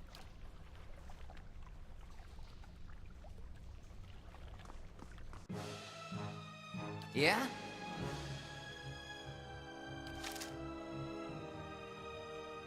Lavaru Leon Seek! Righto. Yeah?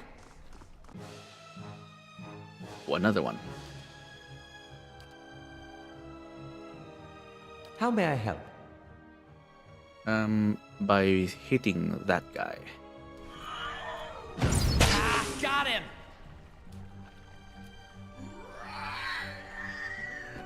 Nice. Well done, you two. Oh, the ghost is here again.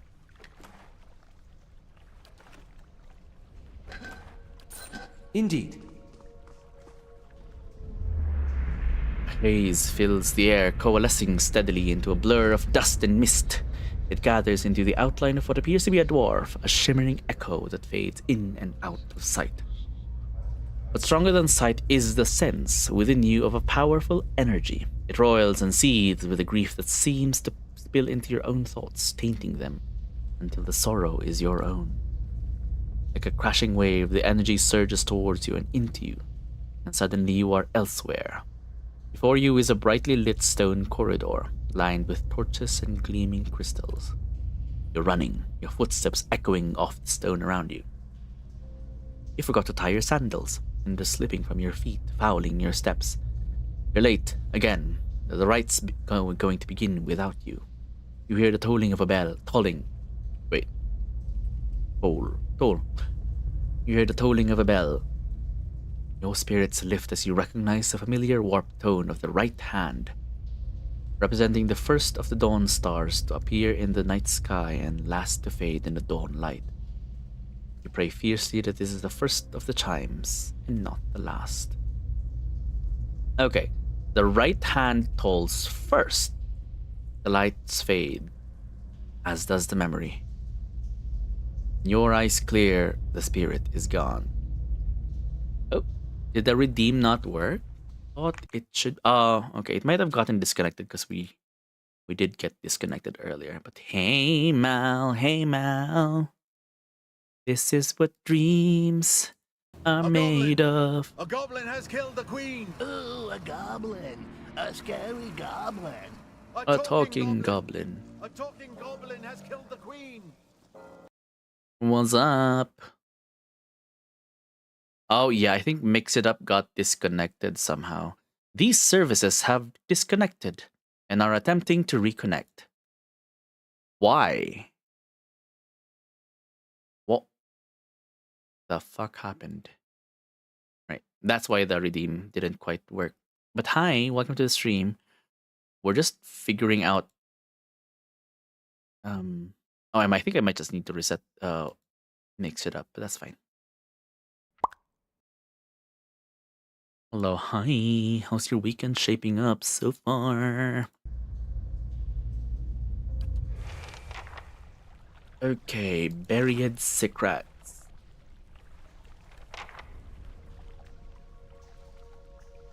The first and last of these tolls apparently is that of the right hand. Okay, so first and last to ring is the right hand. Cool. Anything else we're gonna learn in this place? Nope. A powerful odor of spices rises from one of these dishes. Vibrant dyes and grain seeds fill the others. Cool.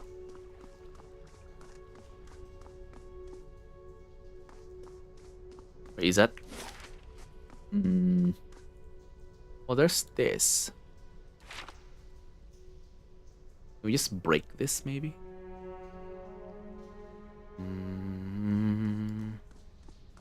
Oh. Why is sometimes like my mouse like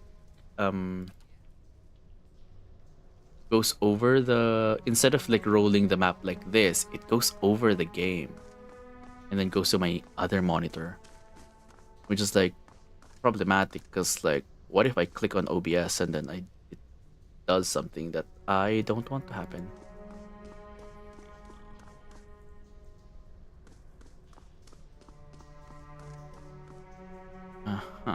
Okay.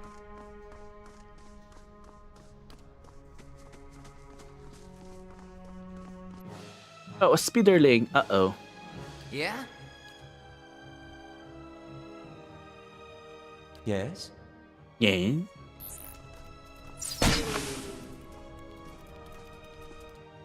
Huh? Let's go!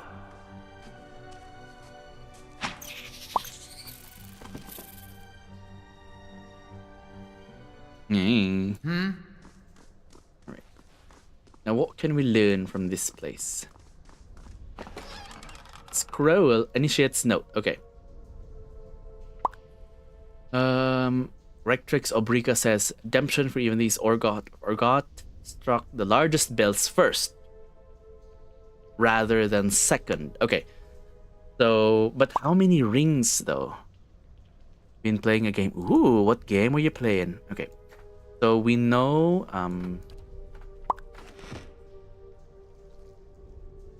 what are the terms and conditions? Exactly. What are the terms and conditions of the ringing of the bells? So we know that the first bell is the right one. The second one is the middle. And then the last one is the right one again. But I don't know how many rings there are supposed to be. Let's try 3. Oh wait, what are the terms and conditions for the new redeem? I haven't figured it out yet, but one of them is definitely like if it's a new one, I might not be able to actually play it because specs wise, like literally it might not be I might not be, or my computer might not be physically able to play the game. Wait, hang on. Ring the right. Ring the middle. Ring the right. Silence the bell. Okay, I think we're missing a couple of rings. I'm gonna look around a bit more, but I think we're gonna do the ringing. We're gonna solve the ringing puzzle next time. We're gonna have to wrap up, but yeah, I'm still thinking about like the. I'm still thinking about the terms and conditions of the actual play this game redeem. One of them will be how many streams I should I will be playing it. Like for example, if you redeem it, like will I commit to 1 stream? Will I commit to X amount of streams? Will I commit to X amount of hours? Because maybe I won't like the game, so I should be able to like have the condition that I'm not bound to play this game to completion if I don't like it. And stuff like that. But I have to think about it. I have like until September anyway, which is like 7 days away. Good lord. Trolley Problem, that's the one I should play. Oh, no. I'd rather not play that false arbitrary, a false dichotomy game where I can just not have the train at all. I'm kidding.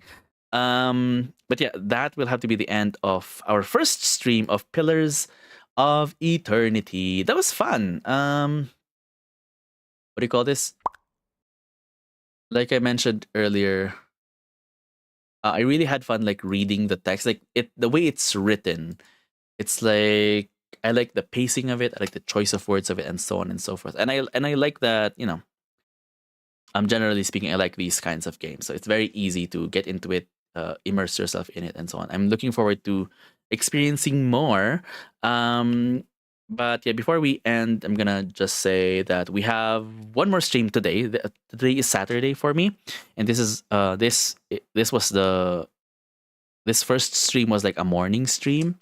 So tonight, when we come back to the stream, we're gonna be playing Peak this time. We're gonna be playing Peak with Daniel. It is a co-op game where you try to go to the peak of a place, and we're gonna see how far we go for tonight. And then tomorrow, the idea is to go to continue our Divinity Original Sin 2 playthrough. But if I feel like playing more Pillars of Eternity instead, we might play Pillars of Eternity instead. But either way, there will be 2 more stream. There's 1 more stream today, and then another 2 tomorrow. But yeah, thanks so much for everyone who dropped by. I appreciate y'all so much. And I'm looking forward to playing more games. Keep it real. Keep it real. As well. I don't know what's the response to keep it real. I guess yeah. Take care, y'all. Everybody, take care. Especially Druid and Mal and everyone else. I will see you next time. Bye.